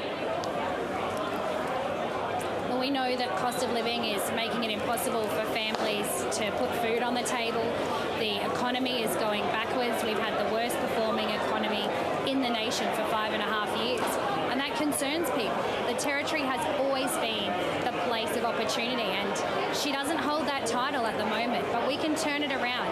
The Territory of tomorrow is going to be a better Territory than it is today, and we're excited to be part of that change. I want to ask you about domestic violence and family and sexual violence, which is absolutely devastating in the Northern Territory. You've seen dozens of Aboriginal women murdered in horrific circumstances in the past couple of decades. A landmark coronial inquest has issued a number of very strong recommendations, including looking at the NT Police's workload. Up to 80% of the police's workload is focused on this crisis. What do you think needs to happen to ensure women are being kept safe and to ensure they stop being murdered in the Northern Territory? Well, we need to roll out the record $180 million investment that we've committed to. We need to have better laws to protect victims, and that's something we've been very, very clear on. We don't want to see repeat violent offenders left on our streets to victimise people, to continue to cause destruction in our community. And so it's going to be a lot of work, but we're up for the job. It's a key focus, and ultimately everyone deserves to be safe. This was a pretty unique campaign, Leah. Two women leading up both of the major political parties.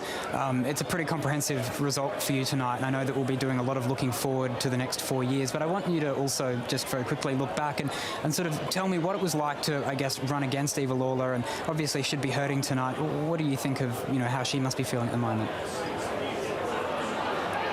Yeah, look, I spoke to Eva Lawler earlier this evening, and I really thank her for that call. She's worked incredibly hard. She can do herself very, very proud. She's led her party with passion and commitment, and no one can take that away from her. So even in my speech here tonight in front of supporters and party members, I thanked her for her service to the Northern Territory. Incoming Chief Minister Leah Finocchiaro, congratulations again, and thank you for joining us tonight. Thank you. In a moment, we'll hear from Robin Lamley, the independent in Alice Springs. But before then, let's get a vote count on how the seat of Araluen is looking, Antony. Yeah, very low count. I suspect there's just a delay in counting the early voting centre in Alice Springs, which takes half of the vote. The first preferences we're seeing, Robin Lamley's well ahead on first preferences, done much better than last time. Back being as an independent, she gets all that, gets much more attention. She doesn't have the baggage of the Territory Alliance in a party with her anymore. And that's turned into a two-party preferred vote in her favour of 15%. So Robin Lamley's very easily returned as a member for Araluen. Which was expected, wasn't it, Antony? It was expected. I mean, the CLP didn't name their candidate to the very last minute, which means either they couldn't get anyone who was prepared to run, or they were just trying to avoid upsetting somebody who might hold the balance of power, which of course she now does not hold the balance of power. Robin Lamley joins us now. Robin, good evening to you. Your old party, the CLP, is back in power. How do you feel about that? I predicted it. I thought that there would be a significant swing towards the CLP, and I never for a moment contemplated holding the balance of power. So it's come about again. G'day, Robin. I was a part of the... Yes. Oh, g'day, Robin. It's Tom Morgan here. Congratulations on your re-election. You mentioned that you had no doubt that the CLP would win tonight in an outright majority. Why do you think that was? What sort of tipped or made you think that way? I think that the Northern Territory Labor government was on the nose. I think they had become arrogant. They weren't telling the truth. And I think they were becoming very lazy in how they were executing their roles. They were letting people down right across the Northern Territory. Of course, crime has become such a serious problem right across the length and breadth of the Northern Territory, and people had just had enough. So I could see in Central Australia people had turned more than ever, but also up north you could just see that the sentiment had changed. They'd had enough of the Labor lies, essentially. Robin, do you think voters in Central Australia can trust your old party, the CLP, to fix the issues that, you know, cause crime in the Central Australia? Well, they've voted for them, so they obviously feel that need to give them another chance. I'm getting some feedback in my earpiece, so if I'm not making a lot of sense, that's the reason why. The CLP should be given another chance. It's been a long, long time. Labor have failed, and it's time for a change, and that's what Territorians have spoken. I know you said earlier you weren't even contemplating the possibility of you being the Queen Maker in the next Parliament because you thought the CLP would win a majority. But did you ever contemplate at any point over the last 8 years rejoining the party? Of course. I was asked. But I have been an independent, or I have been outside of the CLP now for 9 years, and going back into a political party is just not how I function anymore. I've been effective, I think, as an independent, and tonight's endorsement from the people of Varaluen upholds that, and I thank them dearly for supporting me. Robin Lamley from Alice Springs, thank you very much. Thank you. Well, a great deal of work goes into bringing you our elections coverage across Australia for the ABC. And before we go, we wanted to pay tribute to a member of the ABC team who died last weekend. Technical producer and lighting director Rick Hunter worked on numerous election nights with this team during his more than 30-year career with the ABC. We send our love to Rick's family and his friends. He'll be missed. To our panel now, final thoughts. Barry, a pretty jubilant night for you. We'll let you get off and go party well into the early hours now, if that's what you're inclined to do. That's not going to happen. Straight to bed then.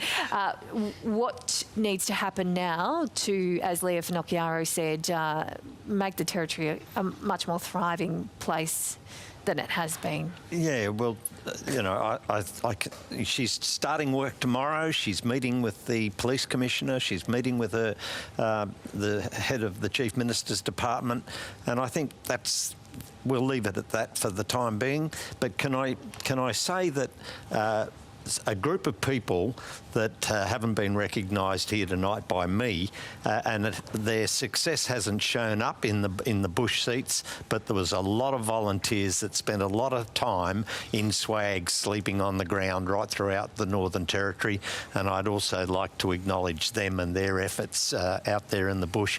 It's not easy. Natasha, soul searching will begin after you get a bit of sleep tonight. A lot of members losing their seats and a pretty devastating night for the party.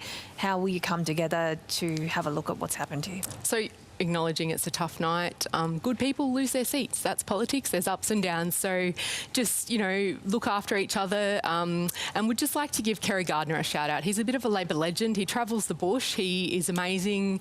And, you know, they're the people that, you know, for 30, 40 years. So, yeah, we'll look after each other, and we sincerely wish the CLP and the new government well. We hope that they can have a constructive relationship with the opposition when we get into that parliament, because when that happens, we all succeed. So thank you. Thanks, Natasha. And thanks, Tom, Barry. Final thoughts from you? Well, there was a magnitude 3 earthquake in Alice Springs this morning, which I think was a bit of an omen. I mean, what a political earthquake was that. A 12% swing at this point.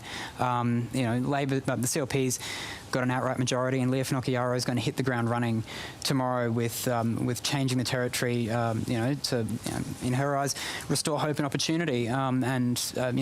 Natasha there says that she wishes them well. I think most people in the territory hope that things improve here. And for Labor, of course, the key question is who's going to lead them next. It's going to be a very long period of time before they figure that out, I'm sure. But I'd be watching people like Selina Yubo and Chansey Paik. I look at those results and no one saw this coming. Antony Green, final thoughts from you tonight. Well, there's the territory-wide totals. Labor just under 28, the CLP just under 50, Greens 8%, about 14 in the seats they're contesting, and others overall 15.7. That change in vote, the Territory Alliance disappearing, CLP up, Labor's primary vote well down, two-party preferred swing of 12.3%. Now, what I've also got the capacity to do is have a quick look at the federal figures from these results. And what you're seeing is in Solomon, that would be a 59% CLP vote and a swing of 17%. And in Lingiari, it would be 58.6 for the CLP and a much smaller swing. Now, these are state results, and this is all very much a reflection on, there are territory results, quite a reflection on the territory government, but they do have a warning for the Labor Party, because the Labor Party's success federally in the Northern Territory seats has stemmed from the period of the Country Liberal government from 2012 to 2016. I mean, the CLP lost both seats in 2016, in 2019 and 22. Now the tide has turned in territory government. Will that be reflected in the federal seats in the Northern Territory? Now I want to quickly do the chamber. The seats which are definitely won, we've definitely given 15 to the CLP and just 4 to Labor. Likely 16 to the Country Liberal, 4 for Labor. Now, Labor could get as high as 8 or 9 at this stage. There's a lot of not very high votes in electorates, and there's a lot of preferences floating around. We don't know the order of candidates, so there's a lot more counting to come. There's no doubt that the Country Liberal Party has won the election and has a substantial majority. I think the question is, into the moment, is what's the position of the Labor Party? How many seats does it end up with? And are there others like Independents and Greens taking seats off Labor in the northern suburbs of Darwin? And I wanted to do one more thing, which is look at the seats which are changing. As I said, we've got the CLP winning Blaine and Drysdale in Palmerston, Goyden in the rural areas, Karama, Sanderson and Wanguri in the northern suburbs, and Port Darwin is in the inner city. And if we look at the doubtfuls, what we have left is Casuarina, the CLP's ahead, Fanny Bay, the Greens ahead, Independent ahead in Johnson, and Nightcliff is a Labor ahead. All 4 of those seats, or certainly the last 3 there, it depends on the order the candidates finish. There's a lot more counting to come, the big early voting centres, and I suspect both the Greens and the Independents may be disadvantaged by the absent votes and the postal votes. So there'll be a lot more counting to come. Thank you, Antony. And that is NT votes for 2024. The Northern Territory has voted for change. The Country Liberal Party, led by Leah Finocchiaro, will form majority government, and she'll become the 14th Chief Minister of the Northern Territory. It ends 8 years of Labor reign. The CLP leader says it's a new chapter for the Northern Territory and has promised to deliver a better tomorrow. The outgoing Chief Minister's Labor Party has not only lost government, Eva Lawler has also lost her seat. At the close of counting tonight, the ABC projects the CLP has won 15 seats, and on current projections, Labor will hold just 4 seats in the next Parliament. Big thanks to our panel tonight, the former Labor Chief Minister Natasha Fyles and CLP former Deputy Chief Minister Barry Coulter, and earlier the party's current Deputy Leader Gerard Maley. And our politics reporter Tom Morgan, thank you for your insights throughout the night. And of course our Chief Election Analyst Antony Green for your peerless analysis of the numbers. As counting continues in the coming days, you can keep up to date with all the latest at news.abc.net.au. Thank you at home for your company as well from the ABC Election Centre in Darwin on Larrakia Country. Good night. Good night.